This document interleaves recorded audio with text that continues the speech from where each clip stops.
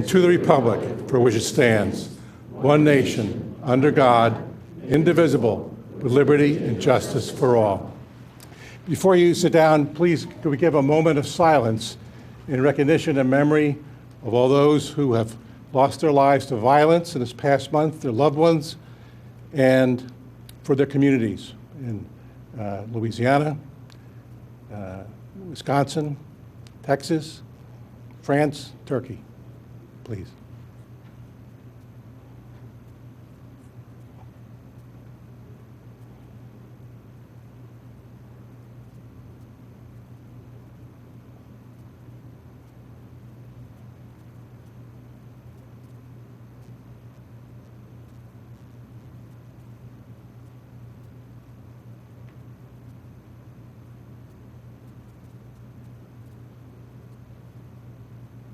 Thank you. Please be seated.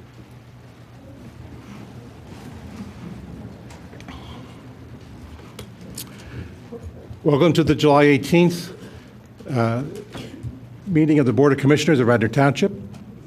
First, I'd like to give notice of executive session prior to this, where all commissioners were in attendance. We discussed matters of real estate, litigation, and personnel. The first item up on our agenda tonight is recognition of the Radnor High School baseball team. And for that, I'd like to pass that over to Elaine Schaefer. Well, we have many proclamations to hand out, so I'm going to call in the baseball team and the coaches if they can come in at this point, and President R and I will come to the podium and we'll do the presentation.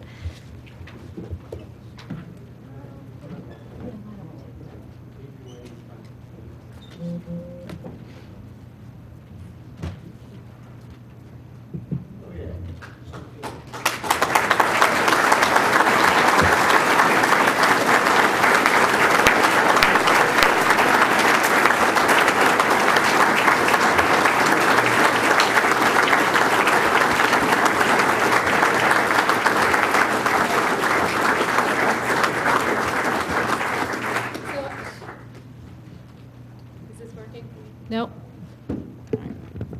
Can you hear me now? Yes. All right. So as many of you may know, this baseball team made it to be the district champions for the first time in Radnor history.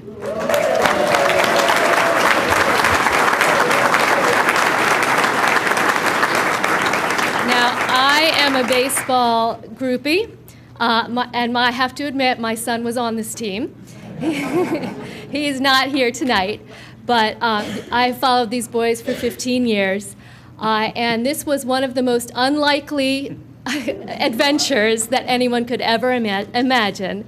So I want to shout out first to the coaching staff of these boys, because somehow or other, from freshman year on, these coaches got these boys motivated in a way the parents never could. So kudos to the fantastic coaching staff that did that. And the head coach, Mark Jordan, is not here tonight. He couldn't be here. But really, he was the main organizer and the reason that these boys really made it so far. So thank you to the coaches.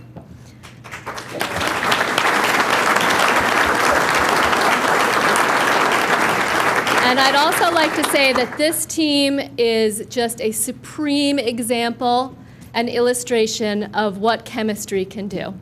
Because no one thought this group would ever take the district. And they played for each other, they played for their coaches, they played because they love the game and they love each other. It showed all season, and it was really a joy to watch. So, we are giving a proclamation to these players and coaches. And I will just well, it won't be so brief, but I'll read it quickly. The Radnor Board of Commissioners proclaims, whereas the Radnor Township Board of Commissioners hereby recognizes Radnor Township High School 2016 boys baseball team, the 2016 AAA baseball district champions, who captured the hearts of the Radnor community and, more importantly, were a great example of the triumph of the human spirit. Whereas Radnor Township High School 2016 boys baseball team, these young men started off winless in 2 scrimmages and their first 5 games. They suffered injuries to 2 of their top pitchers and were missing their best player due to a heart ailment. Whereas Radnor Township High School 2016 boys baseball team, rather than point fingers Rather than point fingers, the boys bonded together and took everyone on a wild journey. With the positive encouragement from their #1 fan, Marty Costello, and from their assistant coach, Mickey Fitzgerald. Is Mickey here?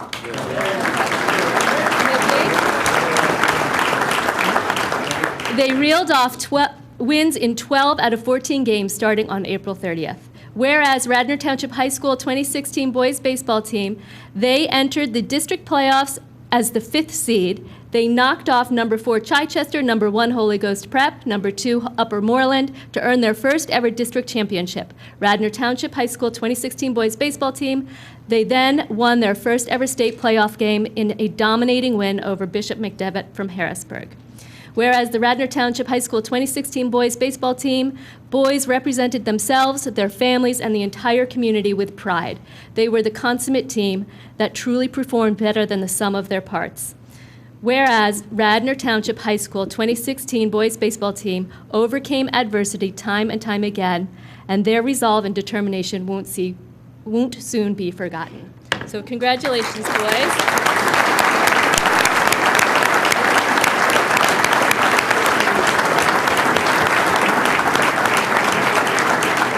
Would any of the coaches like to say anything?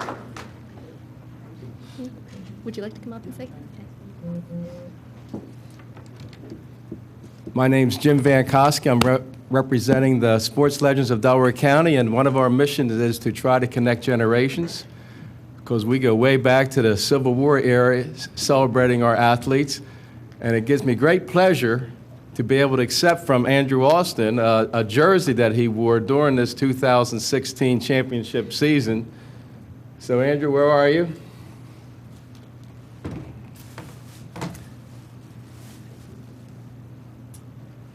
Andrew made first team All-Delco, which is a tremendous distinction. And so we're taking Mr. Balk's jersey down. We're connecting the generations here, Jim. And we're going to be putting Andrew's up along with his gold medal representing the district champions. And as a token of our appreciation for their accomplishments, we're also giving every player on the team, actually every coach and player on the team, this 12x18 print of when they received their medals, so hopefully they'll be able to cherish this for the rest of their lives. So thank you very much, and come out and take a look at the rest of our museum when you get a chance at some point in time. Thanks, fellas.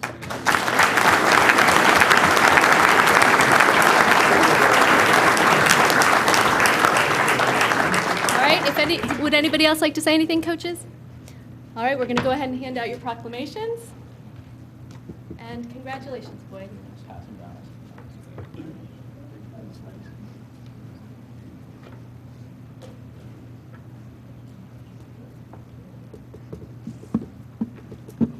There's one for everybody. More than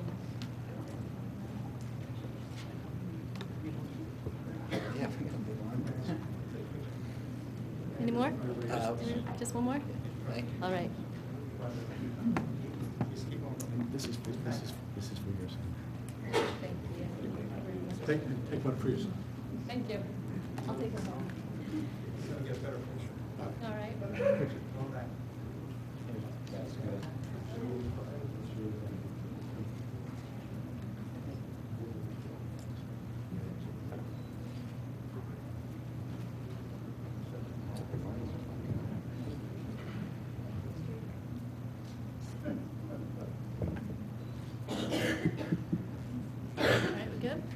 All right, well, thank you to the boys, thank you to the coaches, thank you to the parents. It's been a great ride with all these parents, and as we all know, it's all in the parenting, right?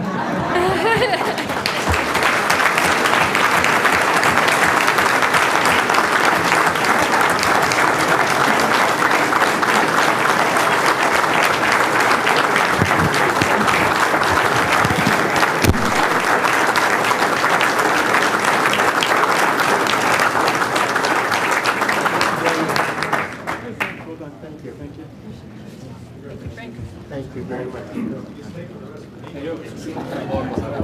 you. Congratulations.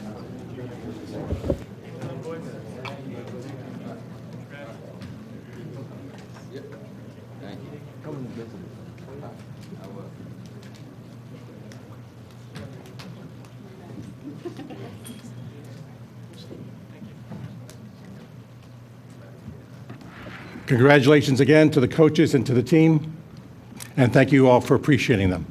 A lot of great heart and a lot of great spirit.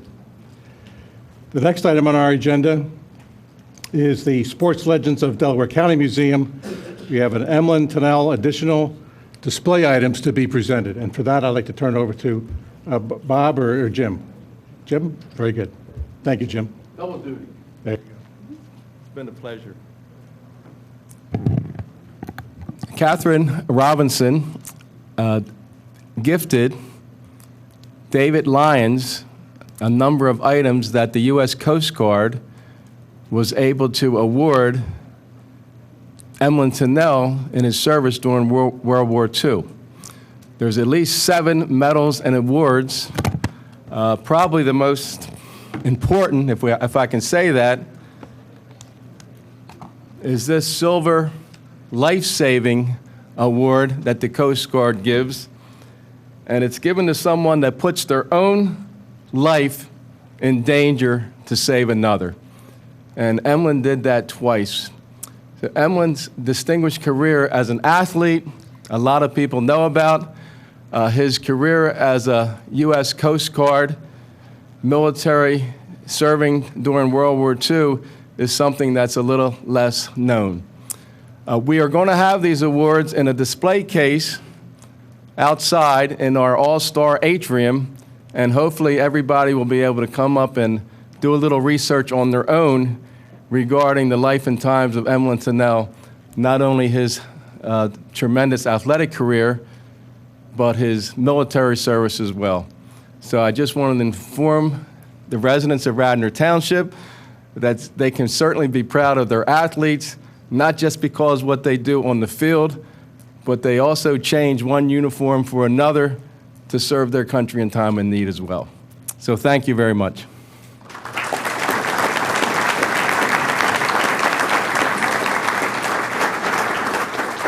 Thank you very much, Jim. And if you allow me 30 seconds, I just want to quote something from David Lyons in a letter that he wrote to Bob Sinkowski, just the very end, where he called Emlyn a hero, both on and off the football field. A hero when his shipmates needed him, a hero who always remained loyal to his hometown friends of Garrett Hill, despite his stardom.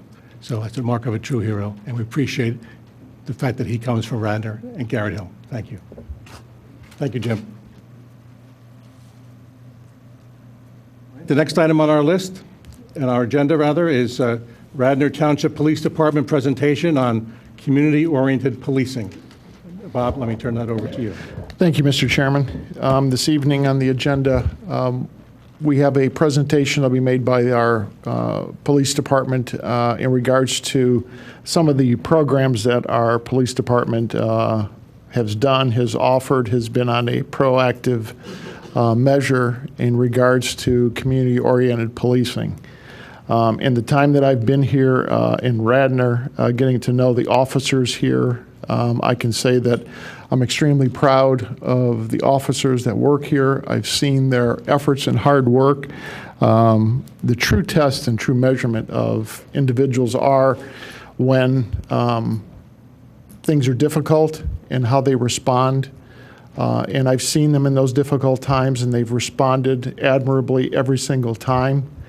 It's not often that you can say that you would put your lives in somebody's hands. I would put my life in those of my family, my 2 daughters, in their hands every single day without a second thought. And that's how proud I am of the men and women of the Radnor Township Police Department. And that's all of them. I know that there was a comment that was made by the Superintendent of Police. I know that last Tuesday on the 12th, we had the opportunity to meet with the faith communities that they had requested a meeting with us. I wanted to thank them for their time and for their open and frank conversation that they had with us. I thought that the conversation was good. I think it's items that we need to hear, which is also very good. I think it's a good start to where you begin to hear concerns about comments gaining clarification am beginning to set a course for future meetings and further opening up lines of communication. The superintendent, since he's been here, since I've gotten to know him over the years, he's probably one of the best professional police superintendents and leaders that I've had the opportunity to work with. Just as we hear comments about getting to know people and truly get to understand them and learn, just as we talk about dialogue. That's one of the things that I know about this individual and about this gentleman, and I'm proud to know him and proud to know the men and women that he works with and that he serves. And I think that the continuing follow-up meetings, we look forward to those here coming up, and we've made that commitment to those further meetings. But also, too, is under the superintendent's leadership, we have taken a very proactive approach. When things come up, we address those. Things continue to come up that surprises us at times, but we take those actions seriously, and we will always address those. So at this time, I'll turn it over to the superintendent. Bill? Thank you, Mr. Zinkowski, and thank you, commissioners. And ladies and gentlemen, good evening, and welcome to our township meeting. I'm glad that the president of the Board of Commissioners asked for a moment of silence. And when you hear about all the acts of violence throughout our world, it's overwhelming. And I'm sitting here thinking that Orlando seemed like 100 years ago, didn't it?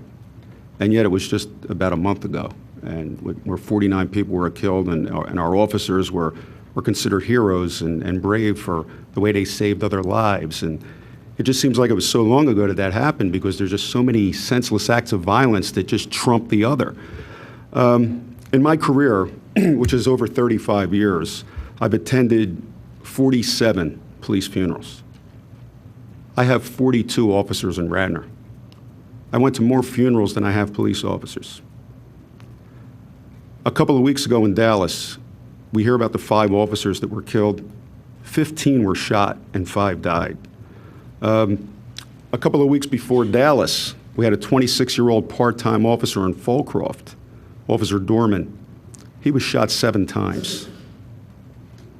Just yesterday, I don't have to rehash this, you already know, 6 other officers were shot.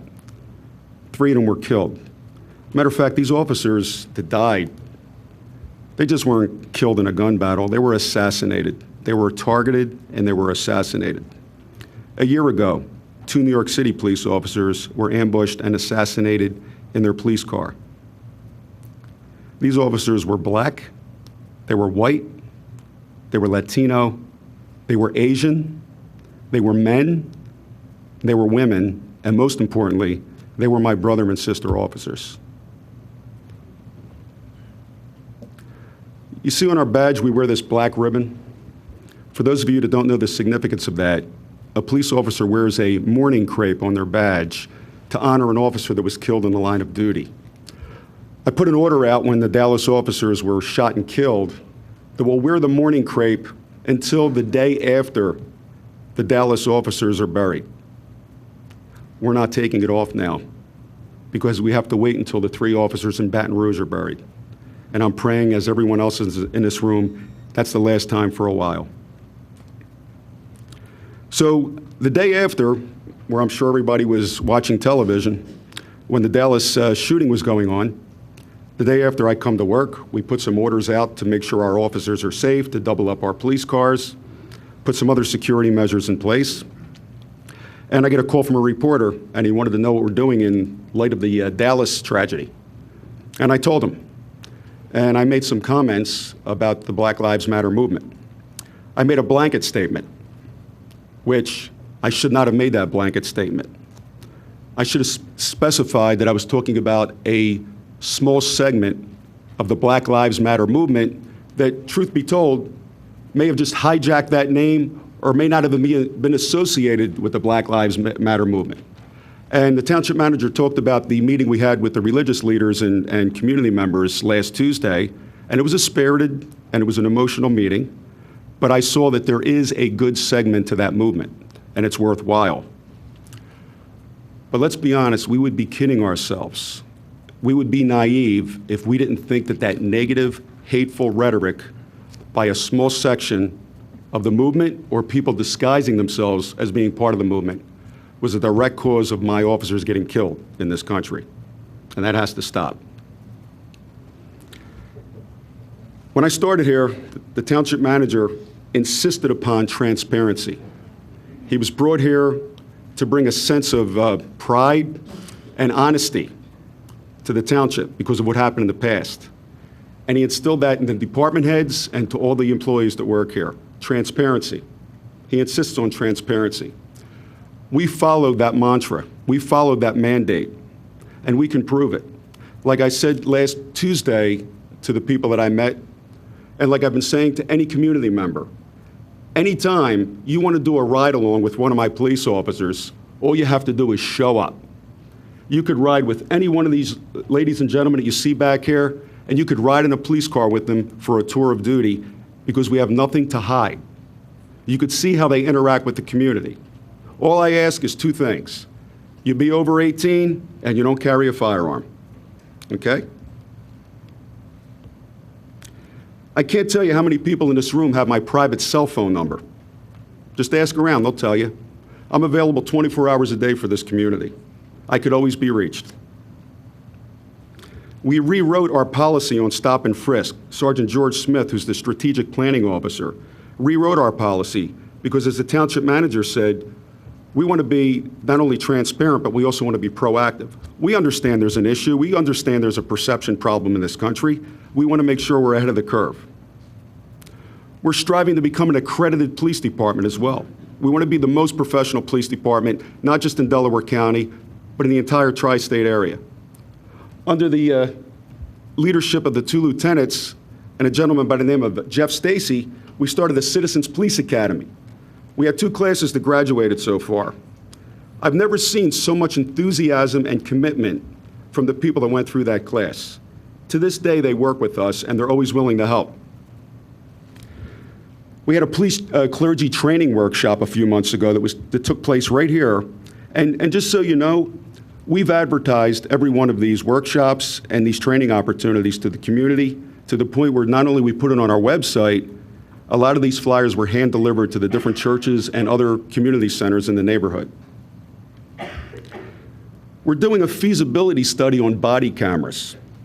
Matter of fact, Mr. White, our finance director, I think I raise his blood pressure when I talk about this because we're looking at a pretty expensive feature that the township manager and the commissioners are going to have to vote on during budget time. But you know what? It's necessary because it not only will protect the people that the officers are having contact with, but it will protect my officers against any false claims or allegations, because now you'll see the entire incident and not just a little snippet of a video. Over a year ago, I created an integrity officer position, Sergeant Joe McGuire. He's responsible for our complaints. He does the investigations, he keeps track, he keeps a record, and he also keeps meticulous statistics on our car stops and our pedestrian investigations that you're also welcome to look at, again, in the spirit of transparency. We've been in negotiations with the FOP for about a year now because we want to have random drug testing. Random drug testing because we want to make sure that the officers that go out on patrol, you're getting the highest level of professionalism, integrity, and the proper judgment by our officers. We have constant training for our officers, and I'm not just talking about internal training. We are always sending our officers for training because there's a saying in police work, you can't get enough training, and training never stops. Training is a constant. We've had numerous public safety seminars. In fact, part of it was brought to my attention last Tuesday. The most recent one was on an active shooter seminar. We've given public safety seminars, and many of you have attended these because I recognize your faces, on computer safety for your children, drugs, school shootings, you name it, and we've given it. And by the recommendation of Dr. and Mrs. Liu, who are in the audience and also recent graduates of our Citizens Police Academy, the 2 lieutenants in just a moment are going to talk about one that we're having on August 3rd. We have an unbelievable hiring process here, very exhaustive, very burdensome, and very stressful for these ladies and gentlemen you see standing in the back of the room. In fact, if you get a chance, talk to one of them about our hiring practices. Our background is second to none. We have a very rigorous background check. We have a polygraph examination. We have a psychological evaluation. And we have an FTO program, which stands for Field Training Officer, that even after the officer gets hired, for 6 months, that officer is closely monitored to see if he or she has the qualifications to serve the people of Radnor Township.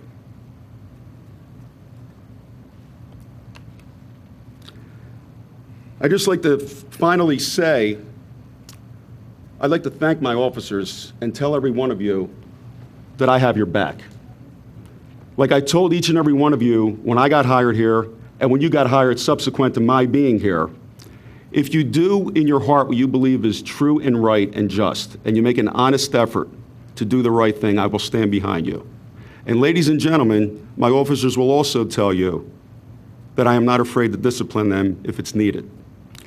And finally, I'd like to thank the members of the community for the tremendous outpouring of support and gratitude that you've shown my officers and me over the past couple of weeks. We have been inundated with food and cookies and candy, and people offering to buy my officers coffee at the Wawa, people beeping their horns and waving to them or pulling over because they wanted to shake one of my officers' hands. You have no idea what that means to me and what that means to my officers, and we're proud to serve the people of Radnor. Thank you, Commissioner.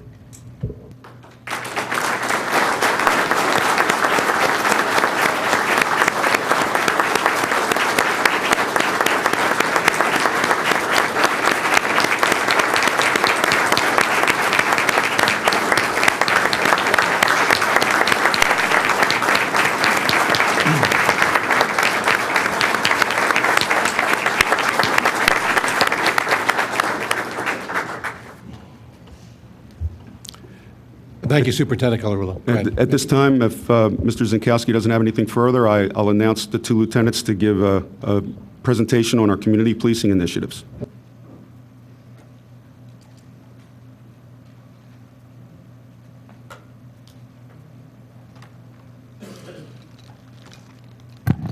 Good evening, Commissioners. We want to make the board and the community aware of a seminar that'll be held on August 3rd right here in this room to review with the community the different programs that we have. The superintendent just addressed several of them, but we want to make sure that people have a chance to really hear about them, find out how they can get involved in Radnor Township, volunteer with us, or receive the different trainings. Just to highlight a couple of them, and this is posted on our website, would be the Radnor Citizens Police Academy, Radnor Town Watch, the Radnor Community Emergency Response Team, which we have a program which is posted on the website as well that is scheduled for this September, October.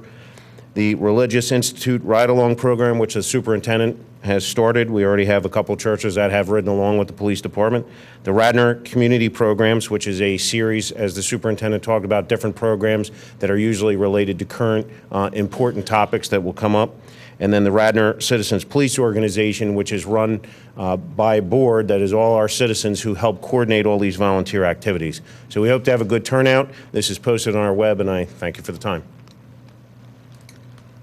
Thank you, Lieutenant.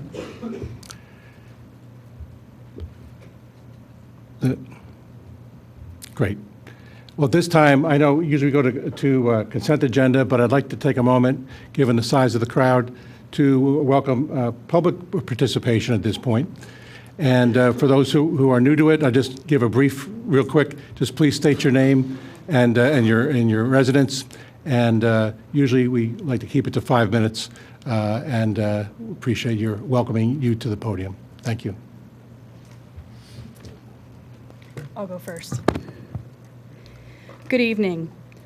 My name is Kim Cruz Engelhard. I am the class lieutenant for the Radnor Citizens Police Academy Class 2016-02.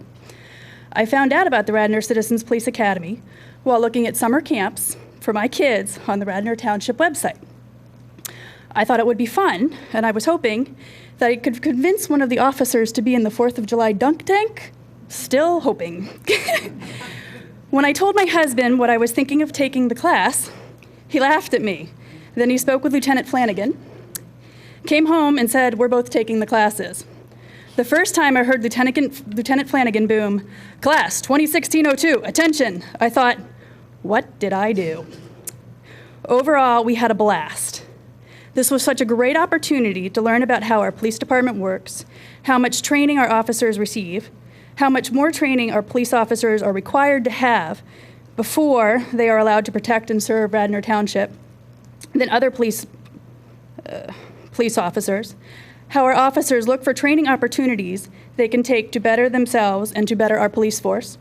We learned about the use of force matrix our police officers use that isn't necessarily used by all other police departments.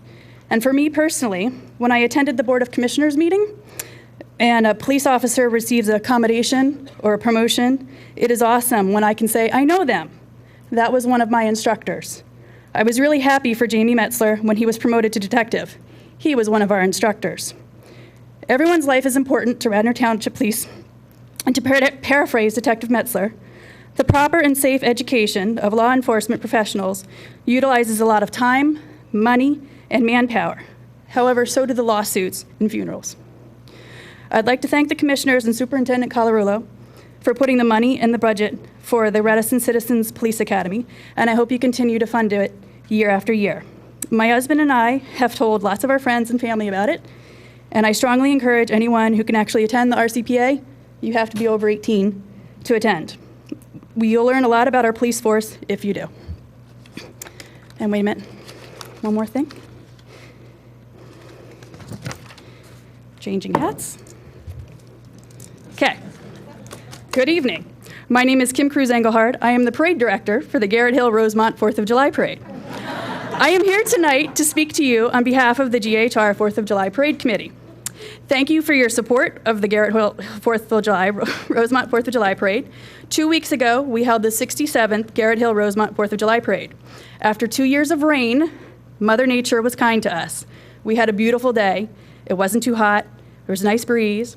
We have a dedicated group of people who work hard to put the parade on and the party in Clemacrone Park every year. It is truly a community event. People who have moved away from Garrett Hill come back year after year for the parade and the party. We estimate that we had about 1,500 people in the park after the parade this year.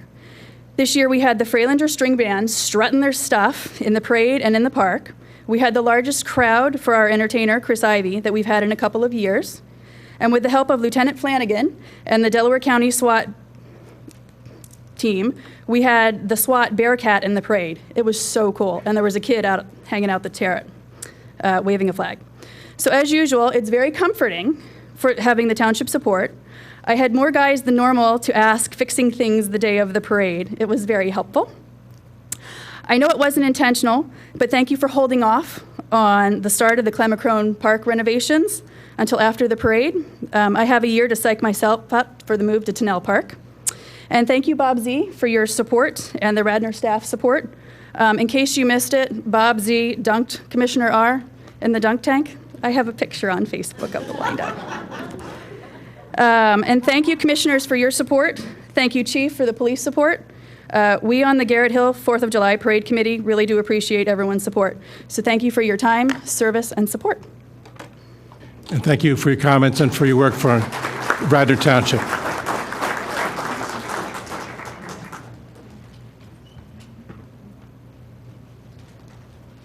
Welcome. Thank you. Thank you. My name is Reverend Lori Swigard. I am one of the pastors at Central Baptist Church here in Wayne. And this is Reverend Tom Beers, the other pastor at Central Baptist.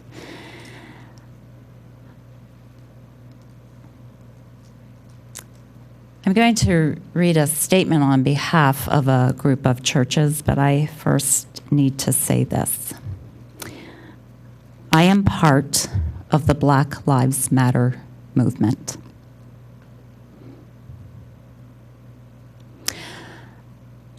I am really happy and glad that my brother over here, Superintendent Colarulo, and I are getting to know each other, but I must take exception with his comment about Black Lives Matter that was just said. No individual, no segment of the Black Lives Matter movement is responsible for the killing of police officers. Ask the police chief of Dallas or Austin or Memphis or any other of Superintendent Colarulo's police brothers and sisters who serve in this country.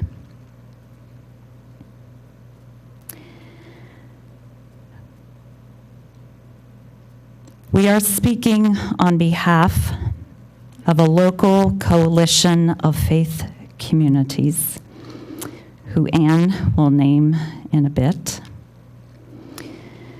We are committed to undoing racism here on the main line, including Radnor. We come from a variety of sacred traditions, including that of Martin Luther King Jr., who lived, studied theology, and served as a pastoral intern right here in Delaware County. How many of us know that? We come from traditions that call us to love our neighbors as ourselves, welcome the stranger, and even to love our enemies. All traditions hold some version of the golden rule. Treat others as you would have them treat you. In stark contrast to the golden rule, we live in a time of great upheaval and terrible violence. We deplore the acts of violence that have been committed against police officers, especially the heinous killings in Dallas and Baton Rouge. Our hearts are breaking. We deplore as well the use of excessive force by police, especially as it disproportionately affects African Americans. Healing and unity require that both of these affirmations be made. Beyond bodily harm, we know that violence comes in many forms. Most notably, racial discrimination is an act of violence that is wounding to the human spirit. And while we all need to look deeply in our hearts, because if any of us are innocent of this, we are kidding ourselves. We all need to look deeply in our hearts. Still, we are deeply grieved and outraged that we are still dealing with deep systemic racism in this country. As faith leaders and members of the faith communities of this community, we believe that we must hold our civic leaders accountable to develop and follow just policies and procedures. We call our civic leaders to a moral calling to be the bearers of justice. We call our civic leaders to model how to be invested in the full humanity of all people, for justice is rooted in relationships. We know that there is so much talk from politicians and in the media in these terrible days saying that we have to end divisions in our society. Too often, however, those who say this mean we need to stop talking. And we need to stop talking about injustice. The problem is not rooted in the voices calling for justice and calling out injustice. The issues we face as a society are complex and multi-layered and require intelligent and thoughtful conversation and dedicated action. We need to no longer live in suspicion of fear of one another within this wonderfully diverse community. Unity is not conformity. Unity is not uniformity. Unity comes from a dedicated process that roots out injustice at every level and calls us all to understanding and compassion, and that is difficult work.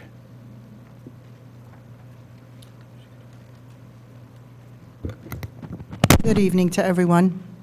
Can you hear me okay? I'm Ann Minicozy, 129 Radnor Avenue, Villanova, and I'm the event facilitator of the community breakfast of the Main Line Undoing Racism Day, Embracing the Difference through civic engagement, dialogue, education, networking. We are on our way to becoming beloved community. And beloved community comes from Dr. King. Quote, "Our goal is to create a beloved community, and this will require a qualitative change in our souls as well as a quantitative change in our lives." I have invitations that I set out for all of you here, and I feel very conscious that I have my back to the majority of people here. But I have more copies and contact information if you'd like a flyer for the community breakfast that'll be held on September 14th at Villanova University, where we have a great breakfast. We'll have dialogue, which is what we're talking about now, neighbors of all ages, races, ethnicities, and religions.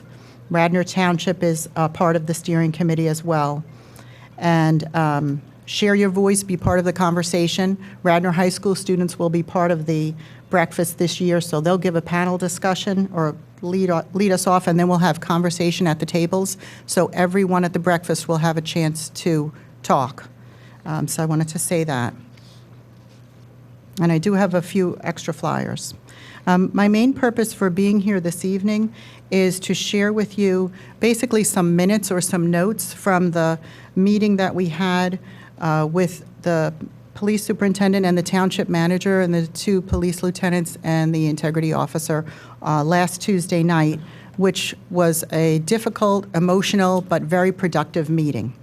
And because we didn't give public notice, it wasn't televised or recorded or anything like that, I felt it was important to share the crystallized details, basically, of what we talked about. So, and before I start, I want to say that we ended that meeting in prayer by one of the ministers present. We all stood, held hands, and prayed together to close the meeting.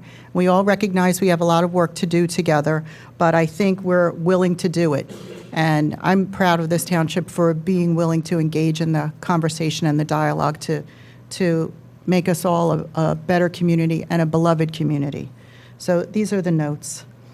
40 persons from Radnor Faith Communities, and the faith communities are Central Baptist Church Wayne, First Baptist Church Wayne, Mainline Black Interdenominational Ministers Alliance, Mainline Unitarian Church Wayne, Power Metro, Radnor Meeting in Radnor, St. John's AME Church Wayne, St. Luke United Methodist Church Bryn Mawr, St. Thomas of Villanova Roman Catholic Parish Rosemont, Wayne Presbyterian Church Wayne, Wayne United Methodist Church Wayne.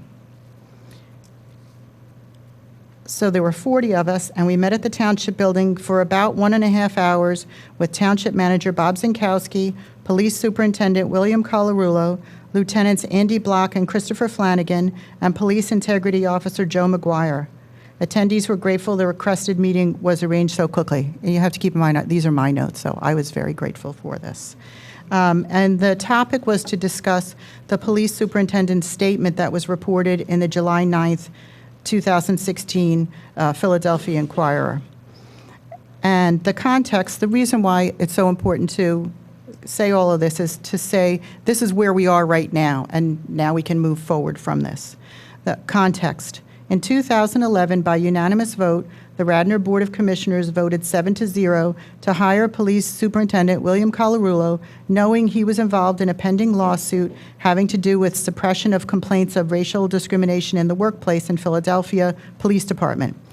Quote, "The officers claimed their supervisors violated their right under Title VII to be free from retaliation for opposing racial discrimination in the workplace. According to the suit filed in the Third Circuit Court of the United States Court of Appeals," end quote. Additionally, it is acknowledged that Radnor has an all-white police force. That's our context. That evening, the superintendent stated, Saturday, July 9th, he was telephoned by a reporter regarding the shootings of police officers in Dallas who were helping to facilitate a peaceful protest there. Immediately after he spoke to the reporter, he telephoned the township manager to say he thought his statement would generate negative repercussions. He said the manager agreed with him. The superintendent stated several times that he should have nuanced his statement and add the words "a segment of," but did not apologize for the statement or retract the statement as of Tuesday evening. As police superintendent, he enforces a code of conduct such that any wrongful behavior by his police staff is not tolerated by him. He takes action and holds his staff accountable. Representatives from the faith community stated the quoted comments were racist, inflammatory so as to condone or tolerate residents' racist actions against fellow residents, deeply hurtful, and cause trust in the police-citizen relationship to be damaged, if not broken. A number of attendees expressed fear of police due to the superintendent's comments in the Inquirer. Stories were shared of abuses experienced in interactions with police and with residents. The comment referenced by the superintendent was made by an outside group, and it's inaccurate to associate the same with the Black Lives Matter group. The protest in Dallas at which police officers were attacked was a peaceful protest coordinated by marchers together in good relationship with police. You may have heard that they were taking pictures of themselves, the police and the protesters, together before they started. And actually, this very same close and cordial police and community relationship is a main goal of the community breakfast. Respect for good police work, for the dedication of officers, for the service they provide was expressed by the faith communities. Police should be ambassadors of anti-racism because they're community leaders and role models in our community. The township manager stated, wrongful actions by the police would be worse than wrongful words. The manager praised Radnor police training and great restraint with use of force. The manager provided an example of a resident who was on drugs and was wielding machetes, who was subdued without being shot by police. The township manager, who supervises the police superintendent, has not yet indicated he plans to discipline the superintendent for the words. Processes currently in place to address the complaint seem to be deemed inadequate by the group on Tuesday night. Radnor Township has in place a process to hold an investigation. The police department has an integrity officer. However, given it would be police policing themselves, this process seemed to lack credibility with the faith communities, and no request for an internally run investigation has yet been initiated. An outside investigation could be initiated, and it would be handled in part by the district attorney per the township manager, but this process was not requested by the group either. Towards the end of the meeting, a new process was proposed. There seemed to be a consensus for the police, township manager, and faith communities to work together and to put in place a process where complaints such as this could be received, heard, and handled appropriately to provide accountability and to improve police relationships with community members. Those agreed there to explore maybe a civilian oversight committee. All of this has to be explored. Look into additional items, for example, such as requesting that the police provide a report on diversity training taken by the police, but that it would the required and optional training, so that residents can see the details of the training that the police officers already take. Faith communities will draft criteria for same and set a time to meet again soon with township leadership present at Tuesday night's meeting. And I know that there's already been some communication about that. Those are all my minutes. Thank you very much. And I'll put the extra copies of the invitations to the community breakfast on the back table. Thank you. Thank you very much. Welcome. Hi. My name is John Wannenberg, 313 Oak Terrace, and I'm a member of the Wayne United Methodist Church. Unfortunately, I was not at the meeting on Tuesday, but in the spirit of Mr. Zinkowski's agreement at that meeting, and based on that, we got together, and several of us got together and worked on a list of points that we'd like to form the basis of the interaction moving forward. But firstly, though, we we asked for a retraction and or an apology by Superintendent Colorado for his comments made to the press. That has still not been forthcoming. And there's one thing about saying I don't stand by my comments, and it does not equal saying I'm sorry or I apologize. There's a big difference. The next point is one that we became aware of. Our understanding is that Superintendent Colorado's contract ends in the next few months. Is that understanding correct? That's a question of the commissioners. Is it not a 5-year contract? No. Not? Okay, that's fine. That's all I wanted to know. Thank you. That's what we were told. Excuse me? So it was a 5-year contract given a 1-year extension to 6 years. Okay, was that a public discussion? Okay, good. The following points then are as follows. There needs to be a high priority on hiring a racially, religiously, and ethnically diverse police force. The onus falls on the hiring practices to make this happen, which means that existing practices may need to change. We ask for a written plan to be presented at the Board of Commissioners meeting, the next Board of Commissioners meeting, and publicly posted for creating a diverse police force. We ask for a public review of the current anti-racism and diversity training for police and township officials. That needs to be, and we believe this needs to be shaped with community input. We ask for a public review of the current de-escalation training, and we ask for ongoing de-escalation training for all police. We ask for a vehicle or body for independent oversight and review of police activities and complaints. This may be in the model of a citizen complaint review board, an independent auditor, or some other model. This should be designed in collaboration with community leaders. We ask that the Radnor Police Department adopt a model of policing where police officers intentionally seek to cultivate authentic and ongoing relationships with the people of the various neighborhoods of the township. We ask for an ordinance or revised police department policies to ban racial profiling and enforceable protections against it. We also ask that the Radnor Police highly refine the interpretation of the See Something, Say Something national program. Radnor residents have been encouraged to call 911 for anything that looks out of the ordinary. This does not acknowledge the presence of conscious and or unconscious racial bias of people in this community, and therefore leads to people calling the police simply because they see a person of color. The Radnor Police and Township Commissioners need to take the lead in retraining the whole community to learn to get to know one another and be neighborly, rather than be first to be suspicious of one another. And finally, we ask the Township Commissioners to consult with Judge Ladoris Cordell, who grew up on the main line and is now a renowned expert in police and community relations. Thank you. Thank you very much. Welcome. Hi, my name is June Coleman, and I'm not from Lower Merion Township. Actually, I'm from Lower Merion Township. And I just want to make a brief observation. This is my first time ever being in this township building. And to look around to see an all-white police force, it doesn't feel right, and it's not right. It's how can you have the entire police force white? And it's just it's an observation I'm making, personal observation, and it's a very uncomfortable feeling to knowing that.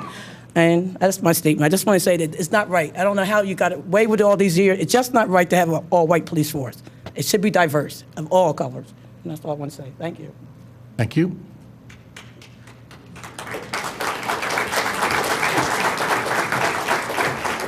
Good evening, Commissioners. Welcome. My name is Marjorie Gonzalez. I live in Media, Pennsylvania, but I was born and raised in Bryn Mawr, and that's what I really call home. I just want to make just a couple of comments about what was said. I can only say I work for the Office of the Sheriff in Chester County, so I respect what the police officers do. It's a very hard job, very stressful, so I give props to you all for that. It is a very hard job, and I know you take a lot of things home. I would just like you to also remember that you took an oath to protect and to serve and to protect the Constitution of the United States of America. That's an oath that everyone takes that's in law enforcement, something to that effect. Just when you're out on the streets, I know you never know what you're going to walk into, but there has to be, the community needs the police officers, and the police officers need the community. We have to find a way to work together. The racial profiling, the racism, it's here. It's always been here. We have to find a way to bring everybody together, because as they say, if we can't work together, we're going to perish. Thank you. Thank you. Welcome. Welcome. Good evening. My name is Crystal Blunt, and I actually live right down the road. Longtime resident of Lower Merion Township. I live in Ardmore, and I worship in Bryn Mawr at Saints Memorial Baptist Church. And I guess, and I do a lot of work with the township down there as far as race relations, whether it's here in the township or even school-wide. I guess my concern for the superintendent and his comments is that you have a police force of men and women that work underneath you. And if you share those visions and you make those statements, then how can we trust that the people that are entrusted underneath your leadership that have to come out and deal with the community, a much more diverse community than I see that's standing back here representing the Radnor Township Police Force. How is the community going to trust if you're leading your men like that with those views that, you know, no wonder the community is concerned. And I'm wondering what kind of cultural proficiency training you guys go through, and it needs to be something ongoing, and it needs to be someone from the outside to come in and to culturally proficiently train you so that you wear a uniform, and you wear a uniform to protect those people in this community. And if you harbor those feelings inside, then no wonder people are concerned about whether or not they can trust you. And no wonder there's a lack of trust, not just in this police department, but Lower Merion Police Department. And I'm really concerned. The gentleman that was up here ahead of me had some real good recommendations for this police department. I'm not understanding why there's no diversity in your police department. Really, you don't have any much up here either in your commissioner's board. And you need to really look at that for the people that you serve in the community. If you look outside, you do have a little diversity out here. And you should be representative of the people that you serve, whether it's the police department or the township building. And you really need to dig deep and figure out how you're going to bridge this gap, this racial gap, and this gap where there's no non-trust with the community and the people that you are serving. Thank you.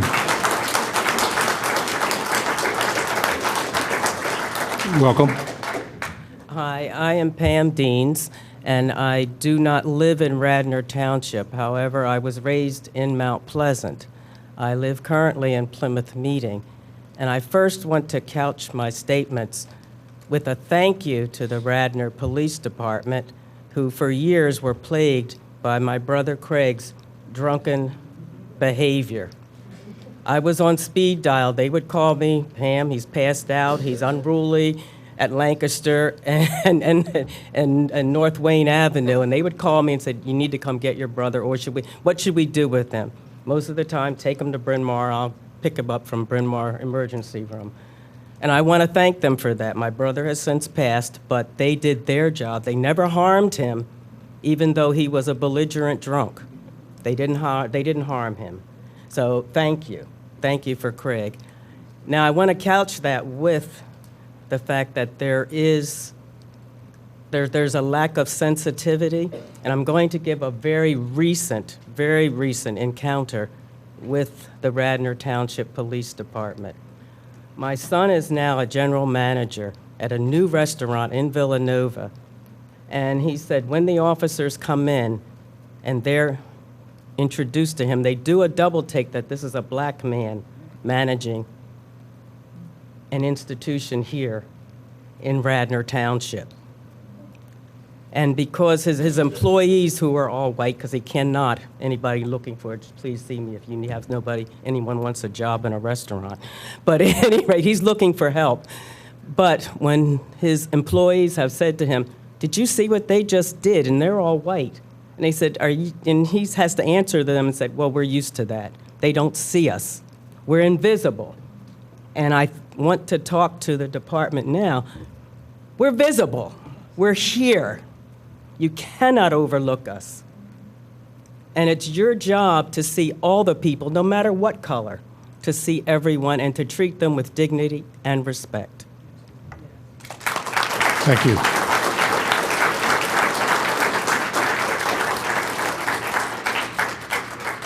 Welcome. Good evening. My name is Tony Bailey, and I live in Conestoga Village. Good evening to all the commissioners and to our police department. My first comment, I was not prepared for the second comment, but I'm going to make it. As some of you in this room are aware of, I'm in the position of having the CARE meetings televised. I think there are a multitude of reasons why those meetings should be televised, and please do the right thing, and thank you. My second statement is, which wasn't prepared to make, but after listening to all the commentary, I feel I would be remiss in not making this statement. Back in 2015, December 7th to be exact, I initiated this forum on Villanova police officers being armed. And I had several collaborations with the lieutenants and our superintendent, Colarulo. It seemed that at the very last second, the rug was going to be pulled, the carpet, from under our organization's feet, and this was not going to happen. I made a telephone call to our superintendent, pretty much stating that if I had to move heaven and earth to have this meeting, help me. And he did. So it's not all one thing. And I think that we have two sides to every story. And I think Superintendent Colarulo, my own very experience, and the lieutenants in some of our police department have always done the right thing. Thank you. Thank you.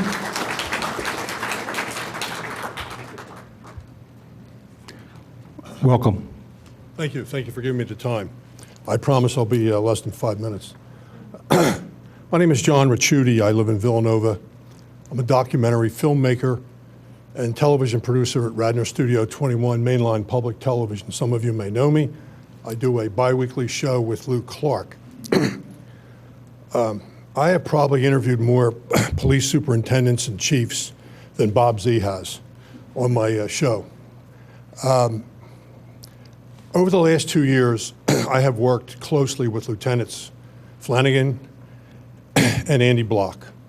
And part of being a successful person that does interviews is your ability to extract their hearts and what's in their minds. I don't know what's in their soul, but I know from dealing with the two lieutenants and watching them and interviewing them. I do a bi-weekly show with Andy Block for 15 minutes. I know what kind of a person he was and what kind of a person he is. And that comes down from the police superintendent himself. I worked for SEPTA for 40 years. I managed 365 people over the course of my director's career. And if his lieutenants are that way, his police force is not angry. He doesn't have a hostile police force. I know this because it's what those two gentlemen, lieutenants, emulate. So if there are other criticisms of Colarulo, they're something far different than what the person I know projects down to his officers and to the people that represent Radnor community, because they're very fortunate to have a police force that embraces them, that's benevolent, and it's sincere and has concerns for them. That's all I have to say. Thank you. Thank you.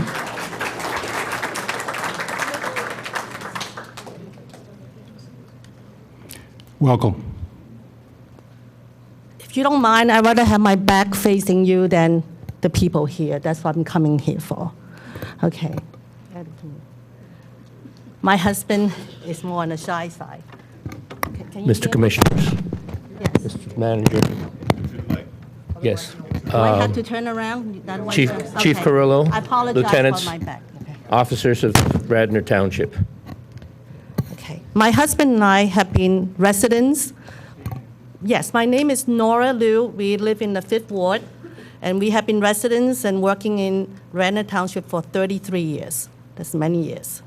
And through the years, we have experienced in our neighborhood a lot of violence because we are directly across from the train station and all the people going through our area to the hospital and workers.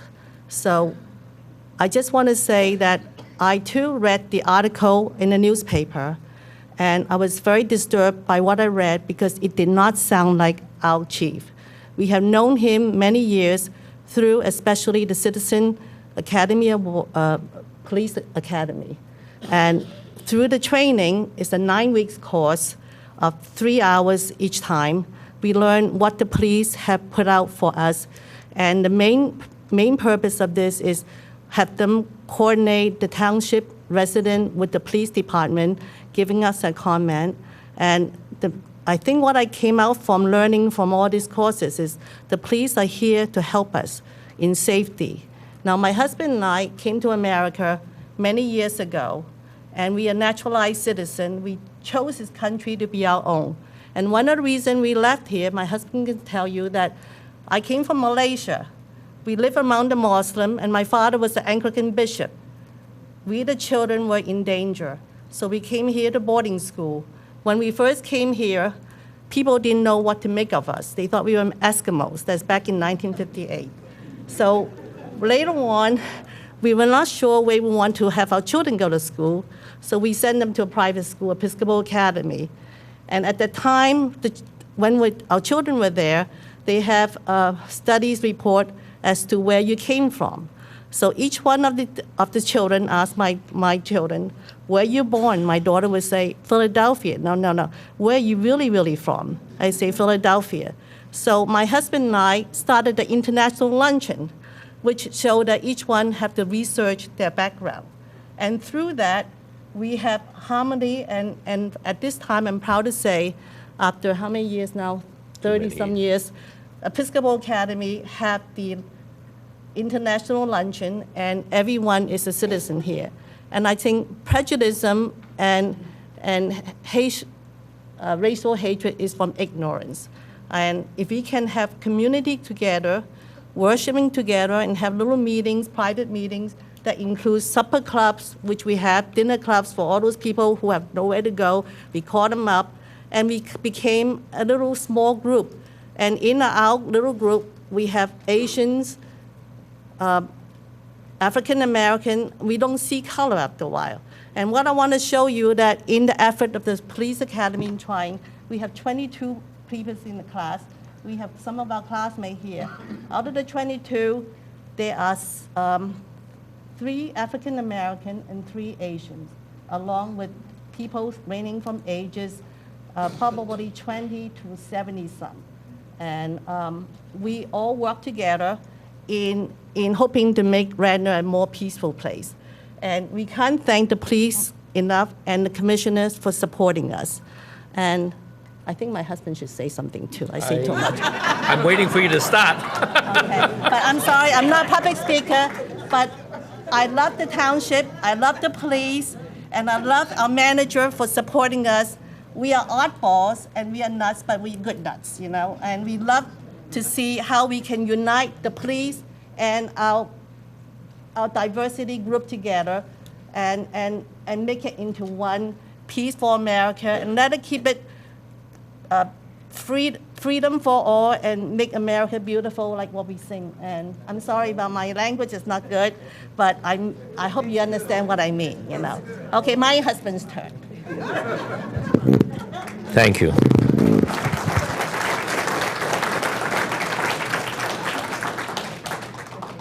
Radnor Commissioners, Mr. Manager, Chief Carrillo, Lieutenants, Corporals, and the rest of the Radnor Police Force.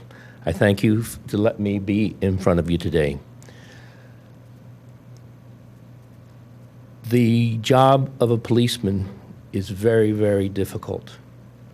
When they are on the streets, they have literally seconds to try to assess the situation and figure out how to go about putting it down the quickest and easiest method without harm to anybody, or at least a minimum amount of damage to anybody. From the class of 2016-02, the Police Citizens Alliance class, I learned that the police have a really hard job. And we, as residents of Radnor, should actually thank them for everything that they're doing for us. Can you imagine a place in which there is no police? That's sort of like anarchy. If the police ever went on strike, heaven forbid, how would we be able to keep our freedoms? It is easy for us to sit in chairs and say the police are prejudiced. It is easy for us to sit back and say the police can't handle it. It is easy for us to say all of these things while we sit in the comfort of our homes and we sit in the luxury of freedom that has been provided for us. I know that you don't want to have other people provide things for you. I've never wanted that to be happening because I'm probably one of the few people who try to take things under my own hands. One time we were carjacked in front of my office, and the kid came, and I was kind of tired and sleepy, and he grabbed the keys out of my hands, and he forced his way into my car. My wife was sleeping in the car at that time. She came out, and because of my boneheadedness, I went and I tried to fight with the kid. Afterwards, my kids all said, "Dad, you're stupid. Let him take the car. Let him take the car." Looking back, I should have let him take the car. It had GPS on it and OnStar, and that would have been the easiest way. But instead, I got in a scuffle with the kid. But what I'm saying is then the police came and they handled the situation. And they looked at me and said, "You know, Dr. Liu, that car is not really the kind of car that would be hijacked. I mean, it's 10 years old." But the police handled everything quickly, quietly, and without too much discrimination. After all, I'm not white. I'm not black either. I'm an odd duck. I've been odd duck since I first came to the United States in the 50s.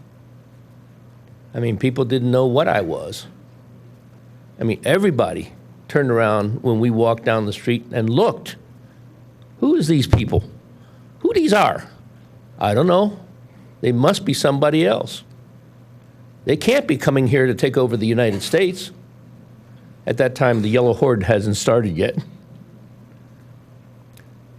So, the only thing I can say is thank you for listening. And I do applaud our police department. I think that they are probably one of the best in the United States, bar none. And I don't care if they're white. I don't care if they're black. I don't care if they're yellow. But they're still damn good. Thank you. Thank you.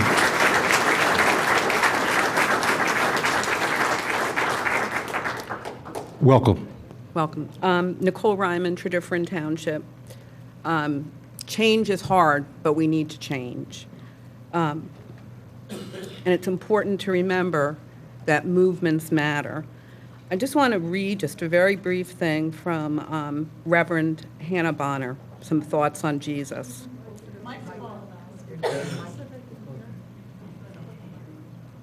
He was born as a minority ethnicity within an oppressive empire. He was arrested when religious leaders and the government conspired together to meet their common goals of order and control. The government and religious leaders engaged in character assassination, and the majority of people turned on him, leaving him with only a handful of supporters. He was falsely convicted and chose to remain silent and pled the Fifth. 40 years after Martin Luther King, 50 years, we all look at him as a great man. And I think we need to remember how many times he was jailed and the difference his movement made. We think of Gandhi today as a great man. He was despised by the British Empire. Movements matter. Black Lives Matters. Thank you. Thank you.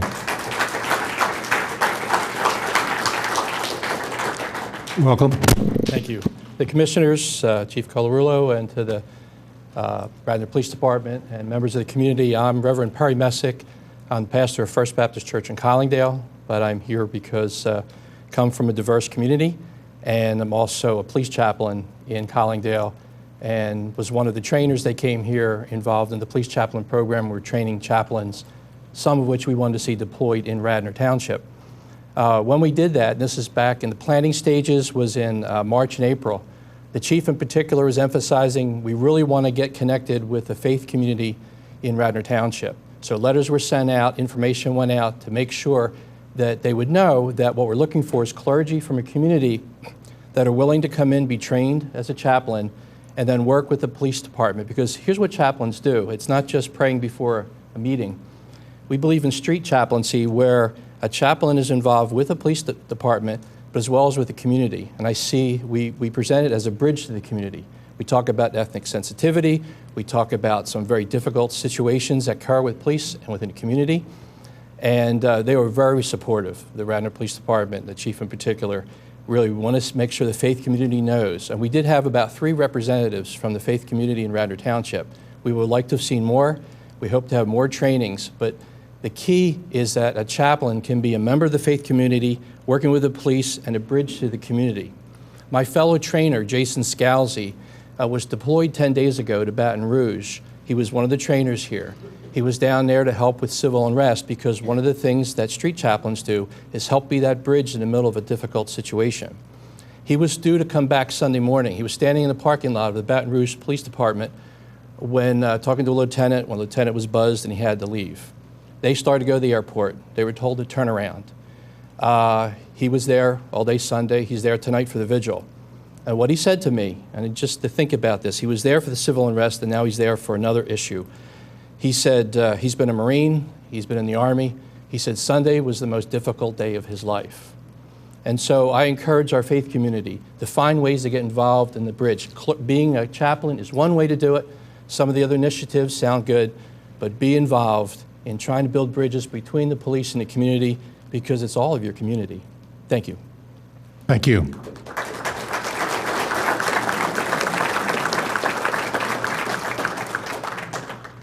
Welcome. And it's good to be here, and I'm glad I have the opportunity. Good evening. I have been living in Radnor Township close to 58 years. I know who you are. Could you state your name? Oh, I know. Peggy Gaskins. Thank you, Peggy. All right. And as a child, I used to come out on Thursday down Glenbrook Avenue with my father to pick my aunt up. She worked for Wall Cleans. And what used to attract my attention was the uniforms of Radnor Township Police. They wore the hats of the mounted police, and they were some cool dudes. Later on in 1958, I was married and I came to live in Radnor Township. And I always said, how lucky am I? But I had a daughter and I needed to go to work. So I had this young girl who had a brother come and take care of my daughter. Well, you know what type of car was parked outside of my door just about when I came home? Juvie. My daughter was 3 or 4 years old. It wasn't her. It was my babysitter's brother. And the boys would all sit up on the porch and tell me their antics, and I would correct them. The day I got the biggest kick out of it was when they came and said, Mrs. Gaskins, we went over and trashed St. Aloysius Gym. I said, I'm not going to ask you why. You're just stupid. Get in the car, we're going over there. We got in my car and we went over to St. Aloysius. I found a sister and explained to them what they did, and she took care of them, and they all had to work off the damage. But when they came back, they were sitting on the porch, and one of the guys, the main one, Eddie, said, gee, I knew I had to do something, Mrs. Gaskins, when I looked out there and saw that man hanging on a cross. They saw the crucifix, and they thought that that's what would happen to them. So I've worked with Radnor Township. I've worked with the police any way I could help with them, but my big job came in 1958 when Villanova won the championship. And everybody put their homes up and put students in them. And I have been working with the police in conjunction with them since that time up until present. I also am on the board, the first black woman on the board of Housing Rental Review. If you have to have a board, if somebody challenges you and said, no, I didn't break the law by having 6 kids in one bathroom. So I've worked with them, I've worked with the police. Anything I could do, I would. If I saw someone needed something, I'd get out of my way, or I'd find someone who could help them out. And we have undoubtedly the finest policemen, and I have favorites, and I won't mind telling you. It's Andy, Chris, and Ray, and in Chester County, someone who was here from Chester County, one of the sheriffs, Bob Adams. He speaks very highly of his people. He loves Chester, and they love him. So people can get along. Things will happen.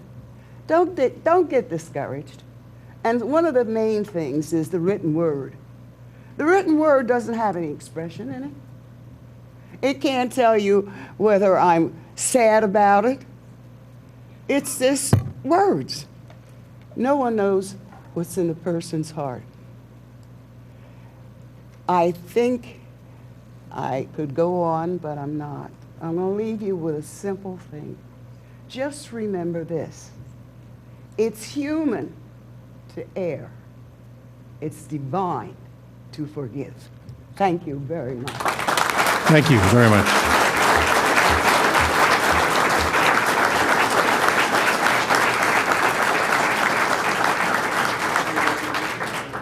Welcome. Good evening. My name is Dr. Joe Ferroni. I live in Bryn Mawr. Supervisor, commissioners, superintendent, lieutenants, officers of Radnor Police. I was a member of the first Radnor Township Citizens Police Academy. They were an unbelievable 9 weeks. All of you were here at our graduation, and I just find it so ironic that in the last 2 years, I have gotten such a visualization of what happens in the Radnor Police Department, and to have a meeting tonight where some folks, and in their minds, rightfully so, are very critical of certain things that have happened recently. But I'm not here with an agenda. I'm here basically to tell you that what I saw has nothing to do with what we're talking about tonight. When we had our class on traffic stops, when we had our class on the righteous use of force and the non-use of force, at every time that we were taught this, it was made plain to us that the policies of the Radnor Township Police Department were coming down from on high. And by on high, I mean from Superintendent Colarulo and our two fine lieutenants. And as other people before me have said, actions speak louder than words. What I saw acted out in the Citizens Police Academy, what I see continuing to be acted out in the Radnor Town Watch, of which I and my wife are proud members. We do get the idea that if you see something, say something, but it has nothing to do with the race of the package or of the person who's pulled over to the side of the road having difficulty with their car, or a window that's left open when the people are supposed to be on vacation. These are the things that we were taught to look for, not for the ethnicity of the person, and not to have that be a threat. So I'll finish just by reiterating what I said. Actions speak louder than words, and I want to thank the Radnor Police Department for the fine job that they do. I hope they continue to do it, and thank you very much. Thank you.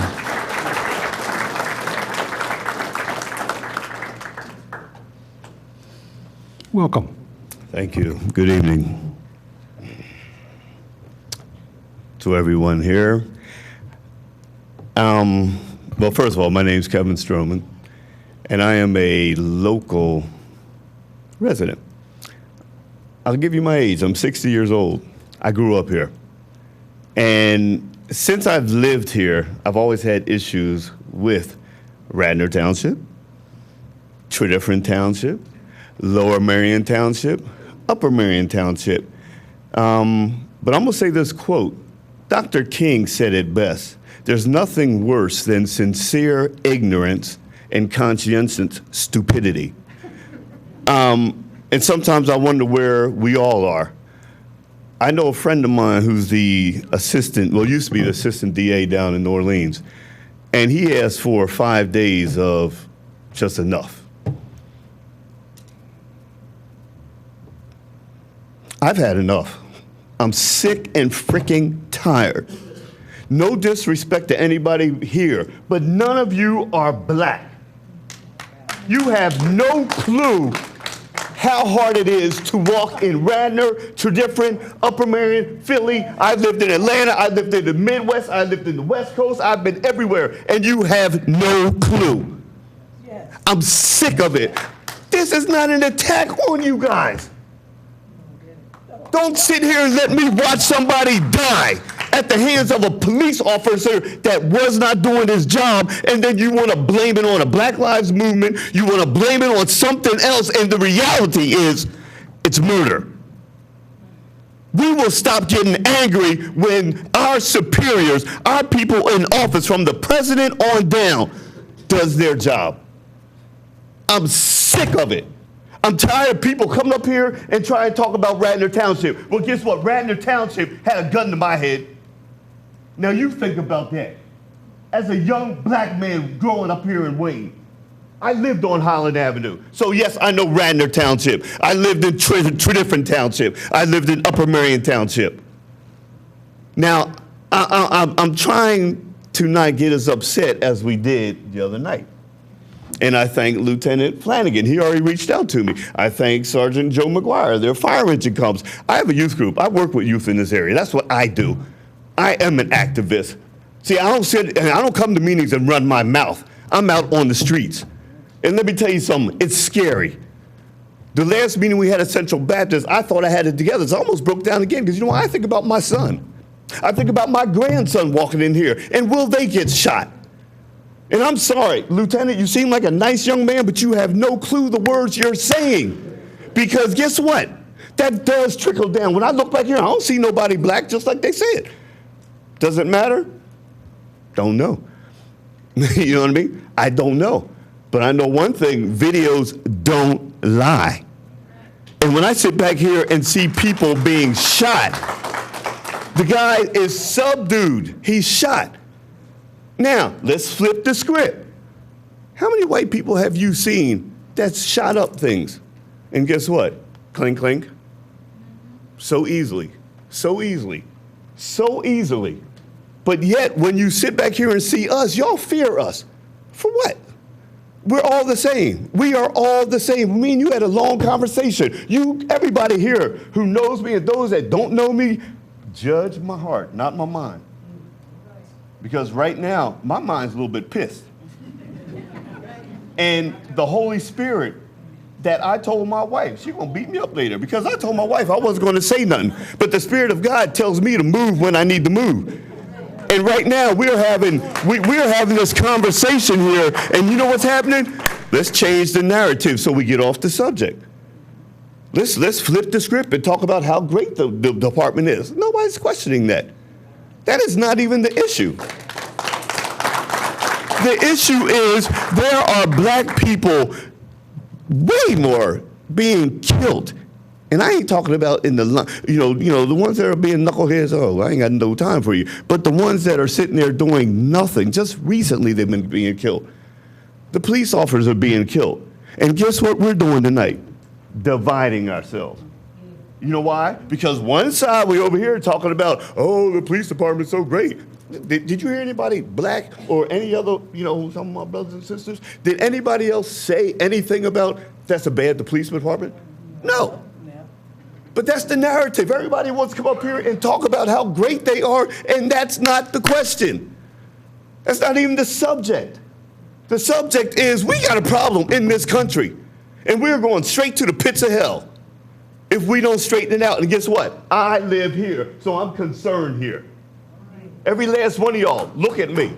I'm concerned here. I have much love for and respect for everybody here. Because you know what? That's what God calls me to do. So when you do take that oath, understand, you put a hand, I hope you put a hand on the Bible, but if not, you better put it on something, but make sure that you judge your heart.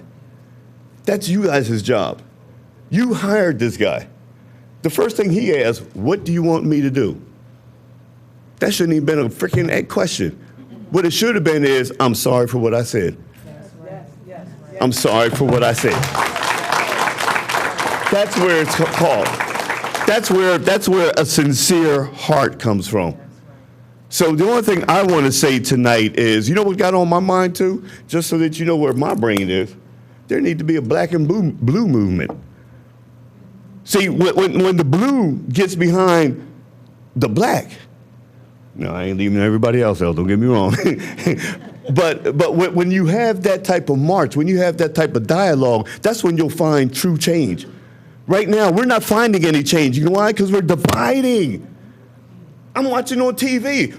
Police lives matter, police lives matter. But yet this little 12-year-old boy was playing in the park with a little toy gun. The guy just came up, bam, blasting him. I mean, let's be real about what we see on TV and not about the lies, about the media, about straight up nuts, black, white, blue, green, I don't care who it is.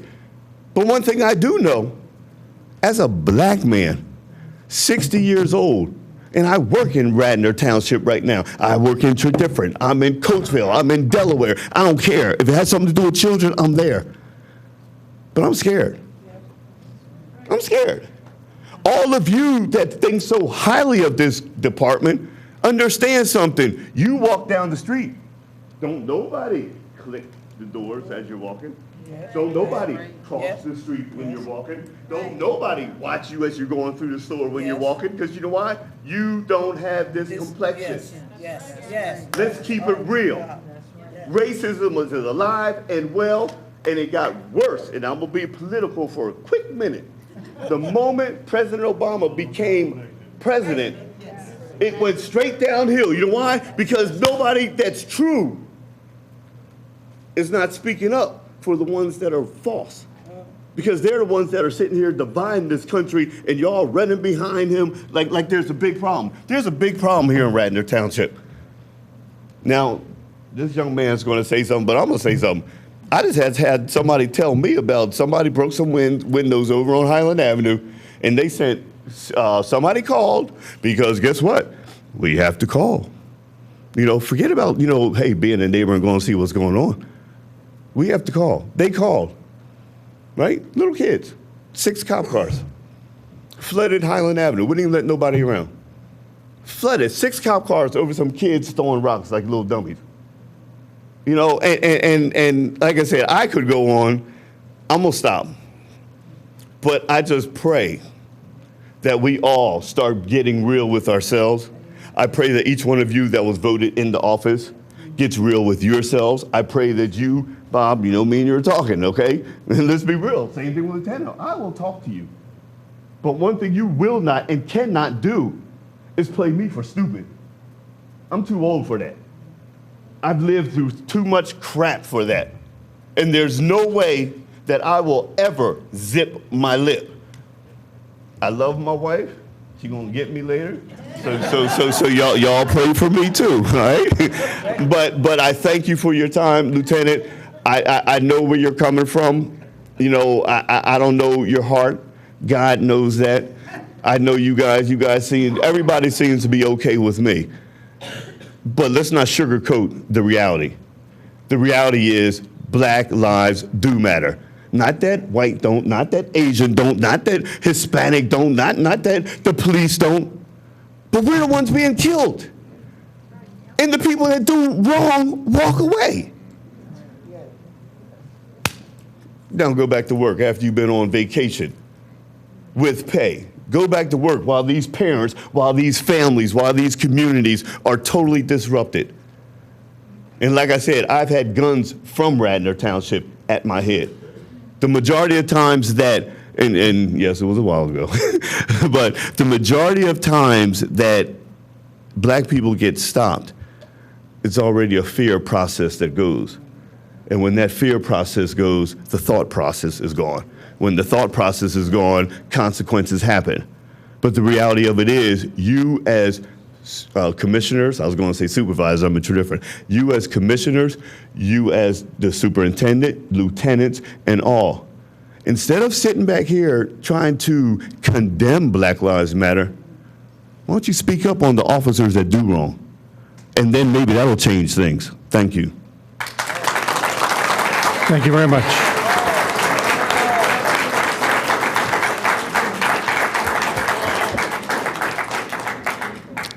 Welcome. Hello, how you doing? I'm a little soft-spoken. My name is Howard. I'll just come in, Reverend Howard Childs. I'm coming on behalf of Second Baptist Church today.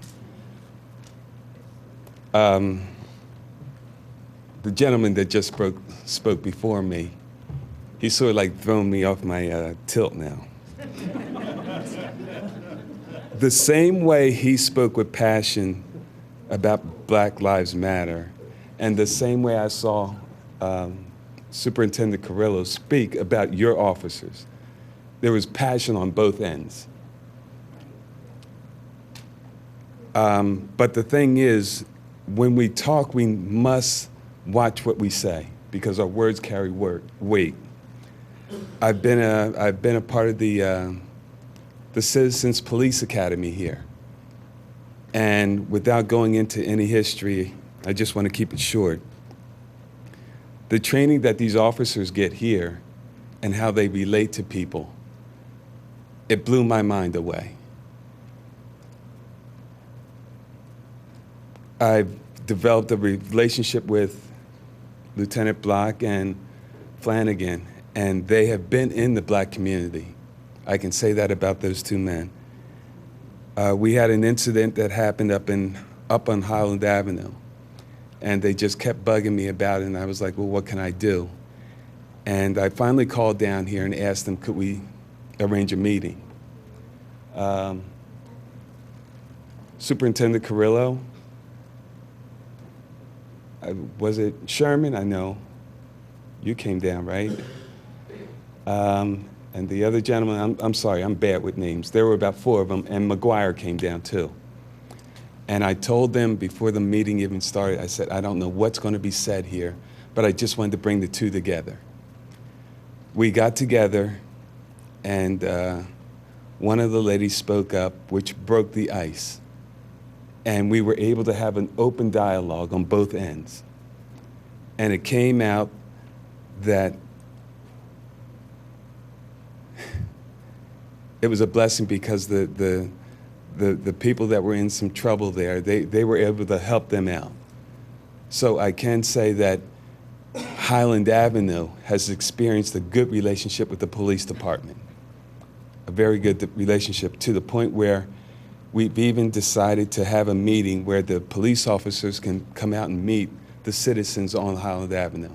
And it hasn't taken place because of me. I've been delinquent in getting that together. But I wanted to say that as a black man, I've been stopped in Radnor Township a couple of times. And it doesn't feel good. But all these people here and all this dialogue, we need to start doing something rather than just talking about it.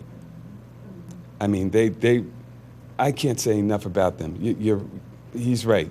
They're a bunch of great guys over there. And it's funny, whenever I see them now, I say with pride that I know Lieutenant Block. I know Lieutenant Flanagan. Lieutenant Flanagan has even come to Second Baptist Church and sat in there in a couple of our services. He's even been to the Highland Avenue reunion barbecue and walking around eating the food with a big old smile on his face, you know? But that doesn't stop the movement of Black Lives Does Matter and what we're here for. You know, individually, these are some great guys. And Corello, I know my past dealings with Superintendent Corello. He's a gentleman. He's a gentleman. He cares about the community and about bringing it together. But there are times when we do speak, and sometimes we want to take back what we've said. And I just think that that's the case here. There's times that I've said some things that I wish I could have taken back. But the heart of that man, he is about his community. And he's about bringing it together. Because of the programs that Radnor Township is bringing, there is a dialogue. But it just needs to be, I guess, more publicized, because some people don't know what they're doing behind closed doors.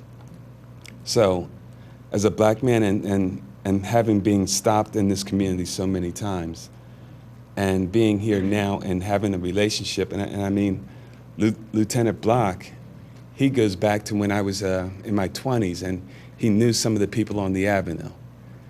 And we were able to joke about some of the things that he came up there to do during my 20s. So what the gentleman said before me, he's correct. We need to stop talking about this. Black lives do matter. Because when you go in a store, I can just go in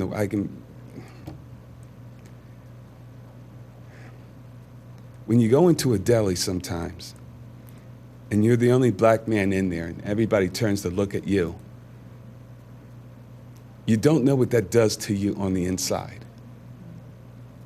As a black man, and growing up in this township, there were times when you were able to walk into the store, and people knew you, and they would turn around and say, "Hey, how you doing?" And then you would see the next person in back of them saying, "Oh, he must be okay." So then they would just smile at you. But there are times when you can just be walking down the street, and like he says, a woman can walk up to her car and see me walking down the street and click, click, right over by the library there. And it does something on the inside of you. You know you're a nice person. You know you do things within the community. And to have that happen to you, nobody knows what that feels like. Nobody. So I just wish that we would stop talking about this now and put some action to it. Because it's a shame what's happening. And I pray every day for the guys that are out there on our streets. But it's a part of reality now. You've taken God out of everything. The 10 Commandments off the Township building, prayer out of school. What do you expect is going to happen? It's going to happen. But I say all this to say that I'm not running to your defense because your actions speak for themselves. You guys are great officers. But I just want us to realize that until you've walked in our skin, like the gentleman said, this is all just talk to us. Because I've got the feeling in here, and I've had one officer, and this is like about 8 years ago, he would stop me 3 different times. And by the 3rd time he got to it, he said, "You don't remember me, do you?" I said, "No, why should I remember you?" He said, "I stopped you once before." And all 3 times he never gave me a citation. Never gave me a citation. Do you know what that feels like on the inside? As a black man and part of this community, and I coached down at Radnor with the coach of the baseball team, Mark Jordan. But yet I still have to go through that. And I even know your son, Ricky. It just hurts. It truly does hurt. But I pray and hope that we can get together and stop the talking. Because everybody knows this police force right here. These gentlemen are dedicated to de-escalating and to have a chance to go through that academy and realize that they've got to make snap decisions and remember their training and all the training that they do good. They're a great bunch of guys, a great bunch. They can get serious when it needs to get serious, but they can also be the human side and talk with you and laugh and joke with you. This is a great department, but we're not here for that. We know you guys are. But I just want to say that black lives do matter. And it is, like he said, it's the black men that are being caught. And my mother told me when I was young, I mean, some of the parents need to take responsibility too for who we are. My mother always told me, if you go out here with your friends and you get in trouble, don't waste a dime and call on me, because I'm not coming to get you. She said that, you know right from wrong, I've taught you that. But if you go out there and you get caught with them, plan on spending your time in that prison, because I'm not coming to get you.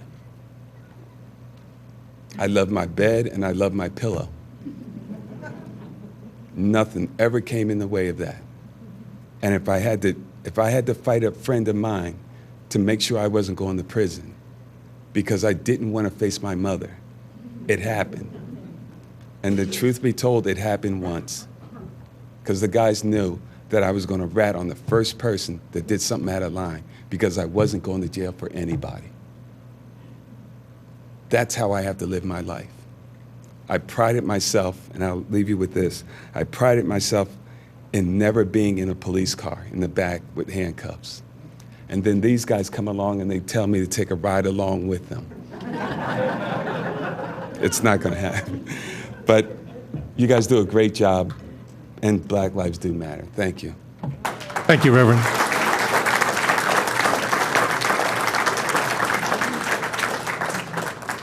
Welcome. Hello. My name is Steve Chandy. I went to Eastern University. I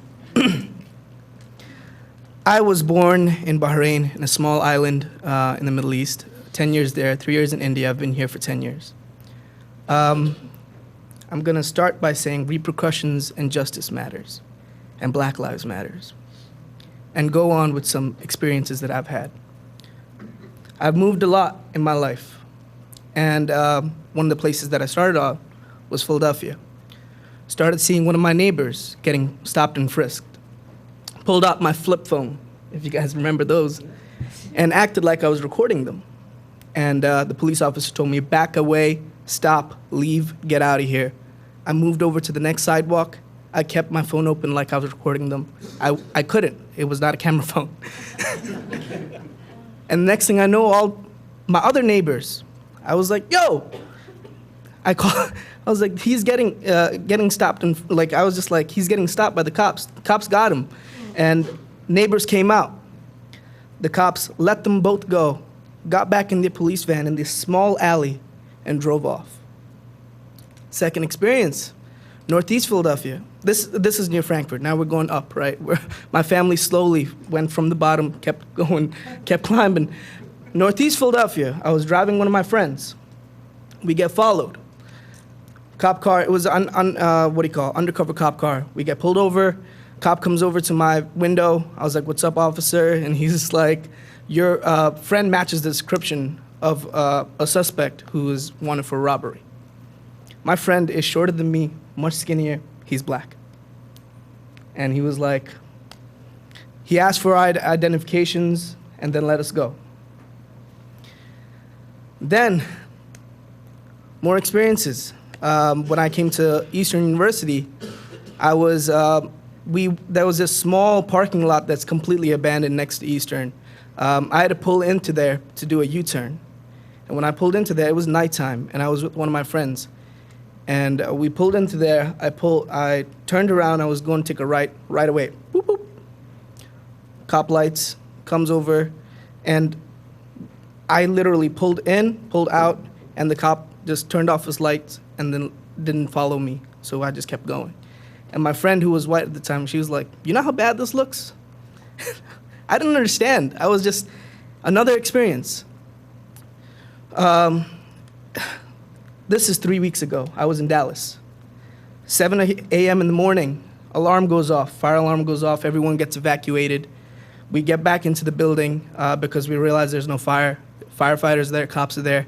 I'm having breakfast with my family, and a cop comes over to me and says, "Hey, can I talk to you for a minute? Can I talk to you on the side?" I was like, "What's going on?" He's like, "Can I please talk to you on the side?" And I was like, "Okay, officer." He's like, "Someone reported suspicious activities, that you carried a suspicious case into the hotel room at 3 a.m. in the morning." And so they came up, looked into my room, walked out. I didn't oppose them, didn't do anything. Now here's my thing. Prejudice, I've lived in 3 different countries. Prejudice is everywhere, okay? Fear is everywhere. You're afraid of me because you don't know me. I'm really good with kids. I love music. And I am the most, I love people with all my heart, okay? But you don't know me, so you're afraid. That's okay, okay? Fear, prejudice is rampant everywhere because we don't know people who are different from us. But this is where justice and repercussions matter.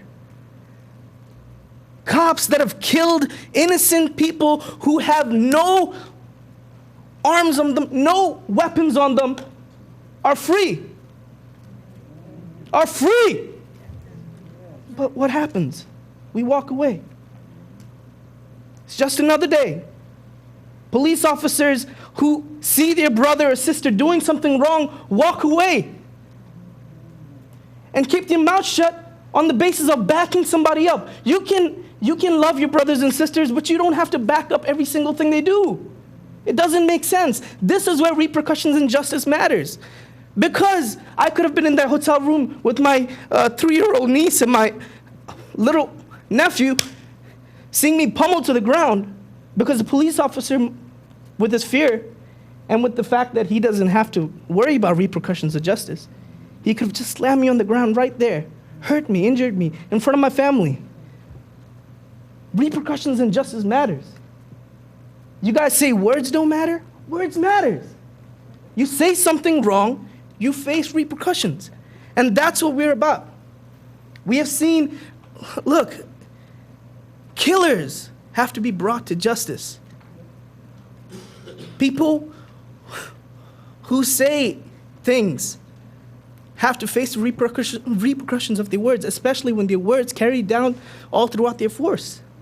His words matter to his lieutenants and to his entire police department. And it matters to us. It matters when it's in the paper, and it matters when it's in the public. That's all I have to say. Thank you for your time. Thank you. Welcome. Good evening, everyone. My name is Michelle Skellinger Gutierrez. I moved to Radnor when I was a junior in high school, went to Radnor High School, and then moved on also to Eastern University, and was there for 4 years. I, as many people here who are also privileged to have lighter skin, have not had any bad encounters with the police here. However, I have had many friends of color who also went to Eastern University with me. Although we tended to do the same thing, sometimes we'd walk alone at night from Radnor into Wayne. I was never followed home. Cops were never called on me. However, many of my friends did suffer that and did have cops follow them, have cops interrogate them. And I, with my privilege, could turn a blind eye and say, this is not happening to me. I do not need to listen to it because my privilege allows me to be ignorant. But however, it does not allow many of my brothers and sisters to be ignorant because they face this day in and day out. And so I ask of you, I know that as a community, it's hard to think that racism and prejudice exists. I know that as a community, we like to think that we've gone beyond that, that is way back when in the civil rights movement, Civil War. However, I urge you to listen to your brothers and sisters' stories. I urge you to listen to every single person who has spoken here, to my friends, when they tell you that this is happening to them. Because we can allow our privilege allows us to be ignorant. But I urge you to think about your words and your actions and do not allow that privilege to be ignorant. Thank you.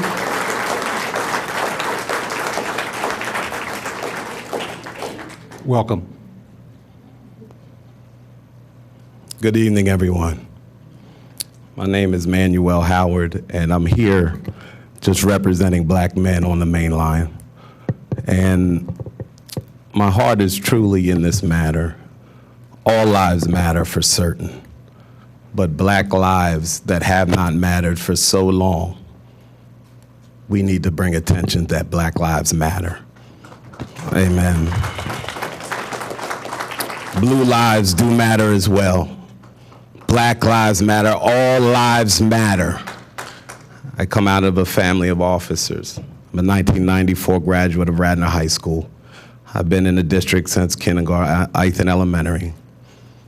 And what I want to say tonight is that as commissioners, when you do your hiring, when you do your due diligence, and when you find things that are in somebody's heart, in somebody's mind, how and why can we put someone in leadership when investigations are done and you find that there is a racist bone or some type of stereotypical bone or some type of lawsuit or legal actions regarding bigotry and things to that nature? Because when I look around and I know the history, there's been about 3 black officers in Radnor Township. And as I look now, I see not one. And that scares me as a black man who only fears God. So I drive wherever, I go wherever with the covering of the Holy Spirit. But what I want to say tonight is change must come for my nieces, my nephews, their children, because it's been generations of racism, and I'll say it, passed down. When leadership is not challenged, when leadership is afraid to step outside of the box and do something different, then tradition carries on. So what I'm here to say that tradition, if your leader has a mindset, it follows down to his subordinates. So commissioners, I ask you to rethink what you've done, the decisions that you've made, because black lives do matter. And when you choose your leaders, and I'm a leader, when you choose your leaders, make sure that they are full of integrity, full of love, full of truth, and they know what to say and how to say it to help a people. Because it's when you look here and even the leadership, I see not one brown person. I'm not going to say black, but not one brown individual. And when we see time and time again, I can go to the best schools, get the best degrees, but when I stand in front of a commissionary board, oftentimes we will be set aside. You're qualified. Man, you have great, everything about you is so wonderful as a black man in America. But yet, we're going to go in a different direction. We found a way that this other individual who was less qualified actually scored lower on the testing, but yet was placed higher because of the interviewing of police as opposed to the actual objective test scoring. So I just say to you all, black lives do matter. My life matters. All the black folk you see here tonight, their lives matter. And I just hope that you heard all of them and you realize that this is an issue that needs to be dealt with immediately. It's a process. But now that you guys are fully aware of it, and we're aware of the character of the leader to make a statement, because out of the abundance of the heart, the mouth speaks. Out of the abundance of the heart, the mouth speaks. So I just pray that you guys take that into consideration in all of your leadership, and not looking at color, but looking at heart, looking at integrity, and looking at honesty. Thank you so much. Have a blessed evening. Thank you.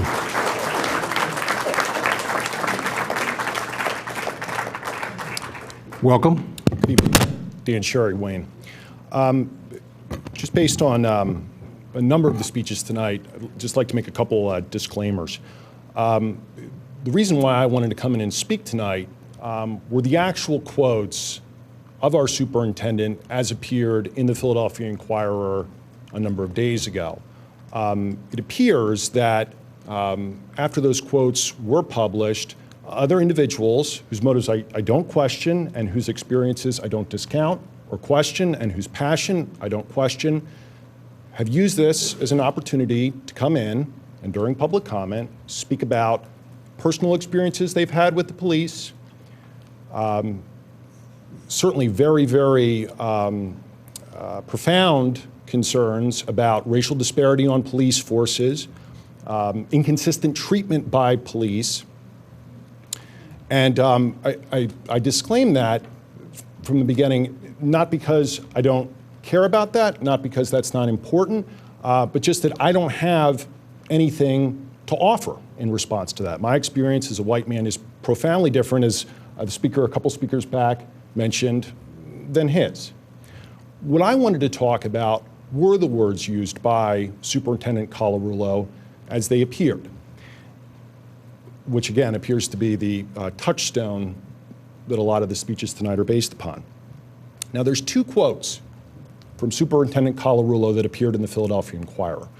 One of the quotes I cannot imagine is terribly controversial, and I'll read it verbatim.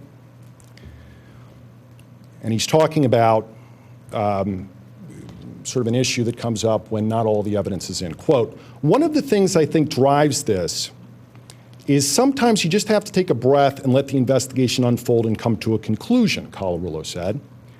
"When the media puts those videos out there, when the investigation is still going on, it tends to infuriate people." Now, the assertion that an investigation should be completed and that all the evidence should be in before it's being considered, that not only is something that I think is mainstream, it's actually an admonishment that's given during trials. Jurors are instructed generally every single day, don't start to form an opinion on the evidence until all of the evidence is in. So again, I don't think that that is a statement from Colarulo that many people took significant issue with. If I'm wrong, I apologize. What appears to be, okay, apparently that is an issue. People are upset in terms of the contention that all of the evidence should be in, or that an investigation should be completed until people start forming opinions on it. To the extent people do hold that belief, so I can only say I respectfully disagree. When it comes to the other contention made by Superintendent Colarulo, it was a characterization of the Black Lives Matter movement. And after describing it, and you know the words that he used, violent and hateful, this is what he did. He immediately provided what he considered to be evidence. This is the quote. They chant, "Pigs in a blanket, fry them like bacon." I give no credit to that organization. They tend to instigate rather than heal and find solutions to the problem, he said. Now, the last part of that last sentence is important. By saying that there is a problem, and by saying that there needs to be healing and there needs to be solutions to the problem, Superintendent Colarulo is doing a number of things. Number one, he's acknowledging that there is a problem when it comes to police and the citizenry. It's not something where he says that, you know, this group's concerns are unfounded, or this group has no evidence to support their claims, or Black lives do not matter, or there's no reading of that statement that connotates that. What he is taking issue with it, at least when I read it, was that particular movement. Not a race of people, but the movement. Now that comment, "Pigs in a blanket, fry them like bacon."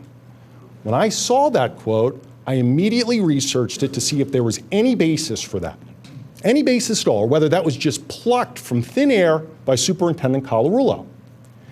And when you do that, you come across a story from the Twin Cities Pioneer Press on August 30th, 2015, with the title, "Black Lives Matter Chant Threatening to Officers, Police Say." Now, in that article, they link to the video, but more importantly, the reporter goes and gets a quote from the person who is described as the organizer for the event from Black Lives Matter St. Paul. Here's what the person says. Turner said Monday, the individual's name is Rashad Turner, as appearing in the article, that the chant does not mean literally fry these guys or kill them or anything like that.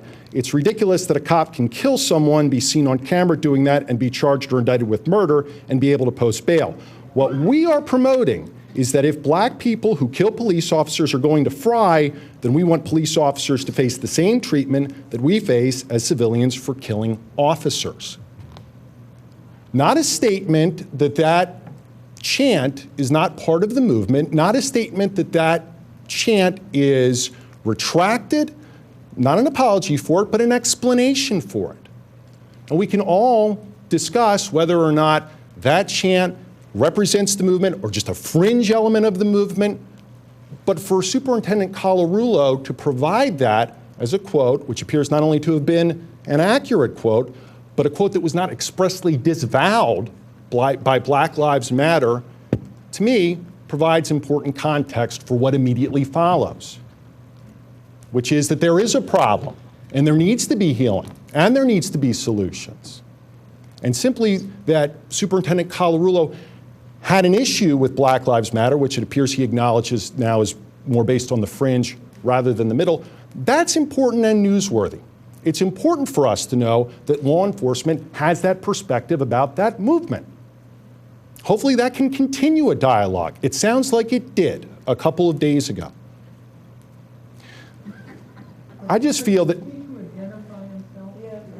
Oh, I'm sorry, I thought I did. I'll do it again. My name is Daniel Sherry, and I'll be happy to speak to anybody afterwards at great length. I'm not hard to find, and I will wrap up my comments. I would just respectfully ask that there are a number of people who spoke for some period of length. I will be wrapping up, and again, I'll close because perhaps it needs to be uttered again. I'm not discounting any experience that any individual had with a police officer or that the concerns involving disparity in race on police departments or in government are unfounded. I believe that there is validity to that.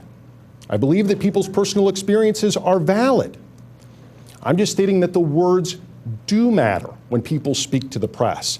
And to contend, as I think a couple of speakers did here tonight, that what a police superintendent say about a movement somehow equate with a certain race's lives do not matter is unfair, out of context, and when the entire quote is reviewed, which is that there is a problem, there needs to be healing, there needs to be a solution, that is unfair. Thank you. Thank you. Hi. Welcome. My name is Lisa Yoakum, and I have to tell you, I'm very nervous. I've never spoken up at a meeting like this, but here it goes. Personally, I'm listening to the previous speaker, and I feel like we're in a case, like in a law trial, defending the chief. And I thought this was a public forum for people's feedback about their concerns, as opposed to some kind of a legal briefing.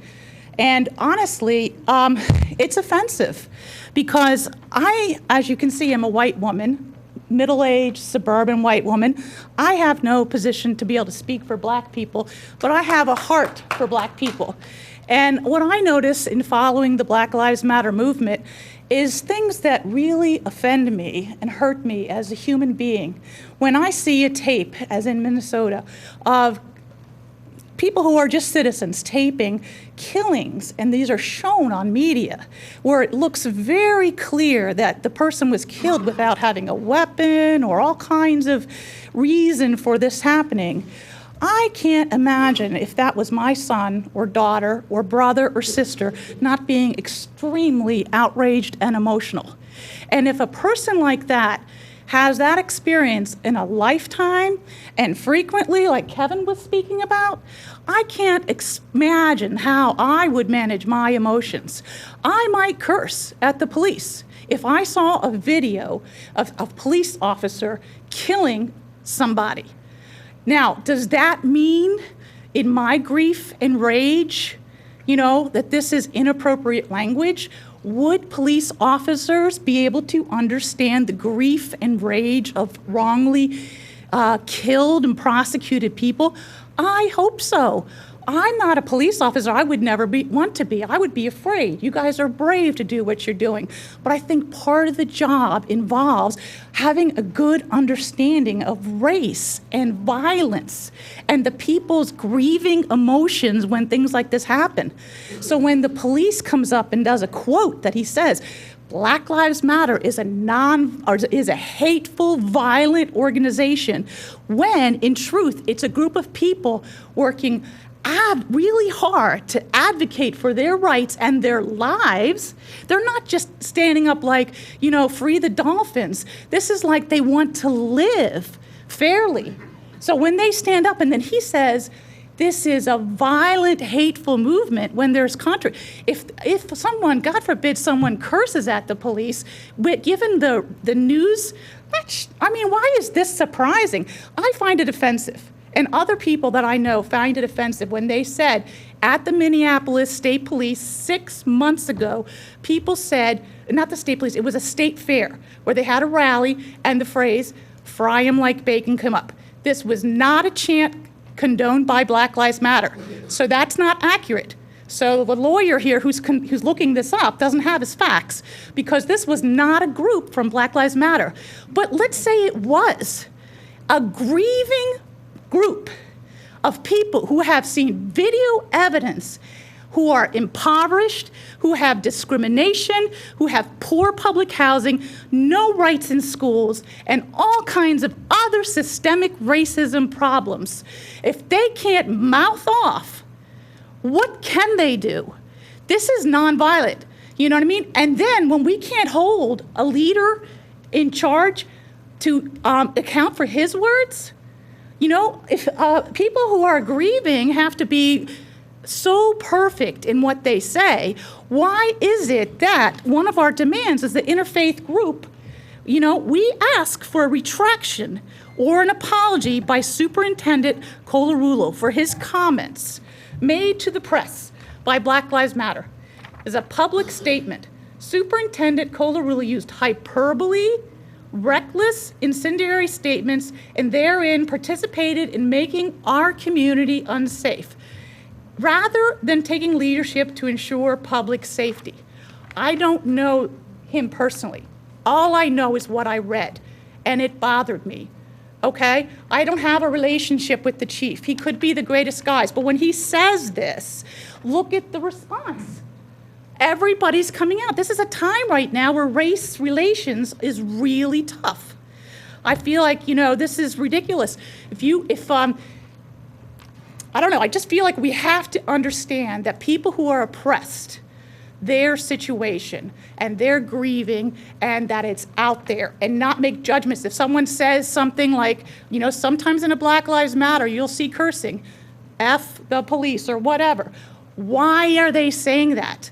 Are they anti-police, or is this a grieving group that has no power and has been oppressed for years and years and has no other outlet? They're unarmed, they're standing in a group.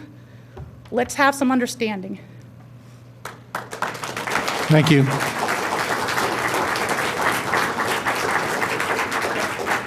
Before you start, and I appreciate you coming up, this is the kind of dialogue that you kind of get lost in time on. You really are, and I'm getting lost in time. But we cannot afford to get lost in time. So I just want to know how many more people are wishing to speak on this subject? I just have 30 seconds. Okay, so 2 more people. Is that it? Okay, great, perfect, because I want to make sure you are comfortable and everybody's comfortable listening to what you have to say. Thank you. Please introduce yourself. My name's Tom Ebersol. I'm the senior pastor at Wayne United Methodist and 210 South Wayne Avenue. I'm also a 26-year resident of Radnor Township. And, I've listened to everything that has been said here tonight, and I do feel we've heard some incredible stories. I give thanks for the liberty that we can have this kind of meeting, because I think this is where the change begins. And I think we have to hear these stories in order to get to the next place. But to just bring it back to really where we are, and that is the statement from our police superintendent. And we haven't had a terrible event here, thank God, in Radnor Township, and I attribute that to this police force that's been received accolades tonight. But we have had events in Minneapolis and Baton Rouge and Dallas and these other places, but we didn't hear those words from the chief of police in Dallas or Baton Rouge or Minneapolis or any of these other places. Here in Little Radnor Township, outside of Philadelphia, we heard the words that Black Lives Matter is a hateful and violent organization that promotes violence against the police. And as a spiritual leader in the community, as a clergy, that makes my job very hard, because 3 things happen when those words come out. The first thing that happens is there is a perception of the greater public of what Radnor Township is like. We should never hear those words from any of our leaders. No one would ever say that the police force is a hateful and violent organization that promotes violence against blacks. We should never hear words like that from anyone, and no one believes that. But when we hear those words, there's a greater perception in the public that paints a picture of Radnor Township that truthfully is a misrepresentation of who we are and what we represent, and for leaders of the faith community, the healing work that we're trying to do. It makes it really hard. The second thing that those words do is they take everyone on one side of the matter who feel that way, and it emboldens them. And they say, I got somebody on my side, and guess what? He's a police chief. And then for everybody on the other side who's saying, oh, the Black Lives Matter groups, when you talk to them, if you go over and I hear this in my community all the time, well, don't all lives matter?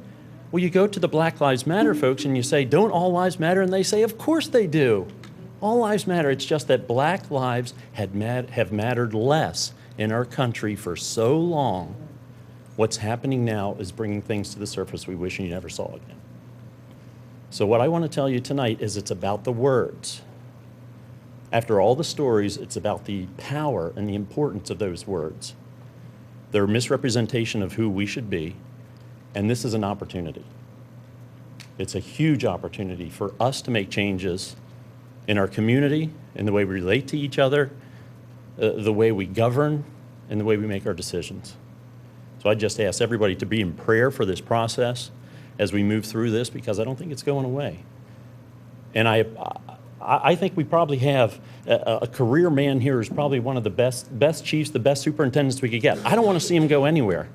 I want to see this be the catalyst of change where we can come together with the faith community, and I have assistant pastors who ride with them on their shifts. We're fully engaged in this, fully engaged. So if we can move forward out of this, I think there'll be a lot of progress. Thank you. Thank you, Pastor. Welcome again. Hi, very short.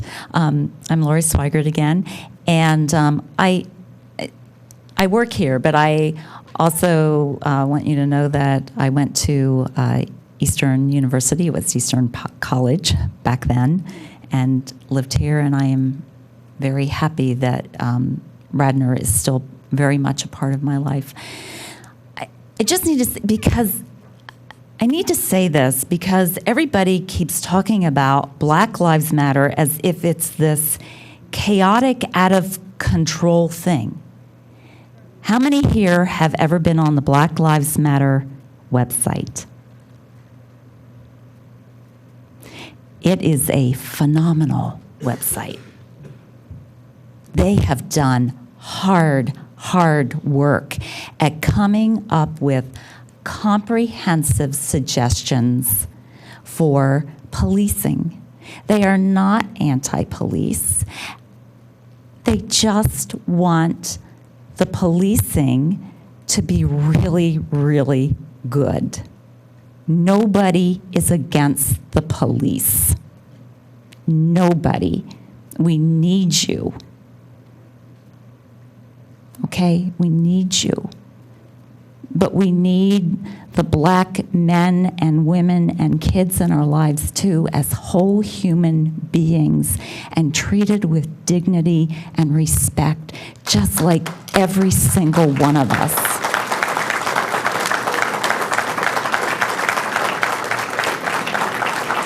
Thank you. I just had to say one last thing about the young man that just spoke up. That really incensed me, and I just want to apologize to him and everybody, because sometimes this is emotional. One time we were having a meeting and someone said, "Don't get emotional." Well, this is very emotional because this is 2016, and here we are fighting for our rights. That's all we're doing. We're fighting for our rights here in Radnor and everywhere else. And it just amazes me. Well, I'll be blunt, 'cause that's what I do. It's amazing me when somebody white can come up here and have such apathy and you know, just act like they don't even see us. Like someone said, "Do you see me?" You know, for you to even act like this is not a problem. We're fighting for this. Like I said, this has nothing to do with the cops. Nothing whatsoever. Now, obviously, the superintendent made a mistake. You know, I'm with Pastor Tom. You know what I mean? I don't know whether you need to go or whatever. I don't even care. Because you know why? We still got to live here. You know, we still live here. If you leave today, you're going to go off with a pension, be happy, and you know, go hunting somewhere. You know, but with us, you know what I mean? We sit back here and live with this, and this is 2016. When we came over from the motherland, we were brutalized, we were beat. When we sat back here and built this country so that you people with the white privilege can have what you have, and we're getting the crumbs. And then you act like that we're at fault because all we want is what you want. We don't want nothing different. I tell you right now, ooh-wee. Let somebody come in my house and try and rob me. I don't care what color you are. Not that I'm gonna do anything, Superintendent, but but in other words, there's right and there's wrong. This is totally wrong. The mindsets of some of you, my white brothers and sisters, because I'm a man of God first. I have no hatred for anybody. But one thing I don't have is the tolerance to hear nonsense, excuse me, bad words, but I feel it. To hear somebody say certain things, like you just bypassed what I said.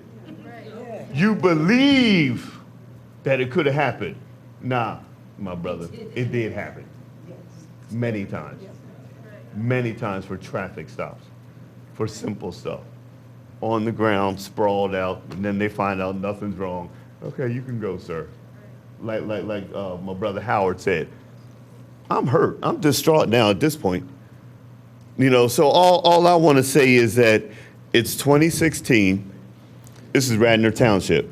We can go all over the place. Dallas. No, you don't need to come back up here. You don't need to come back up here. We could see, but you know something. But you follow what I mean by how things can get very divisive, because the understanding doesn't come across to him, because now he feels he has to be. Mr. Stroman, please address the board here. That your comments are to us. You're good. That's why he's the chair.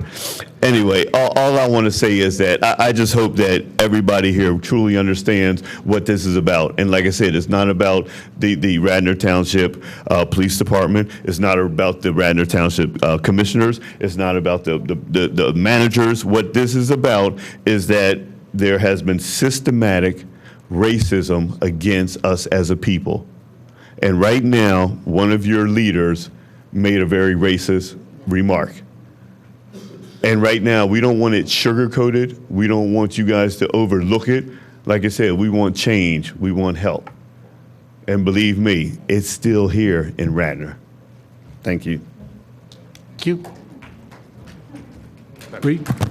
Usually, I would appreciate just to respond to that, because there were quickly, please. We have a lot. It'll be quite quick. And also, Commissioner, I appreciate you giving members of the public, including myself, more than the 5 minutes to discuss tonight. But actually, most people have been under 5 minutes, and I've been keeping track. So thank you very much for that. Very much. Thank you. Appreciate it. We've had, by the way, excuse me, we've had over 24 people make comments, so we've managed to put them all in. So go ahead. Just want to make very, very clear about something. To the extent anybody could listen to my remarks and feel that there was apathy about disparate racial treatment, which I addressed and said that that was a serious concern, or that I some way downplayed people's personal experiences with the police, which I specifically stated that I had no reason to disbelieve them on, I think this shows a level of disconnect in terms of the communication.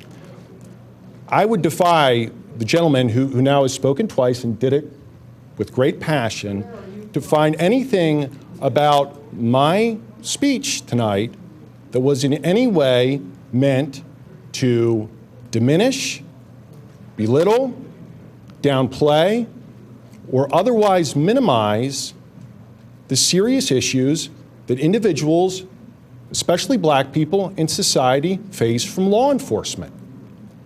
My comments tonight were regarding Superintendent Colarulo's statements to the press and his comments, among other things, about how he viewed Black Lives Movement and whether there was any evidence that he cited that supported it. I thought I made that clear. To the extent that was not heard or not received to members of the audience, all I can do is invite you to re-review my comments. Radnor Township puts them up on its YouTube channel. I don't think there is any fair reading or viewing of my comments that would in any way support the contention that I don't believe that people's experiences with cops is not heartfelt, is not believable. The last thing I'll say is, when I say that I believe somebody about an event I didn't witness, that's the best I can do. That's the best anybody can do, to say that they believe somebody. I trust my comments speak for themselves. I'm sorry to the extent anybody in the audience is laboring under the impression that I feel that black lives do not matter. Thank you. Okay, thank you very much. With that, seeing no other public comment, I think I'd entertain a motion for a few-minute recess. Okay, thank you very much. Thank you for your comments.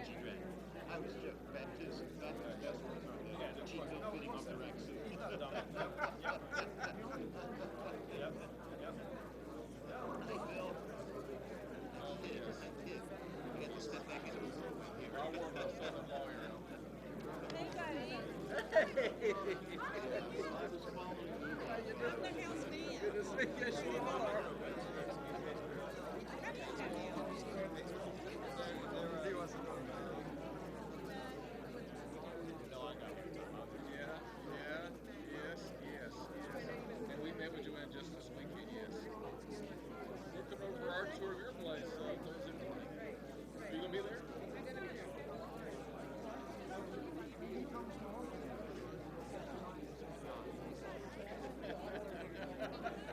She sings regularly at our church.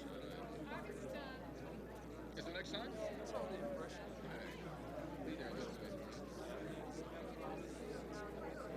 Oh, that's going to take. It takes Unitarians 10 times longer than everything. You know, we've got to process and analyze and discuss. So, yeah, I know you guys. I don't get that.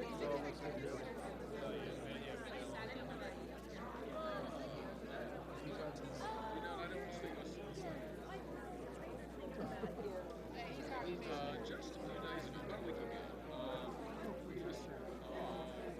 I think that I didn't see him. I was he said Black Lives Matter. I don't know. You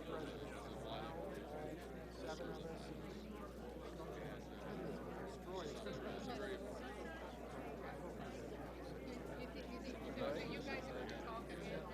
I don't know. Tonight? Emotional guys. Yes, I'm leader, we've been from the mainland. And we're going to hang Black Lives Matter banner in I think whenever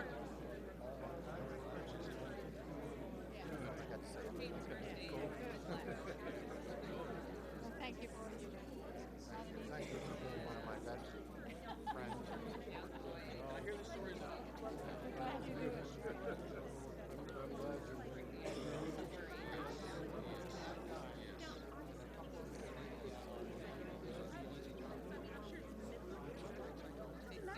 I have friends like Lowell, a professor at the University of South Carolina. He's a super guy.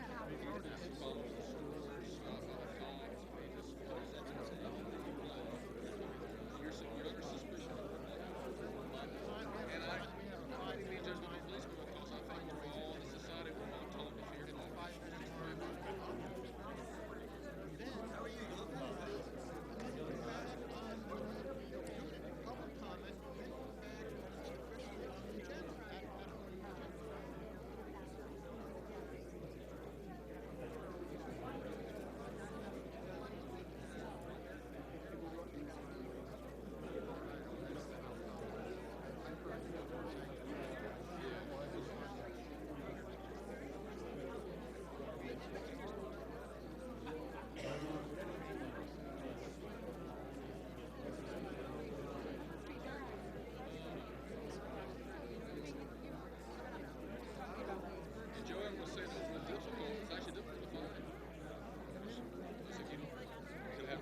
Transportation to get there each day and all this.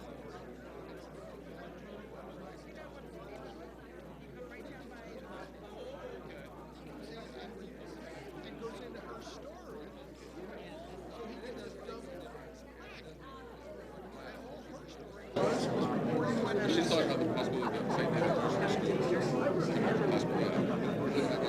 we'd love to do. I would love to. Yeah, that's what's surprising. You guys have like 150 kids. Sorry. Sad, yes. Yes.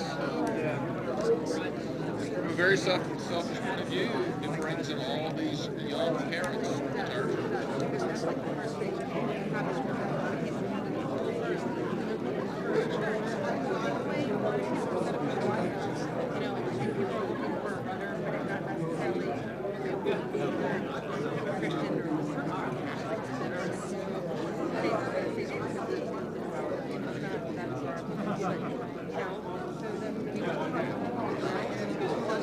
Yes, and the school nursery school doesn't push the denominations. That sounds like Unitarian, doesn't it? It leads up to the end of the agenda. Oh, because they really wanted to. Yeah, I'm sorry. But y'all just trying to be respectful of everyone's their background, and not everyone is Christian. That's simple.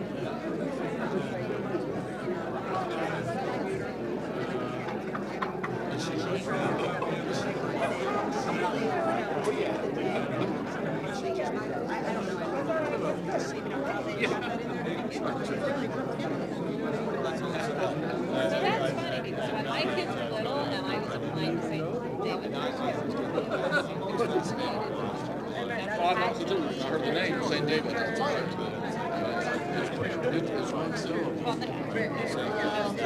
So the name St. David's has, they're not that church. Oh, maybe I didn't get it. No, they got to call it the Unitarian Institute.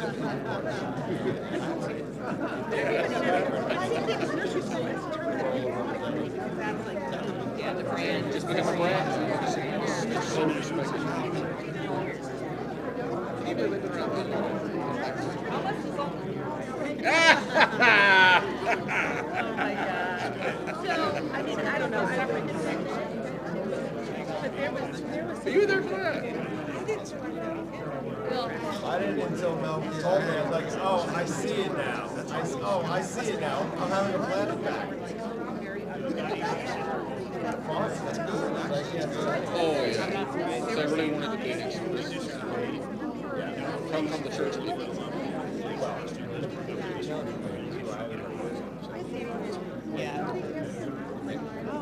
Oh, really? I'm surprised because of this things.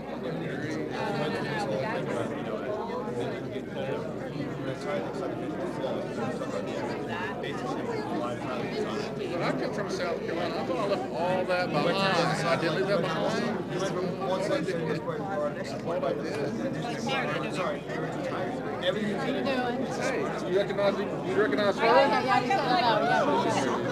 Hi, I'm Maggie McGoy. Hi, I'm Noah Carpenter. She's with the St. David's Nursery School. Oh, okay. I talked about that the other night. Yes. Call Brad and Daryl.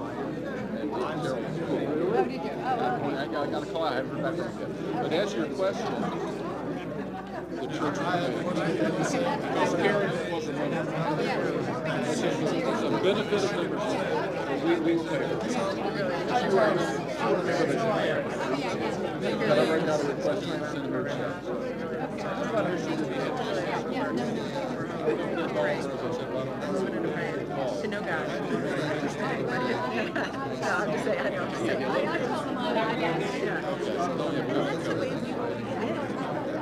So, appreciate you. Hey, yeah, I recognize you. How's the campaign going? Is it early?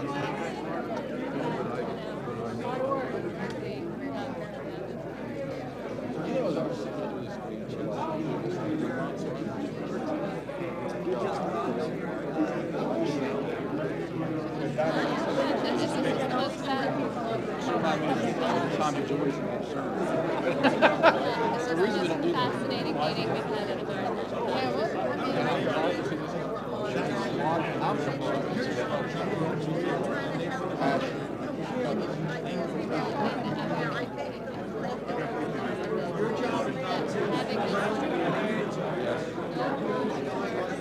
management all year.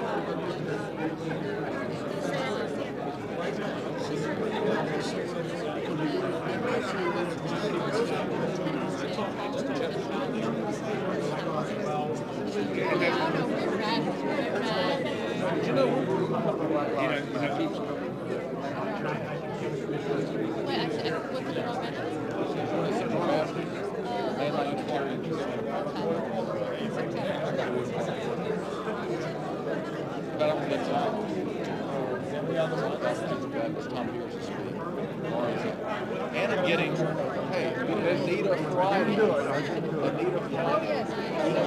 You told me about her. I called her. She was coming. She might do it with some job for herself. Or dedication. Yeah.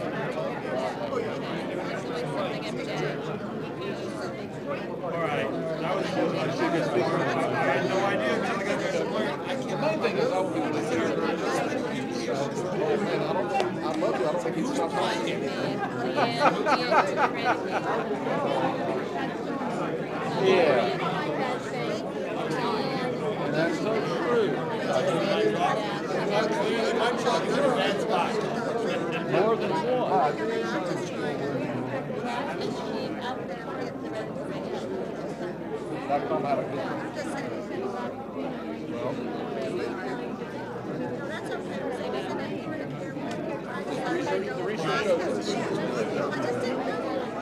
Thank you. Hey, I think I'm going to bring Tom and Ingrid with me next week. I know so I guess it's it was like just kind of an idea for you last night. Now it's official. Oh, you will? Yeah. Let me say one. Neil Jones at Main Line Unitarian. You speak so well. This really could have. Well, I appreciate you saying that. I was very impressed. I'll give it to them. So I said, all right. He's got two weeks. I was just about. I'm from South Carolina. You tell me my accent. I get connected with a bunch of my friends. We don't have that around here. All right, well then you come It's everywhere. And I was glad to see this kind of interest. Next week, and I think Tuesday night I've got a dinner somewhere. But I was looking at Tuesday night at the soccer match in Dulwich. Jesus, on the other side of the river. It's Crystal Palace playing Dulwich, so it's like Caesar. Get this, so gentlemen, get a whole bunch of them over there, and have a blast. So now I have to do it.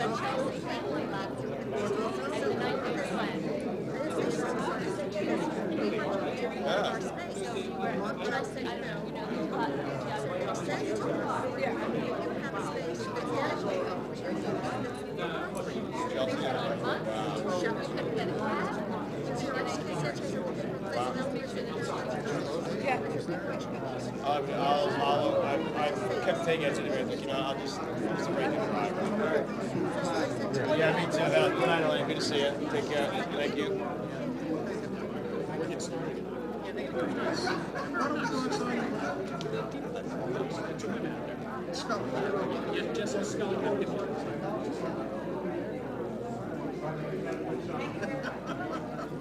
Are you volunteering at the house? I was thinking about it. I said, listen, let's see what they were talking about. I mean, she went on us, but it's good.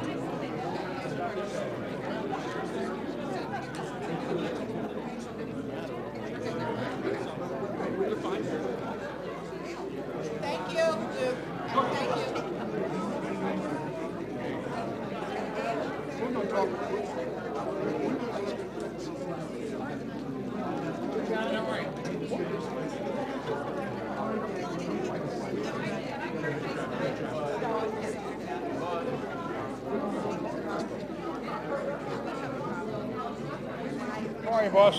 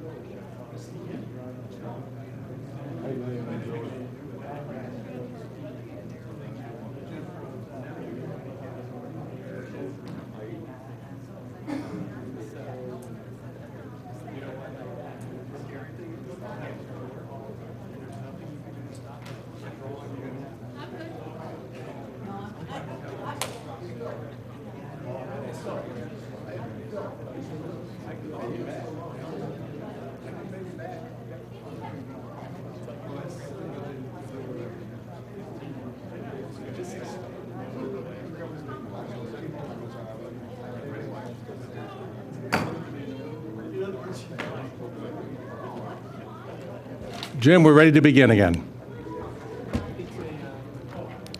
There we go. Thank you.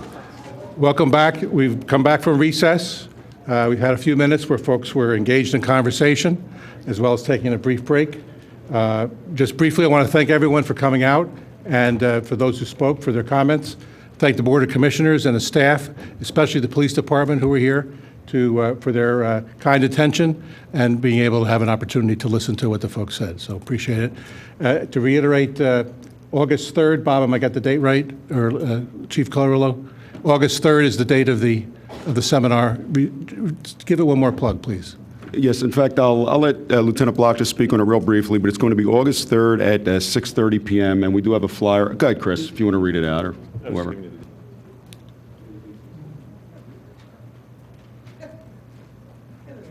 And it's just a continuation of our series of public safety seminars. And this one's going to talk about the Town Watch, the Citizens Police Academy, our emergency response team that we've used quite frequently during the storms. And we're starting a police clergy ride-along program where members of the ministry show up and they will ride along with our police officers, which I think is therapeutic for our officers, but also it can have a positive impact when they ride along with the officers in the communities that they service. So that's what we're having on August 3rd, Commissioner. Thank you. Great. Thank you for that update. And also remind or letting people know that I know that there have been plans to continue this dialogue as they did last Tuesday, to continue. Plans are already being made for that. They just have to settle a date. So that's good to move forward. From that, we'll move on to consent agenda. This is the time where we bundle together a number of items that we feel are just ready for consent for approval. And the four items are disbursement, review and approval of 2016-06E, 2016-06F, 2016-07A, and 7B, acceptance of monthly department reports, approval of minutes of the Board of Commissioners for a meeting of June 13th and June 27th, 2016, consideration of a motion to approve the Certificate of Appropriateness, HARB 2016-09, 414 Radnor Street Road, amending a previous HARB decision of 2016-07 with regards to the rear addition and garage. And finally, Resolution 2016-72, authorizing the purchase of bleacher equipment and installation, removal of existing bleachers and partial wall, and installation of safety protection and remaining partition wall appurtenances, I think I got it right. Thank you. For Radnor Activity Center at Scopizio Gymnasium. So with that, I'll entertain a motion to adopt the consent agenda. So moved. At this time also, we ask any commissioner can move any item, or so can any public member of the public for individual consideration. So is any member commissioner want to pull one out? No? Any public? Okay, we have a second on that? Thank you, Jim. All right, call the motion. All those in favor say aye. Aye. Aye. Any opposed, nay? Passes 7-0. Thank you. We already had public participation. We'll move on to committee reports, and the first up is Finance and Audit, Q2 Finance Update Report. That's me, and I know that Bill White's going to give us a report on the quarterly finance update. Thank you, Mr. President. Ian, if you could switch over to my laptop and then put it up on the screen. I've got a quick presentation here.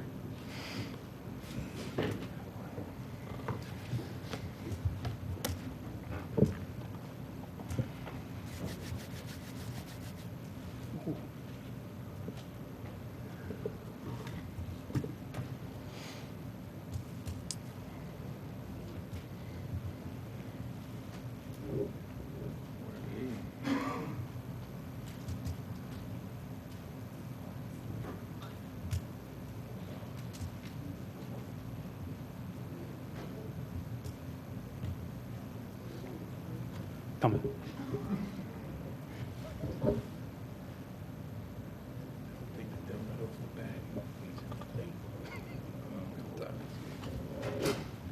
Hey, there's Ian. How you doing, sir? How you plugging? Which Ooh. usually it's through the podium. I can try to message.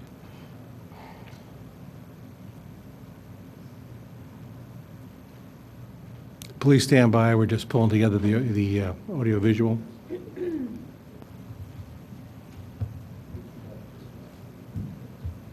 Is it hot in here? No. Air conditioner That's is. because I don't have a suit with coat and tie. All right, I'm going to move up to the podium.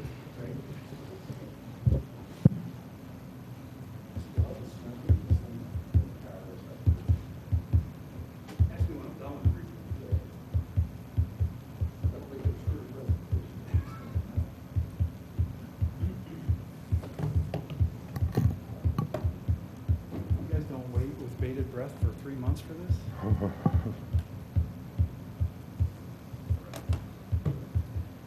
Thank you, sir. All right, let's give this another shot.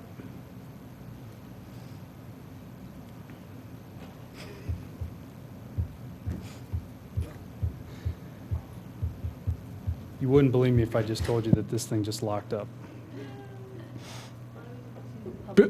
Bill, why don't we move on and you can see if you can get it. Oh, there we go. You got it? All right. All right, so here's a quick look at the Q2 update. I'll step through, as I did last time, the general fund, second quarter update, along with the full year projections, as well as the sanitary sewer and stormwater fund look. The overall summary, revenues continue to meet our expectations. However, there's some more mixed results now, with some doing better than others. Real estate taxes, as they do just about every year, hit their targets. Development, in terms of permitting and engineering revenues, continue to be very strong. The recreation revenues are hitting their marks. Police enforcement and parking are lagging, as they were in the first quarter. Business privilege tax and mercantile tax, they're ahead of 2015 actuals. However, they're not hitting the estimate, the growth estimate that we put in for this year's budget. I'll go into that in a little bit more detail here momentarily. The audit revenue, however, is ahead of expectations. On the expense side, expenses are in line. You'll see a large positive variance. However, most of that's the result of a timing difference, the same one that we discussed last time with the accounting for the OPEB expense. But departmental spending on the aggregate is down versus last year. We were able to save because of the mild winter. Payroll and related costs are slightly below budget. The two big ones there are not just the payroll itself, but also the healthcare is coming in below budget. And then we have, as I mentioned, large variances, mostly in the OPEB category that makes it look like we're doing a lot better. But once that works out, the expenses will fall back in line. So looking at total revenues for the general fund, our full year estimate is $34 million. We would expect at this point, the halfway point, to have collected 77% or 26.2. We're at 26.5. Again, some categories are doing better than others, but when you look at everything together, the revenues are within 1% of where we thought they'd be. The one note to make with the significant dates is that we are only halfway through the year. There's still quite a few milestones to hit on the business tax side as well as the departmental revenue. But by and large, the real estate taxes and business taxes, with the due dates being behind us, are known.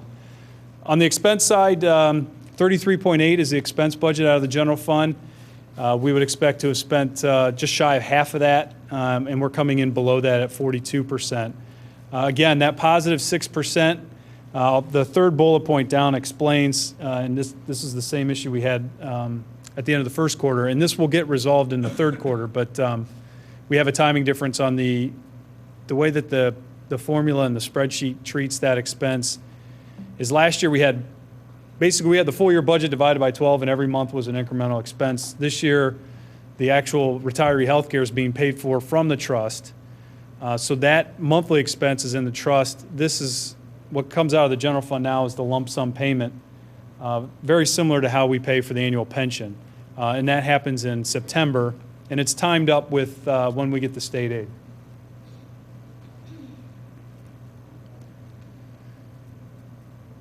So when we look at where we think our cash balance would be for the general fund, the dotted line represents the budget, and the solid reddish orange line represents the actual.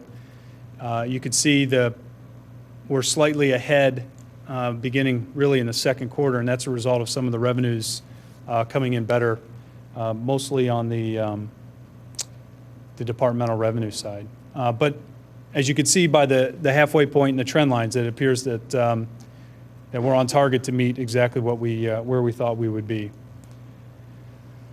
Real estate taxes, again, these are very, very predictable.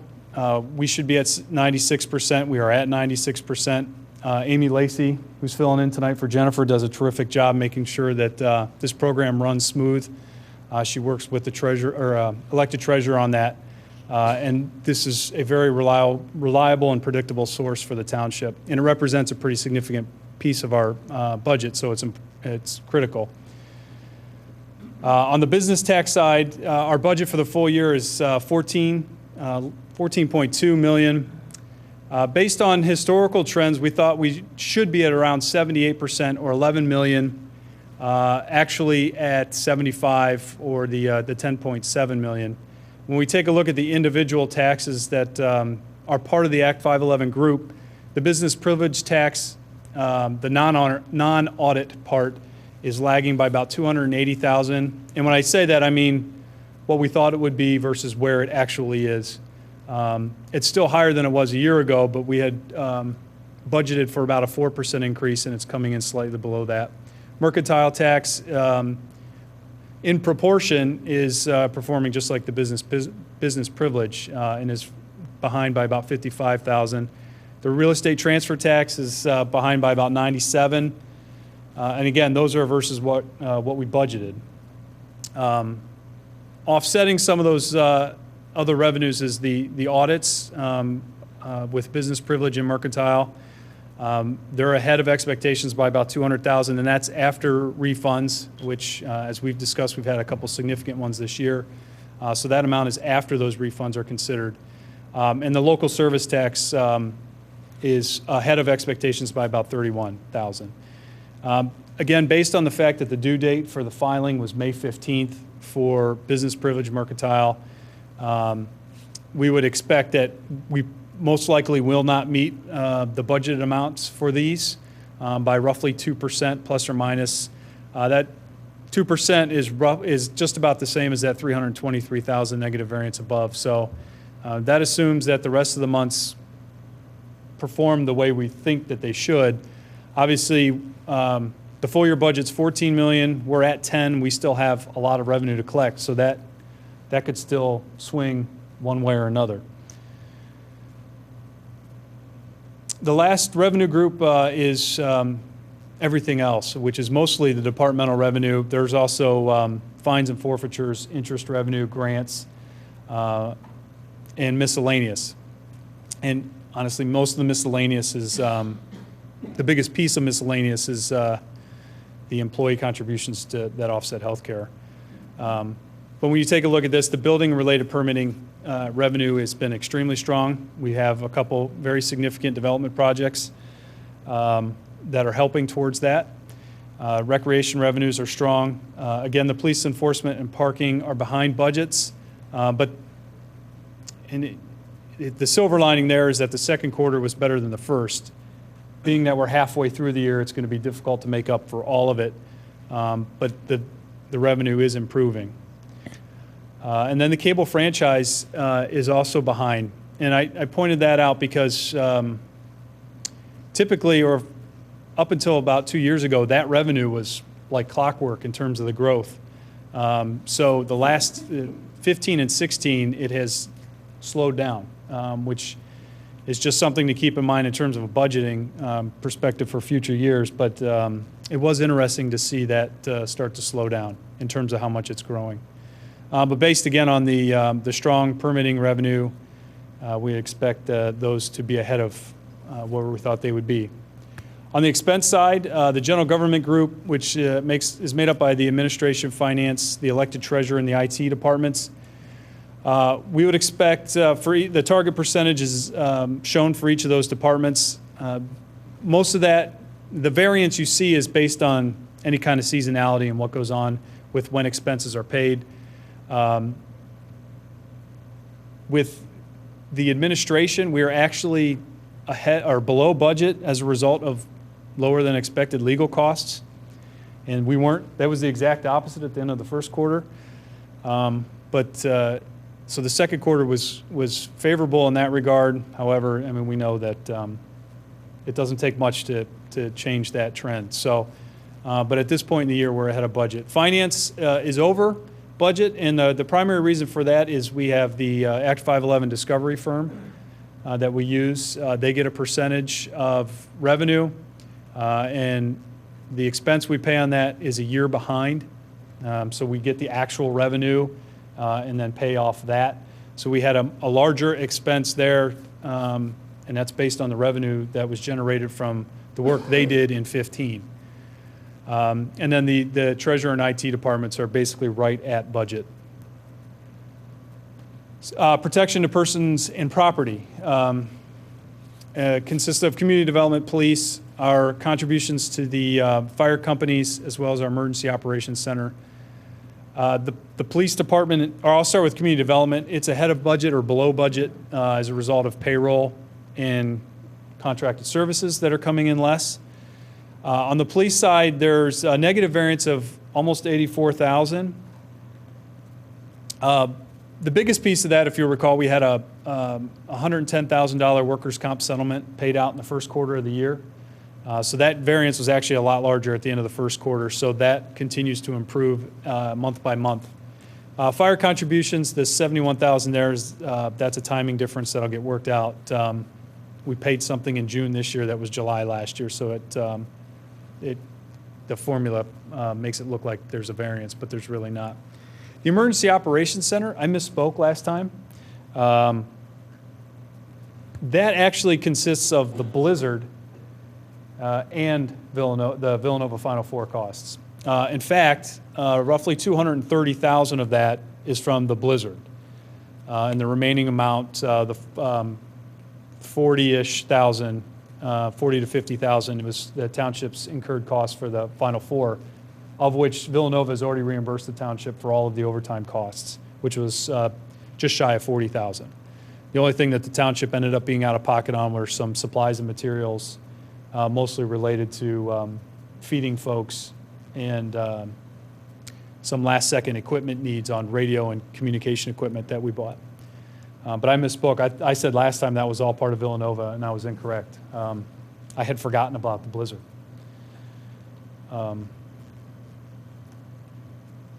On the public works side, building and grounds is over budget, and that's the result of HVAC repairs at this building.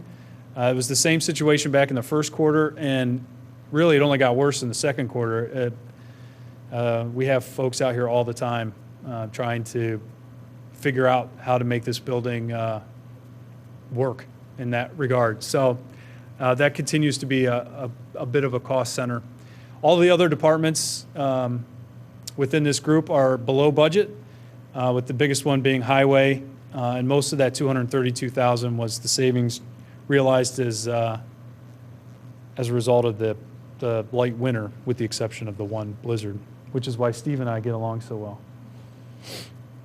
He hasn't let me live that down since the last time I said that, so. Every quarter, Steve. Parks and Recreation, all of these departments are below budget. With the parks maintenance as a result of payroll and supply costs that are lower. The recreation programs in Sopizio, I said this at the first quarter report, I think those variances will work themselves out, and by the end of the year we will have spent somewhere close to what is budgeted. So there's a positive variance there, but I think by the end of the year we'll work closer to what was budgeted. The shade tree department, which isn't big in terms of dollar amounts, that's very much dependent upon weather and trees that are identified that need to be dangerous trees that need to be removed. So it's impossible to predict how that's going to work or how that's going to occur. The last grouping is all the other departments, which include our contributions to our community organizations and library. Obviously, the biggest cost center here is the township insurance, which includes our general and liability as well as our retiree benefits, which at this point, the retiree benefits consists of the retiree portion of the annual MMO for the pension, as well as the pay-as-you-go healthcare funding for those retirees eligible.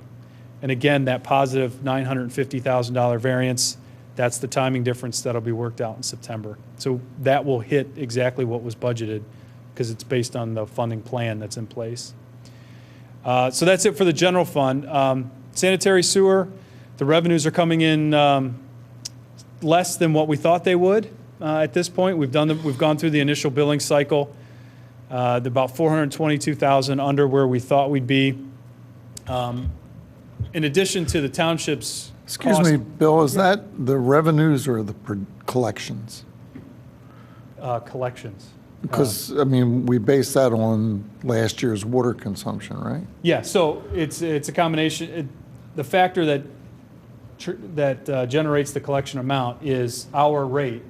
That's $5.90 per 1,000 gallons of water times the water consumption. So, yeah, the water consumption for the last couple of years, as a matter of fact, has been a little bit lower than what we thought it would be. We have seen corresponding reductions in expenses to RHM, presumably for the same reason. So or anticipate that again this year. However, if there's any variance that needs to be made up from operations and capital, we can pull back on those too. But this is a fund that has a cash balance that would allow us to sustain a year where we'd be under on revenues and still be okay for a couple of years. Finally, the stormwater, this is exactly as it was reported at the end of the first quarter because the billing period is January.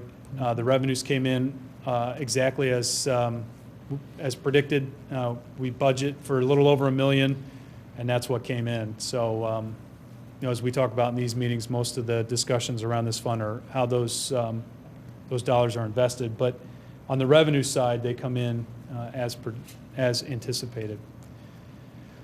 So that's it. That's the second quarter update. Again, the real quick summary is that all things being considered, the general fund revenues are on track for where we thought they should be. The expenses are ahead of the curve, but I think as we get closer to the end of the year, those will come back together and we'll be at budget. Bill, you had a point or an item, Act 511. Yeah. Collections, is that? What is that? The Act 511, it's, well, the Act is what enables the township to have the business privilege, mercantile. There's a small amusement as well as Okay. the local services and the real estate transfer. It's all grouped under And that. Then you had another page that had a listing of audits, collections under audits. Yeah, that's part of the Act 511 group. That's just part of the administration of the business taxes. So there's the normal collections, and then there's the audit component of it. I see. And the collections we have out to a third-party agency, don't we? No, we administer all of the collections within the finance department. The pieces that we hire third-party companies for include a discovery component. So we hire a firm to use the resources they have, which are a little bit more comprehensive than what we have here, to make sure that there's compliance.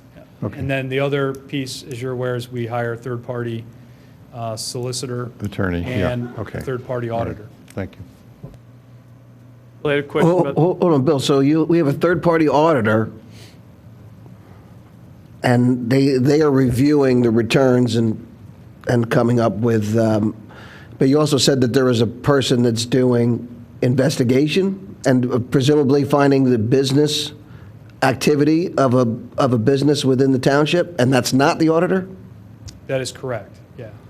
Yeah, the auditor's engagements are very specific. They're specific to an entity, whereas the discovery firm is doing the larger review. Who is the discovery firm? Keystone.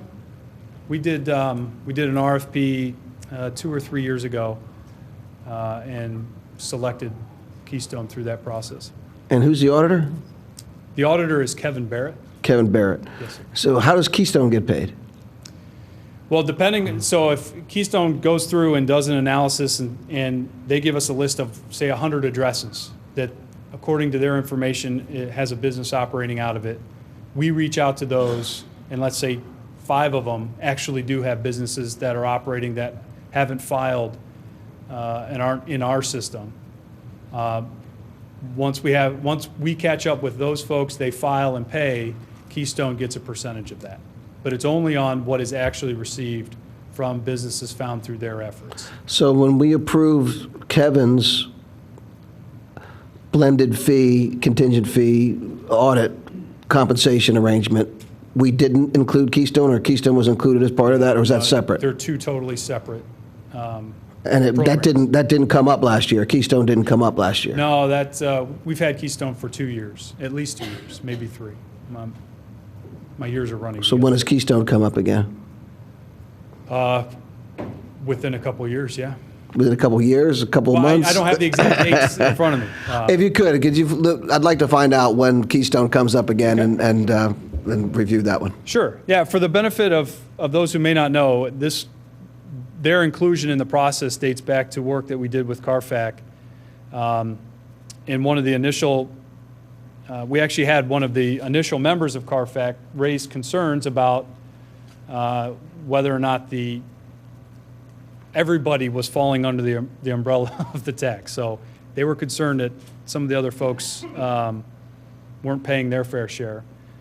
So we did a review of the entire program and determined that really there was a piece missing, and that was someone out actively looking to make sure that there was full compliance. And those were resources we didn't have with our staff, so that's where Keystone came in. Bill, I have a question about the stormwater fund. So either the last meeting or the meeting before, we chose not to proceed with a project that I recall we had budgeted in excess of $200,000. So we should have a $200,000 positive variance for 16. Are we going to put that into action, or just put that in reserve and apply that to 17? Well, I guess it'll depend on, the expense side goes through the Stormwater Management Advisory Committee and then makes up to the board. From my perspective, the funds are there and they're available. So if the board decides to allocate those to a different project, they're there. Okay. If nothing is done, since the stormwater fees are accounted for in their own fund, it stays within that fund and can be spent in future years. So our opportunity we could spend it this year by separate action if we wanted to amend the budget, or we could spend it in 17 as part of the normal budgeting process at the end of 16. Yeah, either one of those, yes. Very good, thank you. Great. Any other questions for Bill? Yeah, as always, if anything comes up outside of this meeting, don't hesitate to ask. Great. Please. We never do. I know. Thank you very much for preparing it. Oh, sure. And for being good stewards of our money. Oh, it's my pleasure, and thanks, Ian, for helping me out. Thank you. All right, next up is Public Works and Engineering, and that is Jim, right? Yes, we have one item tonight. Two. There is a second one there, I'm sorry. And this ordinance 2016-08, and this is the adoption, which would amend certain provisions of ordinance 1987-19, and this has to do with an agreement we have with Delaware County Solid Waste Authority to dispose of all the trash that is collected in the township. And this is a long-term agreement for 25 years. Steve Norsini, you can add information to that, please. I think you've summed it up very well, Commissioner. And yes, I mean, the crux of this ordinance is to extend our current 25-year period with Delaware County Solid Waste for an additional 25 years. Okay. Steve, last time we talked about this, we said, I asked you if we do have an alternative to landfill any of this, and you said, no, this is, well, you said you would check on it, but you thought that everybody in the county has to go to this incinerator? No, so we touched on two things. One was the green aspect of this, in that this goes to a trash to steam plant. So virtually all our trash, if you will, gets recycled back into energy, aside from our recycling. I did call around.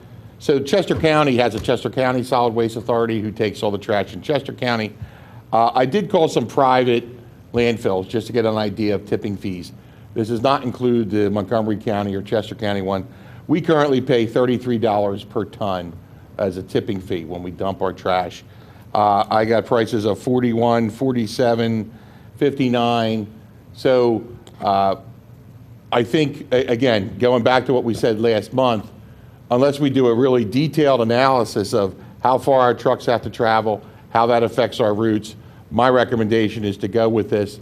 The price is fair and reasonable, and I think from a green aspect, we're doing the right thing by taking our trash where we take it, and then it gets converted into energy.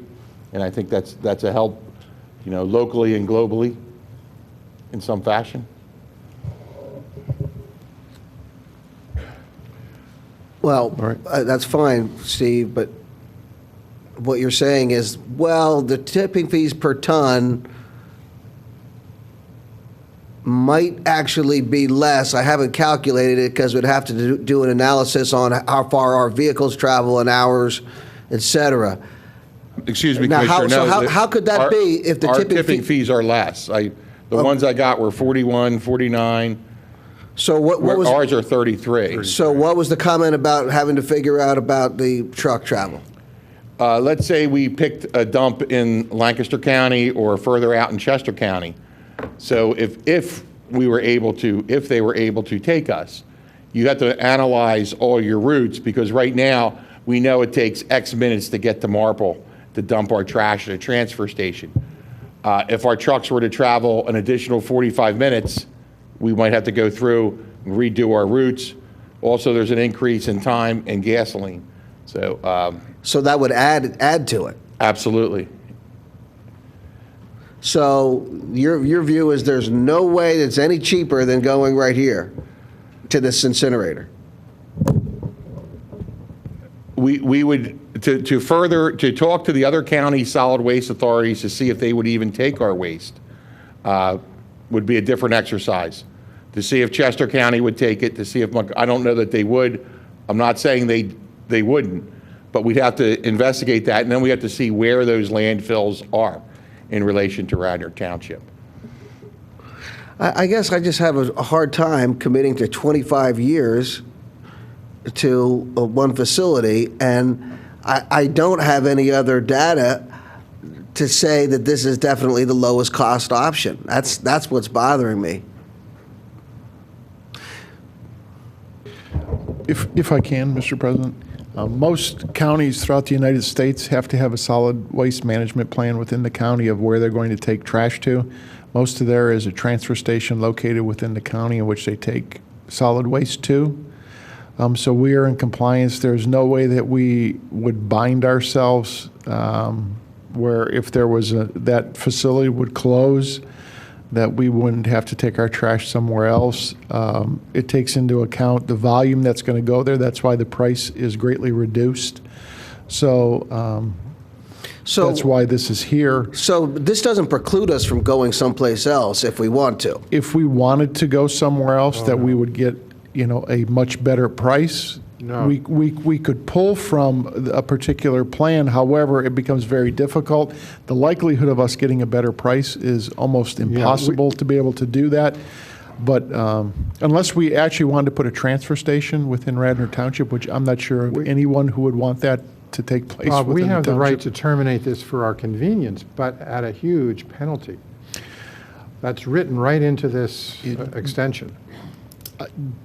So That I would. that's out of the question. Well, I'm not saying to terminate. What I'm saying is to divert a portion or all or a portion of, at some time, maybe 10 years or 5 years or 20 years from now, from this agreement. It doesn't preclude that, does it? It would give us an opportunity. There's nothing that precludes us from doing something different. As Commissioner Higgins talked about, there is a penalty to withdraw from this. Yeah, but what if you didn't withdraw? You just started sending less. There's requirements in which we have to send our trash to this facility, so we couldn't divert it. Again, recyclables we do take for market to be able to look at that, but you're taking our solid waste flow.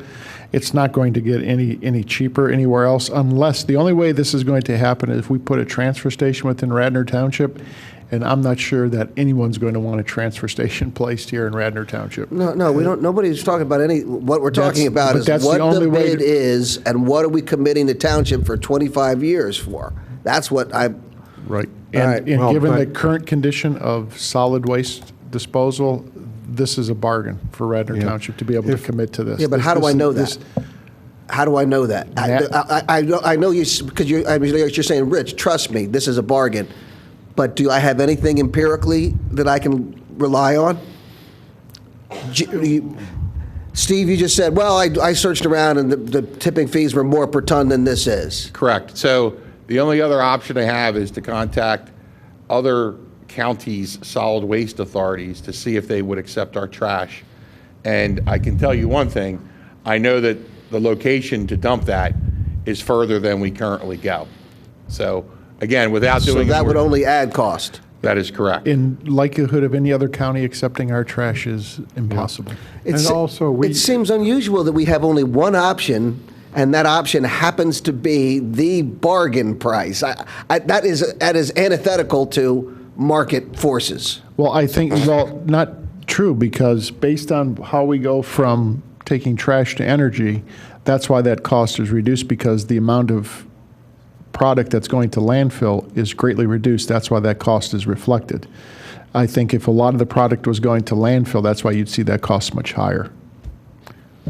If we only have, I don't believe it. Commissioner, so if you want to look at it this way, the Delaware County Solid Waste Authority does this county-wide.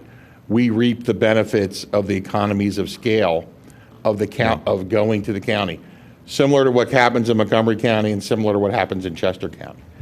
Yeah, and if we tried, after 5 or 10 years, if we attempted to reduce the amount of supply we're giving the county, our per ton rate would go up quite a bit.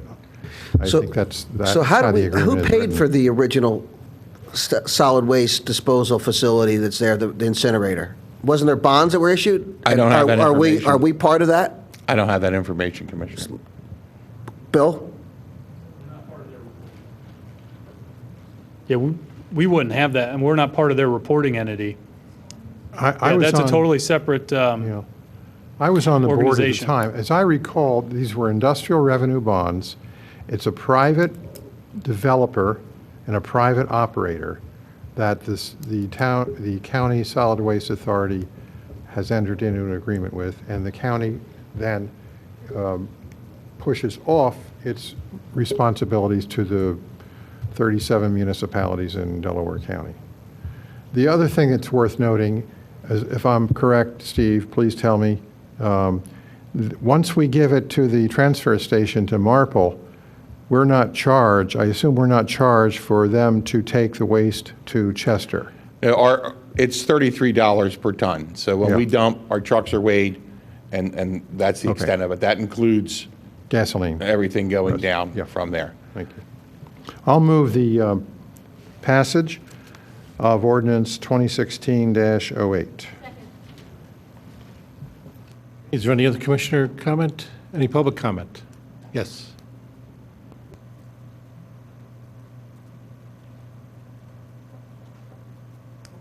Sarah Pilling from Garrett Avenue. I brought it up the last time, but now I'm a little confused. You're saying that, I heard you say, Jim, that we're committed to an amount of solid waste.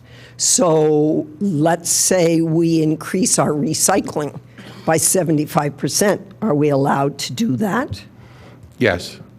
So there's a way, ultimately, you save money because you're sending less tonnage. Well, so Bill, one more time. Could I finish?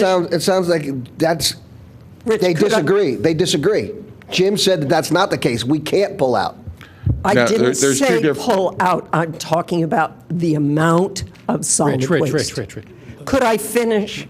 Rich. I said the same thing, Sarah. They just told me that we cannot reduce the amount that we send. No, That's not true. That's not. It's weight. It's weight. We can reduce the weight. But I asked you, can we divert a portion of it to a different place, and you said no, we can't. That's different. That would be reducing the weight. Trash. The recycling we already take to a different site. Well, we're talking about trash. We're not talking about recycling. Rich, many people put the recycling in their trash. Our recycling rate in this township, I contend, is not high enough. We need to do more education and have people understand the more they recycle, the lower the fees. They're actually saving money. You make it dollars and cents. And you are right. You are right about that. So now answer this question then. If we reduce the amount of trash due to recycling, we'd be okay. Well, why would we be not okay if we diverted to a portion of it, of trash? How would they know? What's the difference? Diverted to where? To Timbuktu. We send it into space. I'm not talking about where. I'm just saying why would that be different? Because you'd have to get DEP to approve that, and the county would have to. Every county has a solid waste management plan. DEP approves it. They did that in the mid-'80s, Rich, for every county. What if our recycling took our trash to that place to zero? Where are you taking it?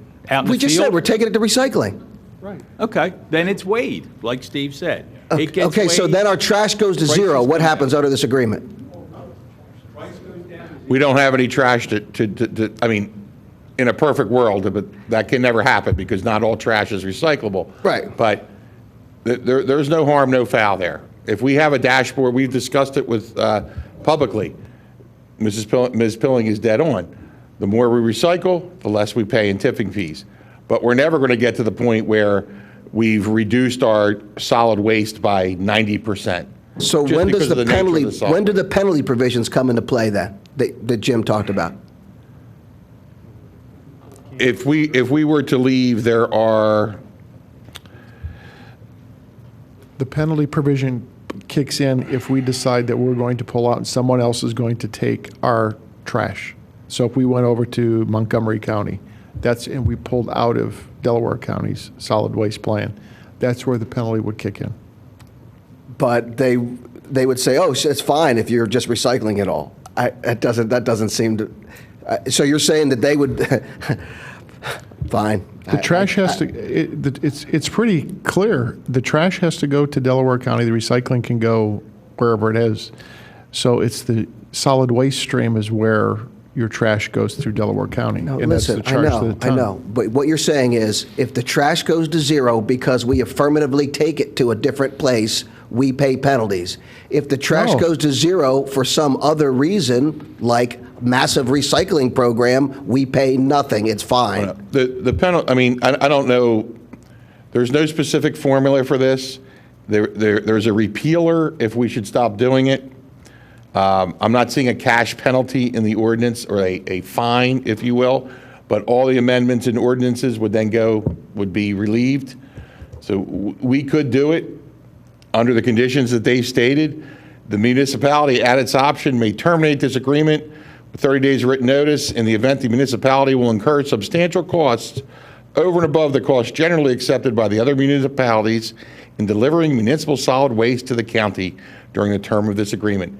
So we could terminate this if that Raintree gold-leafed solid waste disposal site pops up somewhere close to the township and we were able to go there, we could get out of this agreement if it was that much cheaper. We have to prove that with 30 days written notice. Okay, so that's different. There is no penalty then? I did not read a cash penalty. Okay. Public comment. All those in favor, say aye. Aye. Aye. Any opposed? Passes 7-0. Thank you.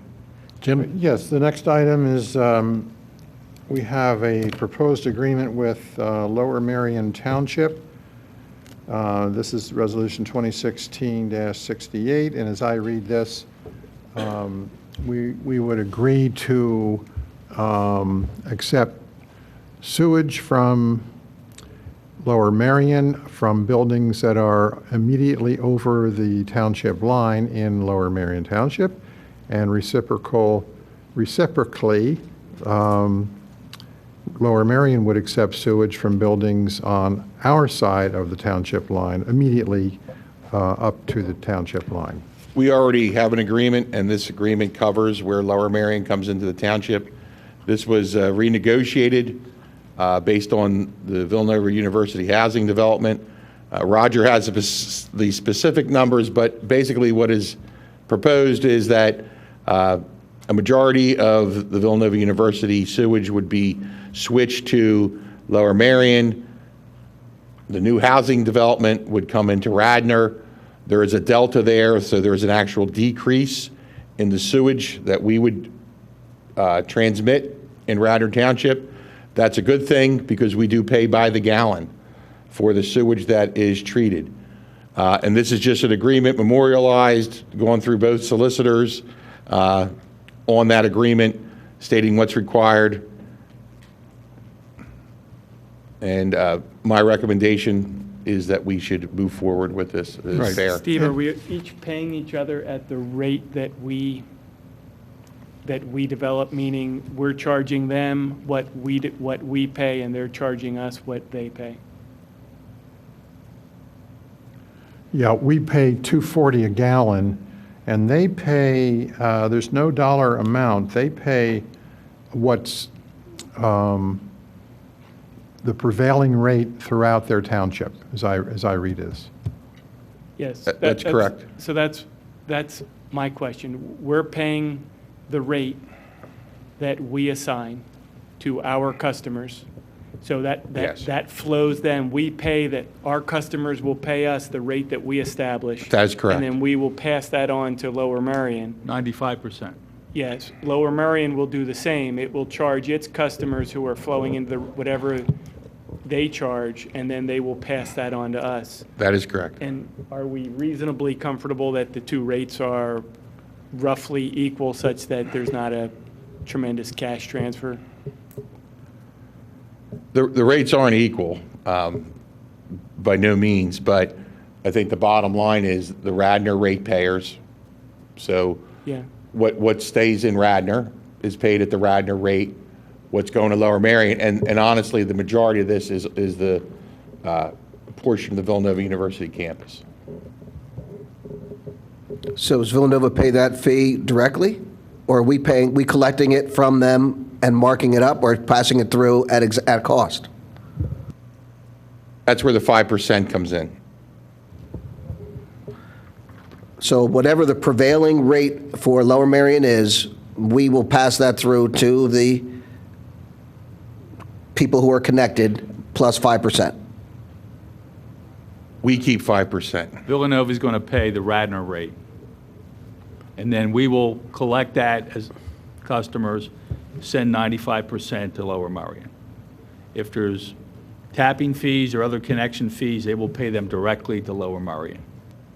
And it would come back the same way, but I don't think there's going to be any other projects where there's sewer flowing across the township lines.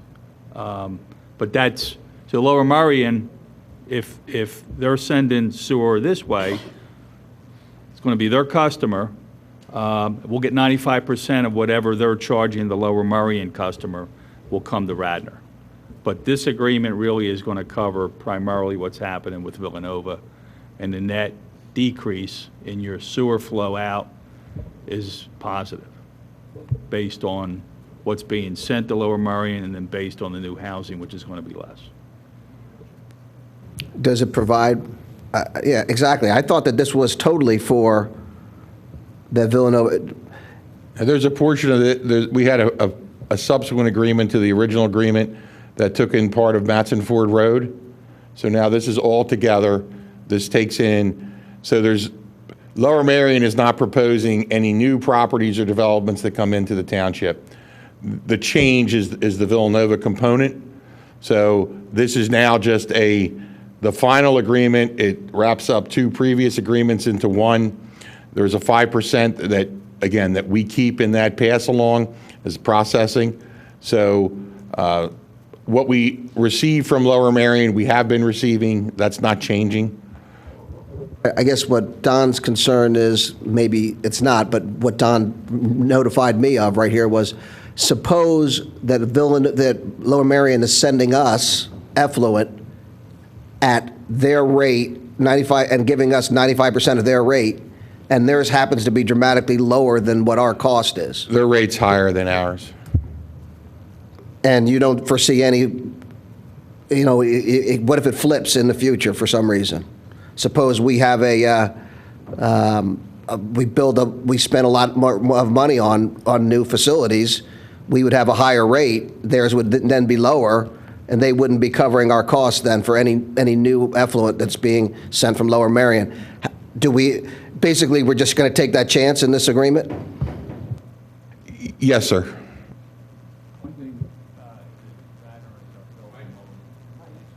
I think most of the flow, since Radnor's uphill from Lower Merion, is going from Radnor to Lower Merion. There's very little, and I don't know how much. We don't have the numbers in front of us. We collect a very Goes small the other way, portion but it's a from small Lower amount. Merion. That is not scheduled to be changed. No new development, anything along those lines. We are the ones who go through, it's our sewage who's going through Lower Merion. Their rate currently is higher than ours. And future conditions, I don't think anybody can foresee that, whether our rates go up or theirs go down. Also, how do you measure the volumes? Do you have actual meters of the effluent, or are you measuring it by water usage at the customers?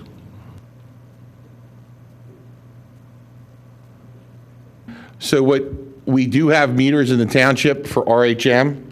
So there's one by the Wawa on Morris Road. That's called a T1 meter. That's what's coming in. We have another meter over by the Blue Route in Bryn Mawr. So Villanova will be charged based on their water usage, just like everybody else in the township, right? So it's not necessarily metered coming out of their building. In the end, it all does get metered because that's what our billing is based on. But it's not metered at each point. So there's only a few meters in the township. And that's how RHM charges us, and subsequently down the line, that's how they are charged. So how is Lower Merion going to know the volume that's coming from Villanova based on water usage data that we give them, or are they going to meter it? Yeah, so Aqua PA provides all the water usage data, and that's the basis for everything. But then again, don't forget, Lower Merion has meters also. I don't know where theirs are specifically, but everything starts with the Aqua Pennsylvania billing. So the water that comes in is assumed to go out. So it sounds very complex. The only thing I'm just concerned about is just make sure you're comfortable that there shouldn't be any problems in getting the accurate measurements No, sir. to do this inter-township billing. I am comfortable with that, sir. I need to correct one thing. I said that our rate is $2, I don't know what I said, 240 gallons. Our rate is $5.90 per 1,000 gallons. Correct. Okay. All right, I think I have already moved this, have I not? I'd like to move the passage of Resolution 2016-68, the Lower Merion Sewer Agreement. Second. Any other commissioner comment? I would just note that in the agreement, there's a recitation that Lower Merion approves the acceptance of the Villanova output of 240 gallons per day, subject to us getting DEP approval. Okay. Roberta Winters, 326 Williams Road. I was wondering if there was a timeline to this agreement. Is it for perpetuity? And I think he just mentioned there was a limit. Am I correct? No, it's just a recitation of how much how much the university is expected to produce, which would go to Lower Merion. Okay. I just was wondering if there's a timeline. And if... No, there's no timeline. I mean, it's... But each entity can reopen these discussions. Right, if there was a massive development Right. on either side of the line, there'd have to be an amendment to this. Or if there was somebody, for some reason, you wanted to disconnect some part of the system, there would be an amendment. But it's an intermunicipal sewer connection agreement, basically. Great, all right, with that, we'll call the question. All those in favor of the motion, say aye. Aye. Any opposed? Hearing none, it passes 7-0. Thank you. All right, that's all I have, Phil. Thank you, Jim. Next up is public safety. That would be Don, right?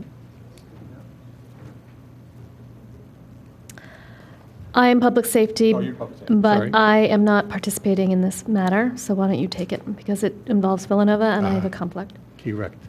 All right, then next item up, I'll move Resolution 2016-70, approving the memorandum of understanding between Radnor Township and Villanova University regarding police jurisdiction and operations. I'll entertain a second so we can discuss. Second. Great, thank you. Commissioner comment? Chief, you're good with where we are now?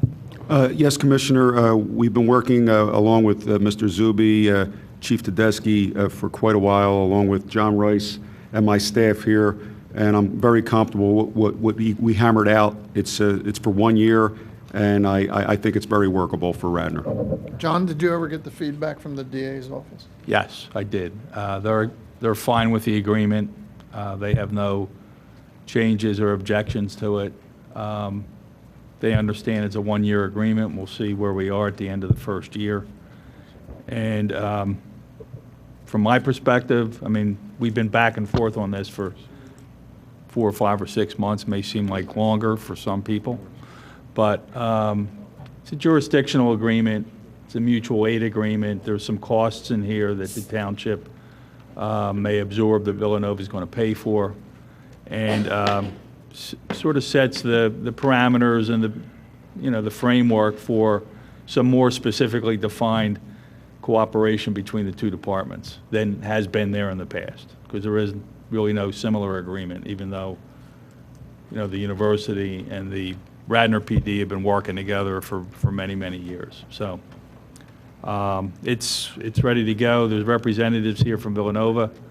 I know we've hashed through a lot of this in executive session and at some prior meetings, but from my perspective, I think this is it's a good agreement to move forward with. John, I gave you a whole bunch of comments, and I think they've all been incorporated, or at least to your satisfaction. Thank you.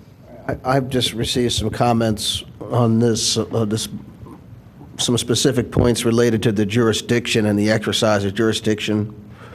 Now, in Exhibit A to the Memorandum of Understanding, a number of roads are specified as locations where Villanova may exercise jurisdiction. So I would direct your attention to page 68 of our packet, but it's Exhibit A entitled Public Streets Surrounding Villanova University. And it includes County Line Road, Lancaster Avenue, Spring Mill Road, Ithan Avenue, Aldwyn, Brookley, Browning, Matson Ford, Ashwood, Meadowwood, Buckingham, Barleycone, North Blackfriar, Braxton, Rodney Road, Worcester, I-476, Hilldale Road, Kenilworth, Wooded Lane, Villanova Road, and Tyndall Lane. All of those locations are included as areas where Villanova may exercise jurisdiction under certain circumstances, and those are the following. Oh, Commissioner Booker, can I just point out one thing? Sure. On page, I think it's page 2, of the MOU, paragraph 2, the top of that page, that's where Exhibit A is referenced. Yeah. So what that says is that Radnor PD will have exclusive jurisdiction for police services and municipal law enforcement within the township limits, excluding the campus area defined below, which is, I think, Exhibit B, but including, not excluding, the adjacent public streets and sidewalks set forth on Exhibit A, which is the list of streets you just read from. So, right. Now, and that's fine. Right. So but my question relates to page 3. Okay. Of the MOU. Paragraph 3. Paragraph 3 of paragraph B, section 3. Correct. And it says Villanova may exercise jurisdiction outside the campus area for A, foot pursuits, B, vehicle pursuits, if forcible felony in such pursuit does not create a dangerous condition. Query how they'll determine that and quickly. And then C, upon the adjacent public streets and sidewalks set forth in Exhibit A when a potential crime is witnessed. Right. So that could be a crime, any type of crime is what it sounds. It sounds like a very broad authority that could be exercised on I-76, Lancaster Avenue. It could be, for instance, if there was a robbery committed by any person, not just Villanova students, Villanova could exercise jurisdiction if somebody saw that happening. Is that the intent? Is that correct? And are we comfortable with that? If Mr. Rice, if I could respond. Commissioner Booker, yes, we are, because if there's an emergency or a crime and they're sworn officers and they're willing to take action before we get there, I think that would be a good thing. Yeah, we would, if they've witnessed it, we wouldn't want to say that they don't have jurisdiction to proceed with the arrest or the pursuit or whatever is required. And that is correct. Just like if one of my officers sees something happening on Villanova's campus, somebody's having a heart attack or whatever, or a robbery, we would want to go and assist them as well. Do we have a reciprocal provision to do that? I think it's mentioned in the MOU that. So in the MOU, does it that same reciprocal provision, or Radnor Township will always have jurisdiction if they observe something, let's say on the campus area. Radnor Township PD, because that university's in Radnor Township, and the DA has said this, will have jurisdiction to do the same thing that's in this. The concern with this, Rich, was that there was some concern about Villanova police officers leaving the campus and going off into the greater community, and this sort of narrows down the instances where Villanova might exercise jurisdiction. There's going to have to be some crime observed. There's going to have to be something that happens right in front of an officer for them to be on any of the streets or off the campus area. It's not unlike, Superintendent, if you have or you witness a crime in Tredyffrin, on the border between Radnor and Tredyffrin, do you stop and say, I can't go over there? No, when you're sworn in the Commonwealth of Pennsylvania, you have powers of arrest throughout the state of Pennsylvania, so. So, John and Chief, my understanding is that this agreement would prevent Villanova from patrolling those neighborhoods because Radnor has exclusive authority to patrol the neighborhoods. But if there was an incident on campus and they had to see that incident to fruition in the neighborhood, they would have the authority to do that. Exactly, Commissioner Curley, especially, like it said, fresh and continuous pursuit. If they're chasing somebody who just committed a forcible felony, which as we know is a robbery, rape, aggravated assault, they're permitted to run into the township to pursue that person. And that would be the same way, the same relationship you would have with Tredyffrin or Lower Merion. You don't have the authority to patrol there, but if there was an incident that you had to proceed into Lower Merion under the circumstances that you identified, you would have the authority to do that. Yes, and then what usually happens is our radio dispatch will notify their radio dispatch that we're entering into their jurisdiction. And that all makes sense, but I don't see a reciprocal provision. Oh, yes, there is. Let me help you with that, Rich. Well, if you look- Section B, it says, subject to Section A, Villanova will have exclusive jurisdiction on campus. All right. Subject to certain types of crimes. We don't have we don't have the reciprocal language about foot pursuits. We have better. If you look at Roman numeral 3A2, this is jurisdiction and response. Yeah. It says, Radnor will have primary responsibility for the response and investigation of the crimes classified as rape by the Uniform Crime Reporting Standards in cases when the offender's identity is unknown. But not where the offender's identity is known. To the That's what that means. complainant, and the crime occurred within the campus area. Okay, but my point is, we don't have a reciprocal provision, right? So I would expect that we would have a reciprocal provision. So this A2, Section A, jurisdictional response, refers to certain types of crimes. Basically, the more serious crimes Radnor will continue to address. That makes sense. However, it seems to me that it would be a good idea to have a reciprocal provision for foot and vehicular pursuits onto campus from off of campus, or if there is a witness of crime by a Radnor police on campus. And that would be an otherwise covered action of the Villanova police. So that would seem to make sense to me.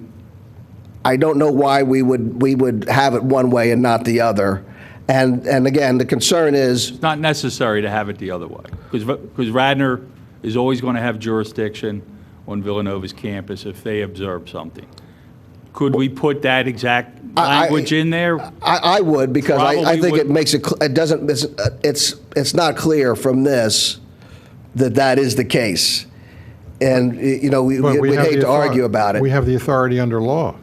Yeah. You don't need to put it in the agreement. I mean, well, then... It was put in one way, Rich, because Villanova, you know, once they have a sworn police department, they have no jurisdiction outside of their campus. I mean, they can't do traffic stops somewhere else in Radnor Township or Tredyffrin, or that's why that is in there, and that's why it's one way. Radnor always will have jurisdiction. They observe something, no matter what it is, on Villanova's campus. Nonetheless, out of an abundance of clarity, I would have a reciprocal provision in there, or otherwise, because again, we're going to be governed by this, and it should just be clear. It doesn't hurt to have it, and to say, well, we have the authority anyway. I think is just short-sighted. But I don't. Mr. Tedeschi is, I think, was going to approach the podium. I don't know whether the board wants to insert that into this agreement. I don't think it's necessary to put it in here. Before you do, I don't think it hurts either way. Make a motion. I'm sorry? He can make a motion. Right. And before you do, I wonder if this covers some of it, if not all of it. If you look down to section 3A3, right below the paragraph that Jim mentioned, it says, for all other crimes, Radnor may, other than the serious ones that were mentioned ahead, Radnor may respond to Delaware County Communications Center 911 calls within the campus area dispatched with the limited purpose of supporting the Villanova Police Department. Yeah, see, to me, that's exactly my point. This seems to me to limit the authority of Radnor, and it doesn't do it the opposite way. So I would recommend that it should be, I don't think anybody disagrees with this, a reciprocal provision should not be controversial. Right, we're running out of time here. We have an 11 o'clock deadline. How are we going to? That's my comment. Does the chief, you want to say? Let me ask Chief Colarulo for a moment. Mr. Do Chairman, you want that power? Actually, what I was going to suggest, we don't even need that provision in there about Villanova, because that's for any police officer. If they witness a crime or they're in fresh and continuous pursuit, they're allowed to pursue that person in another jurisdiction. So rather than add that one for Radnor, we could take the one out that pertains to Villanova if Mr. Rice agrees with that. No, don't do that. I think that I don't think protects, we should I think do that that. gives a level of protection and peace of mind to the folks that are living right there. Yeah, I would leave it in there. I think the only question in front of the board is, do you want to amend this to add a similar provision? Make a motion to do it? Well, I don't think that this is a major point. It's a comment, and this was raised by one of the constituents to me tonight, so I hadn't noticed this earlier, otherwise I would have made the point. But again, I think that this specifically limits Radnor's jurisdiction on Villanova to what's in the MOU, and there may be a conflict with what the law is on what we understand we are allowed to do, but we should make it clear. And so my comments are for clarity rather than for substance. All right, Phil, did anybody introduce this? I did. Move it? I moved it. It was seconded.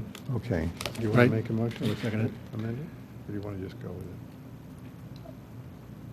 it? I don't think that I need to make a motion to amend this, and I don't know that it'll be supported. So I think that the point is made. It should be in there for clarity's sake. This right now, to me, by the terms of the MOU, limit what Radnor Police can do on Villanova campus. To the extent that the MOU is superseded by law, it's not clear in this document, and I just have to trust. So if it is superseded by law, it doesn't hurt to put it in there.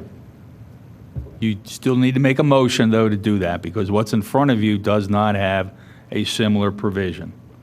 And what I'm hearing from you, Commissioner Booker, is you want a paragraph which basically says Radnor may exercise jurisdiction in the campus area for A, B, C, the same paragraph going the other way. So if you want that added, I would make a motion. Or make a motion to amend, because there's a motion pending now to approve it as written.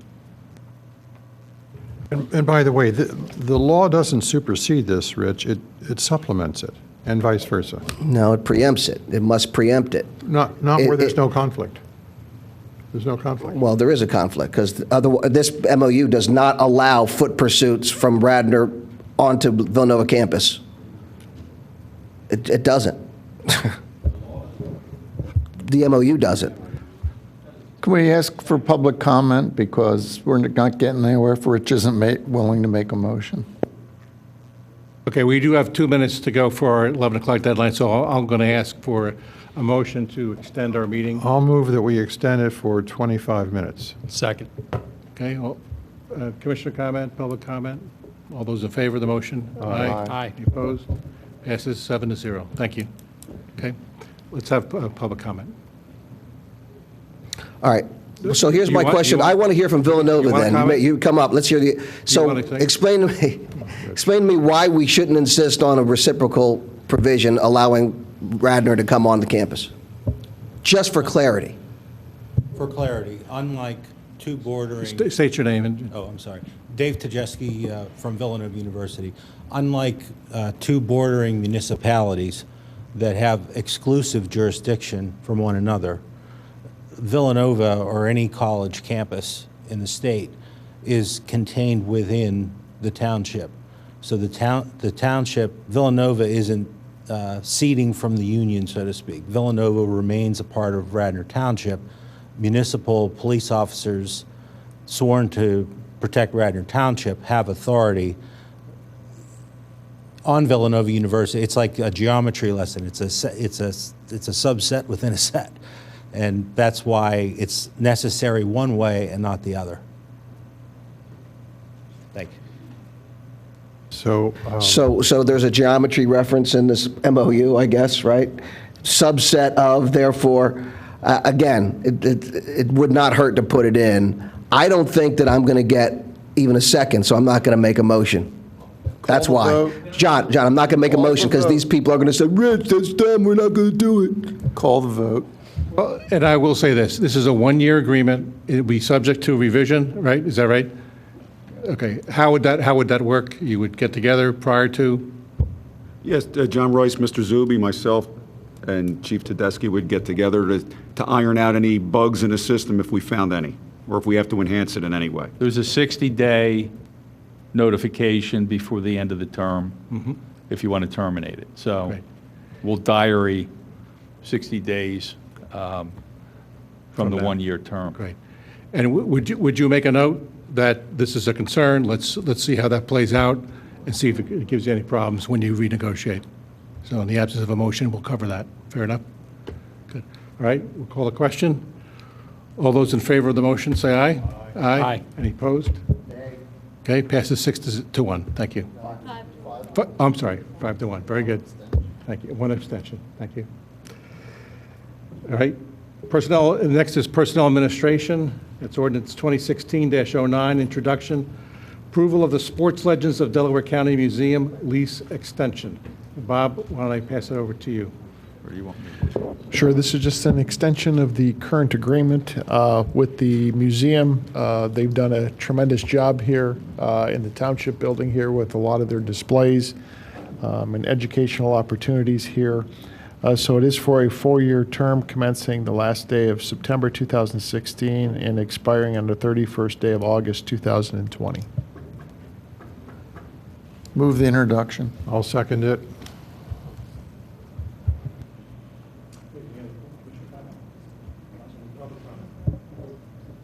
Call the question. All those in favor of the motion say aye. Aye. Aye. Any opposed? Passes 7-0. Thank you. Community development. Sure, this involves a potential memorandum of understanding with the Radnor Crossing Apartments, so I'll turn it over to Mr. Rice to explain. And I think the Radnor Crossing folks are outside in the waiting area. Thank you.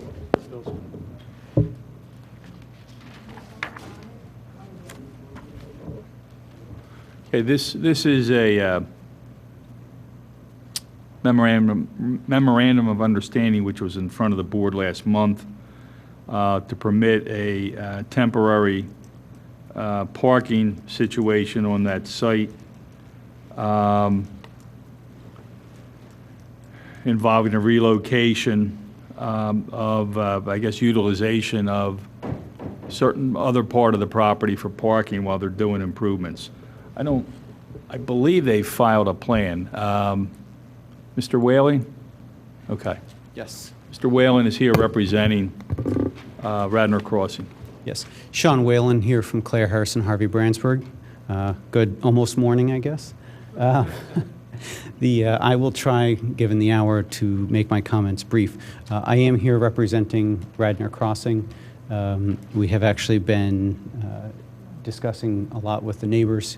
I understand there was a lot of back and forth at the last hearing here, and I'll try not to go into that too much. The issue before us is a very narrow one, we believe. We are requesting, as Mr. Rice said, a temporary MOU for parking. This parking would be inclusive of 20 new spaces on what is currently our tennis court. Needless to say, this is not our ideal situation. This is not something we had hoped to do. This is something we've been returning to do based on what's happened. So for about 40 years, this property was policed by the fire marshal in a certain way. And very recently, the fire marshal came in, enforced the fire code, and removed approximately 30 spaces on our site. We're not here to fight the fire marshal. We're not involved in the fire code. That was just the reality. As you can imagine, we have 234 units. This has left us scrambling. We are scrambling for a permanent solution, and we are scrambling for a temporary solution. For that temporary solution, we met with Township staff early this year, and we walked through what could be our options here. Brainstorming, how do we partner together to move forward? We have a lot of residents. Essentially, our issue is, and the purpose of this temporary parking MOU is we lost 30 spaces. This will give back 20 of those spaces on a temporary basis to allow for all of our leases to come to an end.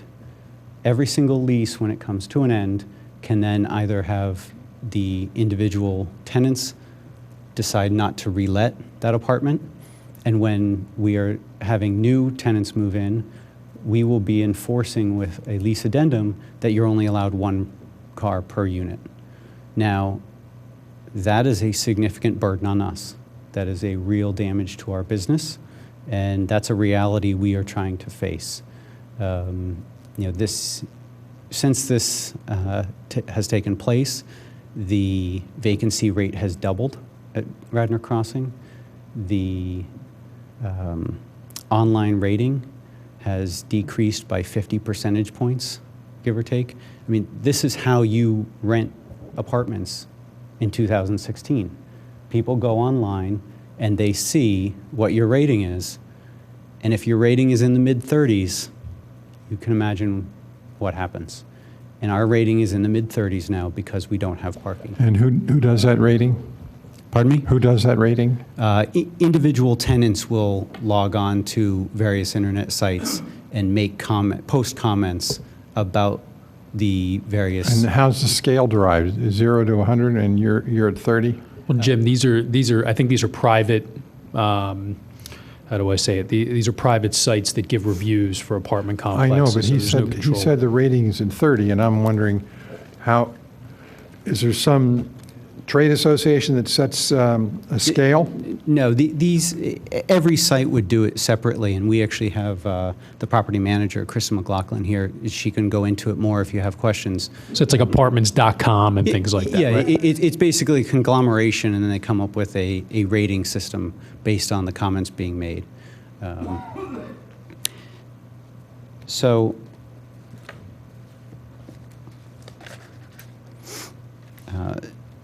So what we came up with the township staff was this theory of an MOU for 12 months to allow us to come to a permanent solution. That permanent solution involves A, using our leasing to lower the number of cars permitted by any individual tenants. And that will be enforced through a permitting process. Our permit, tag permits, not the township permitting. And B, in an attempt to allow us to have an additional 12 months to try to determine what a possible additional parking scheme would be on a permanent basis. We have Joseph Hanna here, our engineer. He has been looking through right-to-know requests and all sorts of public documents with regard to this property and racking his brain and doing an amazing job trying to find various options. Right now, our option is a temporary parking structure. So to that end, Mr. Hanna submitted, I believe this Board of Commissioners requested a plan be submitted, a proposed plan. That plan was submitted by Mr. Hanna on June 22nd. So that has been received. We actually went one step further, and late last week we just went ahead and filed the grading permit application, including that plan. Mr. Hanna is able to testify to it, but he has met with Steve Norsini, the Public Works Director for the Township, to discuss that plan. I understand that plan had the grading permit application has been fully logged into the system and is now officially a pending permit application. So everything is before the Township. At the last hearing, we agreed to include in our plan screening so that the neighbors would not see the cars on the tennis court. And now, what we're talking about including is a de minimis increase in impervious coverage. Now, we're actually just going to use crushed stone, so we're not repaving anything, and we're using crushed stone over an 11-foot by 20-foot area to basically allow a car to drive levelly from our existing parking lot onto the tennis court. And this comes to an addition of 220 square feet of impervious coverage under the code. To give you some background and context here, the site itself has 254,000 square feet of impervious coverage. Again, Mr. Hanna is willing to testify, if you would like to hear it, that this is, in his professional opinion, an absolutely definition of de minimis request, which is an exemption under the stormwater. So we're not required to do any stormwater management here. Now, we have had significant conversations with various concerned neighbors. I will note for the record that almost all of them have left, and that's because they're no longer concerned, or at least we've assuaged their concerns as much as we can, agreed to meet, we're addressing their issues. We will actually investigate stormwater management for this de minimis portion of, so that this 220 square feet does not adversely impact the neighbors from a stormwater management standpoint. So what I'd like to do, if I could very quickly, is just hand up a package of pictures.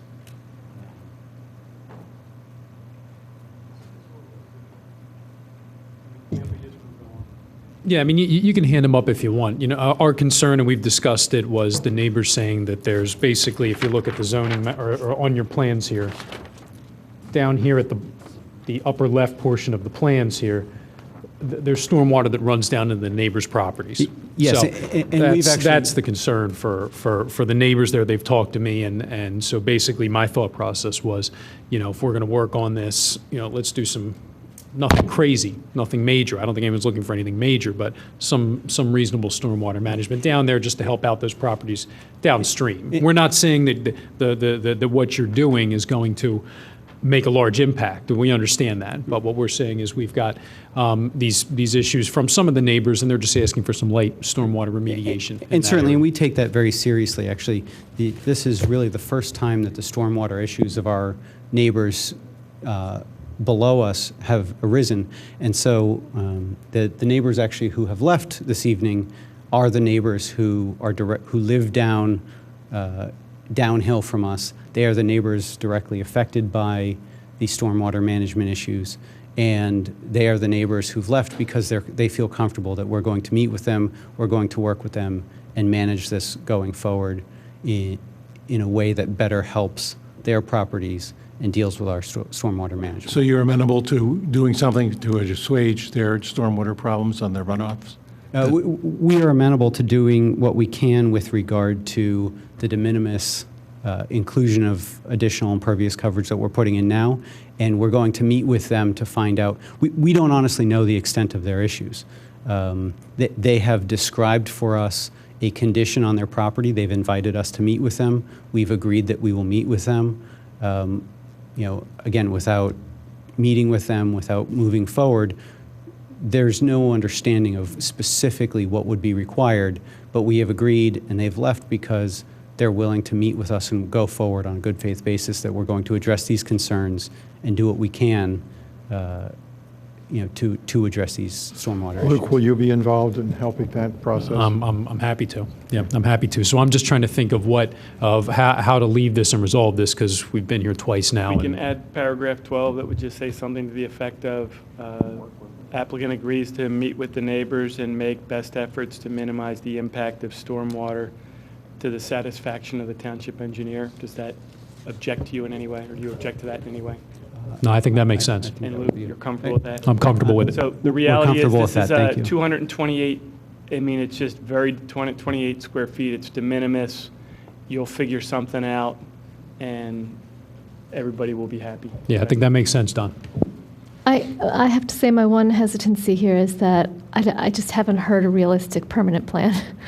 So this is a temporary plan that's going to expire in 12 months, 14 with the extra 2 months, and there's no permanent plan, so it's going to turn into a permanent plan. And I don't think this is a good use of, I mean, it is right up on their houses, and I'm sure that the neighbors would not be pleased with having a permanent parking lot right there. So can you help by helping us understand what a realistic permanent option is here? Well, Ms. Schaefer, I think that's an excellent concern, and I believe that you'll hear from one of the neighbors here that is her, in fact, her concern. The reality is the permanent option may be simply that we have to live with fewer cars being allowed at our site and the loss of the 30 spaces. The reality is that if we wanted to make this permanent, it would have to undergo Planning Commission approval, Zoning Board approval, and could not just happen as a matter of course. It cannot happen without going through due process of those various meetings, public meetings. Again, Mr. Clark would be there. These are all concerns that we've actually been addressing significantly with the neighbors outside. The temporary parking from our position is that the temporary parking makes no change to that process. If we wanted this to be permanent, we could make that application tomorrow, and we would still have to go through the same process that we would have to go through if we made that submission 12 months from now. I don't think you're addressing the issue. The issue is, instead of getting a temporary and getting an MOU and getting special permission from the Township Board of Commissioners, and then promising you're going to work with the neighbors, which that's fraught with peril because you promise right now, and we'll hear about it for months that it's not right. Why not just do a plan? Why does your client not want to just do a permanent plan and add new parking and forego this whole temporary idea? To be quite frank, if there were an easy and obvious permanent plan, you would already have that plan in front of you. There is no such plan. We have Mr. Hanna, our engineer, investigating every engineering option. We have our business people investigating every business option. We have spoken with the township staff. We have spoken with neighboring box store developments. We are investigating and turning over every stone we can for something new. Now, certainly, of course. As was mentioned, Jessica Scully, Radnor Crossing Apartments. As was mentioned earlier, we had an unplanned loss of a number of parking spaces this year, which we had no ability to plan for. So we still have residents that live in our community that need to be able to park. So until we have a one-year leasing cycle to turn over the leases and limit the amount of cars coming in, we have people that moved into our community thinking that they were going to be able to park, and now they're getting tickets every night. So the temporary is quite important while we're working on this so that we can have some relief for the residents. Understood. We understand the difficulties and the unforeseen issues that you have. The concern that I have, and I think Elaine is echoing, is that this will become a permanent solution, that this will not, in fact, be a bridge to a permanent solution. This will be the permanent solution, and that is the concern. In addition to that, to me, there is a waste of money because you're going to be putting in a temporary fix, doing stormwater, taking care of the neighbors, only to later pull it all out and do a new final expansion of your parking and then pay for those same improvements again. So those are the issues. Mr. President, if I may, I agree with Rich on this because the problem is we do these deals between developers and neighbors, and there's deals that are done outside this board, and then later the neighbors come back and say, well, we need you to enforce this deal we cut between developers and neighbors that we're outside of, which I think personally is wrong. What I would like to suggest here is let myself get together with the fire marshal, with the solicitor, and come up to see what we can do to try to do something here to work with you to accommodate spots, to be able to allow access for emergency vehicles without getting into all of this, and then work to come up with some permanent solution here. Because it sounds like we're going into a direction that you're not going to have a permanent solution here. You're going to have a temporary that's going to morph into some type of permanent that, again, you're going to have the neighbors still wondering what's going on. And then you may come up with solutions with neighbors who, if they leave, they're going to say, well, wait a minute, what deal did you have with them? I would ask if the board would allow that to occur, to allow myself, the solicitor, to get together, see what we can accommodate with what spaces were taken away from you, to see what we can use as a temporary situation. I think it's a great idea. To allow this My only to question occur. is, why didn't we try this 4 months ago? I think Did anybody review the fire marshal's determination? I just heard, that's the first I heard it, just sitting here tonight, that Yeah. that's, Inspector came with a mandate and required us to put up all new signs. Can't hear you. Well, What did you say? From what I understand, and Krista McLaughlin is here with us, the inspector came and mandated we put up no parking fire zone all over the front of our community where we had originally had parking. So I actually wrote a letter to the township manager. There should have been an immediate, is refer that to the township manager immediately. So I wrote a letter to the township manager, and I left a phone call, and I didn't have any response. Okay, So as a result of. I don't remember of these any issues- of that or a phone call, so. Okay. So I'll be more than happy to, Right. And tomorrow, then, to okay, do that. Happy to. So- and then we reached out to Kevin and said, can we talk about options? We sat down with Kevin. Kevin suggested we go for the temporary. This was back in March. All the while, we have people leaving. And so the temporary relief is just some good faith effort to Yeah. allow us to So- get our hands around the issue with people not having anywhere to Okay, park. so to some degree, we led them here tonight because we told them come back with a temporary solution. We told them address neighbor concerns. To me, I think it's a mistake to make them renegotiate and go back to something that might not come to fruition anyway. So I think it's, while that might be a great idea, that can happen regardless, that can happen even though we have this temporary agreement. Yeah, I mean, I think we look into that contemporaneous with this. we would, I of mean, course, be willing to have But that also, meeting. too, though, is what you're saying is you ask them to come back, but we don't receive a plan that, the permit for the grading permit that just was received, and then the engineer doesn't have a chance to review that. So I'm not sure how you can give approval on something that has just been received until that actually has the opportunity to be reviewed. when was the plan? I didn't follow that. Well, again, just very quickly here, I think this is a key point for this debate. No temporary parking the grading permit application is not being approved tonight. That's not before this Board of Commissioners. That will be approved or disapproved in accordance with Radnor Township's policies, procedures, and code. But how can you have an Right, MOU when you don't have that approved?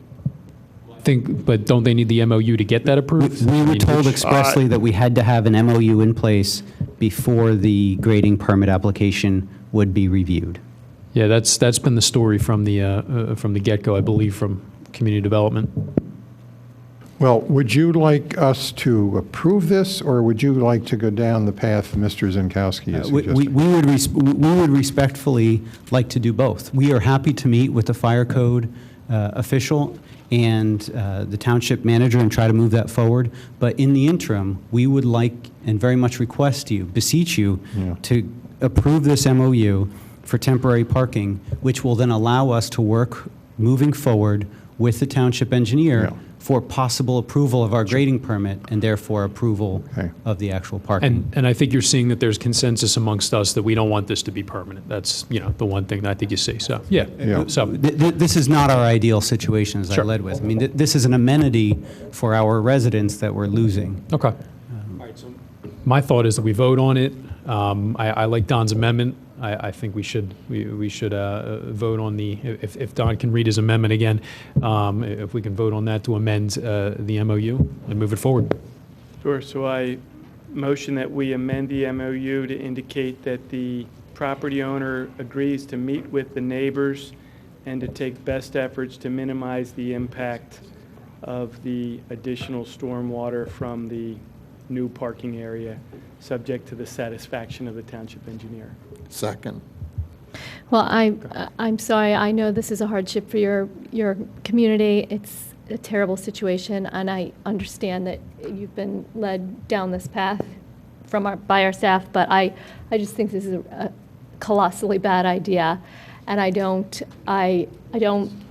think it's I wouldn't feel comfortable approving it as a temporary measure.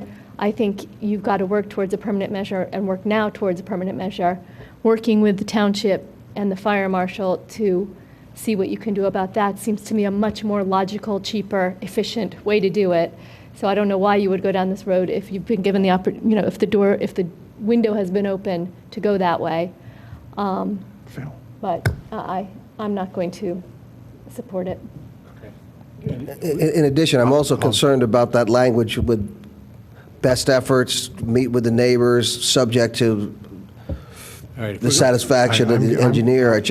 That sounds great right now. It just is very difficult to put into practice. So I agree. As I said before, I think you're double spending money that you don't need to do it that way. And again, I'm concerned that it will be a permanent fix, not a temporary. The better thing to do is to get some relaxation on the parking from the fire, at least a temporary, to work with these guys. We have to. I move that we extend by 15 minutes the meeting. Second. Okay. In favor? Aye. Opposed? None? Okay. Passes 7-0. 6-1. Okay. All right. Anything else? The concern is we started this process in February or March. We started the process in February or March. We're now at our second meeting. So while we're willing to spend the extra money, at this point, just for the sake of our residents. And I agree. I don't think we should give, it's not a runaround, but I think they're taxpayers. They provide rental housing in the community, in our township. We don't have a whole lot of that up this part of the township. So I think we ought to help them as best we can within our laws and our policies and give them, give this an approval. Yeah, this is a special. One second. But if it's not within our laws, our solicitor would stop us. So, John, you are telling us that we have the authority to do this. Yes. So it is within our laws. I mean, meaning we have discretion to do this. I think Jim summarized it accurately. It's 228 square feet at the end of the day. If we think it's an inappropriate use of our discretion, vote against it. If we think it's an appropriate use of our discretion, vote for it. Okay. Any other commissioner comment? Yeah, again, Yes. the easiest thing is to work with Bob and the other officials to get some of your parking back on a temporary basis. And we certainly will. There's absolutely no question. Again, this is not because we don't want to help you, it's because I think it's a bad idea. Honestly. Okay, that is trying to help you. All right, so. Thank you very much. Is there any other public comment? Step up. Welcome. Hello. Deborah Whistle. I live adjoining the tennis court. I'm very concerned that this will become a hobby, coming late at night to talk to you all. I'm also concerned that this is their cheapest option. 14 months from now, we'll all come back and say, listen, the 20 spaces have really helped. We can't give it back, and we certainly can't afford a new parking lot. so that I will go from looking at a tennis court to looking at parking. And I think it will then be transferred to planning and will become permanent. Or at least we will all be moving this discussion from your group down to planning.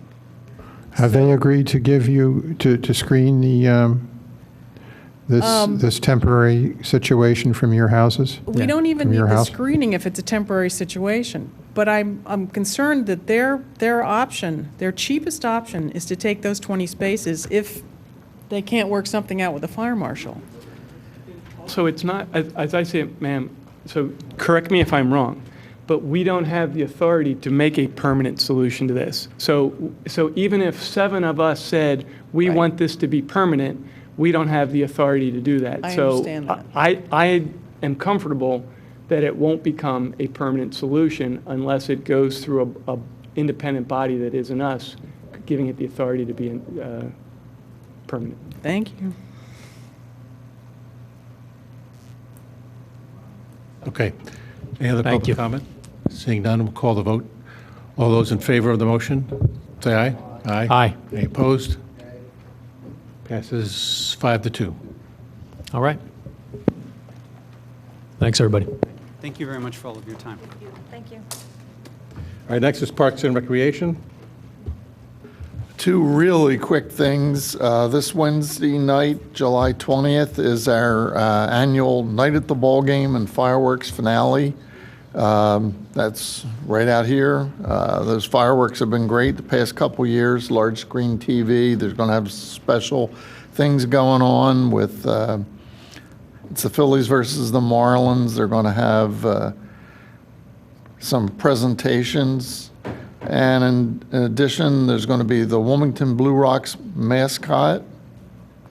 And a Blue Rock is a chicken, right? If I remember correctly. think so. The Rosemont mascot and Reading Fighting Phillies mascot appearances will be at 6 o'clock, 6:30, that time frame. And the second one is that there's a grand reopening event for the skate park. Hooray. And they're calling it the Skate Jam, and it's Saturday, July 23rd, 5:30 p.m. to sunset at the skate park. You gonna be out there shredding, John? You gonna be out there shredding? Yeah. I got one of those special ones with training wheels. Thank you, John. Next is Library. No report. And Steve's gone. I was going to ask him if he had any update on the bids, but not here. Very good, okay. Public Health? No report. There was no meeting. I did do a show for Channel 21 with Andy Block and one of the members of the board, Ms. Linda Shaney. That was broadcast, and I'm going to have them put it on YouTube. It's about the opioid situation, and it's a pretty important topic, and I would encourage folks to go to Channel 21's YouTube and take a look. They did have a very good presentation at the Board of Health meeting when I was there, when they gave that. That was great. Essentially, it was the same. Perfect, thanks. All right, is there any old business? Any new business? Yeah, I had one item on the Community Enhancement Trust. Bill, if you recall, and John Nagel seems to be very involved with this as well. I had asked about the Community Enhancement Trust, and you had told me there's about $166,000 available in the trust. I asked about how we get access to that. What are the procedures that we can get and use those funds? There was some discussion of it, but I haven't seen anything on it. John Nagel repeatedly said, you need to check it with Clint Stunneback. So I've reached out to Clint, and Clint's I haven't heard back from him, but he hasn't given me anything specific on it. So I do want to again inquire exactly the procedures needed, exactly the approvals, and exactly the amounts and locations where the money can be spent. And I talked to put that in Steve place. Bagis. There is $60,000 in the account that can be used for downtown Wayne only. and there was $40,000 in the other account, which is the entire length of Lancaster Avenue, essentially. Well, that's the way you get it accomplished is the township would come up with a project and prices and then present it to their board for approval. Okay, is there any, so this is just the John Nagel version, so is there anything more formal than or are you the purveyor of this No, process? I'm telling you what I was told by Steve Bages. Steve Bages? Yeah, he's on the board. Okay. Steve Bages, Mac McCoy, and Clint Stunenbeck. Is there anything more formal that they have, or is that it? That I don't know. I'm relaying what Steve Bages told me. And again, so that's inconsistent with the $166,000 number, as I recall. So does my recollection fail me, or is it $100,000 or is it $166,000? Yeah, it's a little over 100,000 between the two accounts. I might have said 160. Well- there was a clock project in there. Well, there was the statements that. And there was the crossing. The crosswalk. Crosswalk took a Yeah. big chunk. That was Yeah, 80 so we get the statements, I think, quarterly, and we just get copies of them. So it's not something that we reconcile or track that closely. But since that meeting, we did get a set of statements, and I have $63,056 in one of the accounts and $40,565 in the other. And to be perfectly honest, I'm not sure what the distinction between the two are, or is. And you don't have any kind of process, procedures, memo, anything from that trust that we can rely on? It's just I guess it strikes me as unusual that you would have a quarterly report of the funds, and then we would have nothing formal as to how to access those funds. And I agree. Well, yeah, when we did the crosswalk, Rich, it was basically goodwill generated with Steve Bages, Clint Stunnebeck, who I go back a long way with, and they took care of, and John Nagel worked with Mac McCoy, and there were two other members of their board, Mr. Diorio of State Farm, and then there's a woman that works in the office for Mr. Diorio, I think. So it was very informal, and it was done quickly, actually. Okay, I have an announcement to make. There is a town hall meeting for the 4th Ward tomorrow at the Rosemont Presbyterian Village. If anybody is interested in coming, we will have several township management employees and the lieutenant there. It's an informal discussion about what's going on in Radnor. Everyone's invited. You don't have to live in the 4th Ward. It's at 7:15 at the Rosemont Presbyterian Village. And I'd love to see you there. Thanks. Thanks, Elaine. Public participation. Before Roberta comes up, just one question. Are any of the, Bob, are any of the township staff going to be at Elaine's meeting tomorrow? At least one of my constituents questioned the efficacy of township staff being at her public meeting. She can have a meeting, but why would it take township staff attendance? And is that proper? We are invited to attend any of the commissioners when they have their ward meetings, so we're available to go and attend these meetings. We have found them to be very informative on our end to answer questions that residents may have. So if you have a ward meeting, I'd be more than happy to attend your ward meeting or any meeting throughout the community. So we've done this over the last probably 6 years. This is probably my 14th board meeting with staff. So we'll be And so that, I mean, you say that like you're proud, but to me that seems problematic that you would be 14 meetings taking the township staff to attend your private meete They're not private, they're public. Again, people, it wasn't me, my constituents have brought this to me as like, why are the township people doing that?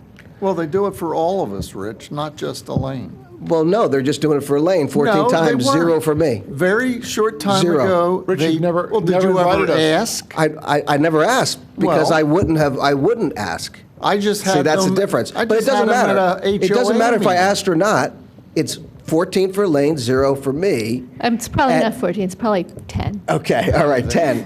But again, it seems to me to be a burden on the township. So what you're saying, Bob, is it's your policy that you direct staff to attend, and you attend when possible for any commissioners meeting, and you include that as part of the job for the staff members. I don't direct any of the staff. I ask them if they're available, if they'd like to attend, and they attend. I think it's good public relations for our staff to get out into the community to hear what residents have to say. And we have found them to be very informative for us to get out and have the opportunity to meet and speak with residents. But wouldn't that be additional compensation then for them to attend that? Why not? No.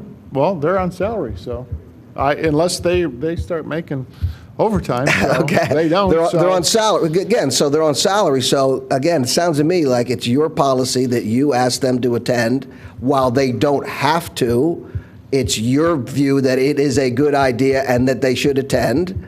And those people wanting to please their boss do in fact attend. No, they don't have to attend. There's as many of the department heads don't attend, most of them. The opportunity comes to where they're invited if you'd like to attend. Well, that's what I said. They don't have to attend, but And many don't. But you encourage them to. I asked them if they would like to attend. Okay. And they have found it themselves. We can play word games with that. Word game. Rich, I tell you what, it's- I would love to be in your ward and go and talk to your residents. How many ward meetings have you had? Again, how many ward meetings have you had? I've had meetings, but I haven't asked for you or the township to attend because that would be an imposition.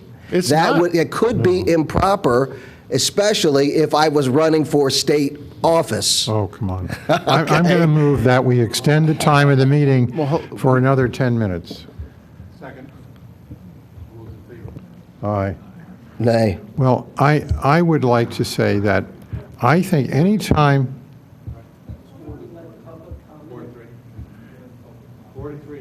Can we, anytime we can have the manager and his senior managers help us communicate issues and events and projects and facilities and controversies to our people, that it's good for the people. It's good for the people we represent. And It could be a waste of their time if it's overused. It could be detrimental to the township. And that's my view. Bob's a manager. He makes the choice on this. It's up to him and his staff. I'm expressing my concern about it. It was relayed to me. I have the same concern, and it certainly could be a waste of time and abusive, and it could be somewhat of a conflict because you could appear to be supporting political candidates and political issues. Well, I'll just make it very clear, we don't support any political candidates. We go out and meet with residents. I'd be more than happy to take commissioners out for every time we go out and meet with residents. I will pick you up at your house in the middle of the night to go out when we meet with residents, to when there are storm-related issues, or when we go out and meet with residents regarding any particular issues. We'll pick you up from now on so that it's not political. Many of the times I do get calls to say, how come I wasn't involved or that? So we'll start doing that. The issue is, in all due respect, you're making it a political issue here. We go out just to meet with residents to discuss items and issues. That's why we're there. So If any you're of the doing issues it at a we've ever political been, meeting, we have Bob, never been. you make it a political issue. No, you've made it. You've made it an issue I'm because a of some- politician. I'm a because of some politician. resident who said, some resident, which I don't know what their name is. Who is the name of the resident that raised the issue? I'll tell it to you in private. I'm a No, politician. tell it publicly. If that's public, you don't make the name public. Bob, hold on a second. We have 8 minutes left. There's not going to be support for another extension of the meeting. We have public comment waiting. Can we have this discussion offline or another Phil, time? I take objection that someone's trying too. to make an Take imposition objection. that, No, I understand. we're making a political stand by think both of- attending a I think, public Bob, meeting, both a of you- ward meeting. Both of you have made your points. Both have made points. Can we give title to the public who was here? But you don't attend political rallies, though, or do you? I don't. Okay, so how do you know the difference? How do I know the difference? Yeah. Rich, I've been in this Come on. game for 26 years. Let's hear I've been from an elected Roberta. official on 2 years. Do you know the difference? I do. Well, All right. maybe you should. Okay. Thank you. Public for the comment. Public comment, please. Thank you for being patient. Good evening, Commissioners. I'm Roberta Winters, President of the League of Women Voters of Radnor Township, for whom I'm speaking this night. And I would like to elaborate on one aspect of our position pertaining to open and public access to proceedings of local government and our national position on citizens' rights that facilitate public participation in government decision-making. The members of the League, like you, are very aware that the Township building is a busy place, particularly in the evening when many boards, committees, and advisory groups hold their regularly scheduled meetings. There are only so many rooms that accommodate a growing number of meetings. In actuality, only this room is equipped for regularly recording of public sessions. As a result, some of our public meetings are not broadcast live or taped for rebroadcast. At this time of year, when many people are traveling, myself included, it's often difficult for residents to observe meetings, such as this one, that we are attending. However, there's a lot of things that are very important on the Township's agenda. And it's our opinion that these meetings should be routinely taped for the Township's public. Recently, however, citizens have come to the League to specifically request that the Villanova Project Communication Review Committee meetings also be televised, as well as your other committee meetings. As you're aware, many Township residents continue to have questions about this project, and dialogue at this meeting is most instructive to the whole community. Having a video record of what has transpired for viewing 24/7 further prevents the spreading of misinformation and clarifies areas of concern for Radnor residents. Just as the sunshine laws have helped promote greater openness, the League believes that using technological advances to record, transmit, and view events helps promote informed and active civic participation in government. In the interest of promoting greater transparency and visibility, we therefore ask you to consider the following: perhaps reschedule meetings to minimize concurrent sessions, select alternative times and places to allow greater access and meet public expectations, or examine different venues for public meetings within the Township where taping televising can easily be done. Some suggestions might include Channel 21, the School District Administration Building, Radnor High School, and perhaps some of our local colleges and universities that have appropriate facilities. We need to continue to work together to promote Radnor not only as a good place to live, a good place to work, visit, and do business, but also one where citizens can stay informed and become engaged in the important work of local government, both in person for some of us and remotely for others.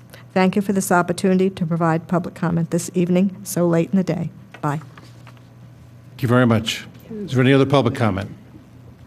Seeing none, I'll entertain a motion to adjourn. I'll move that we adjourn. Second. Thank you. Thank you.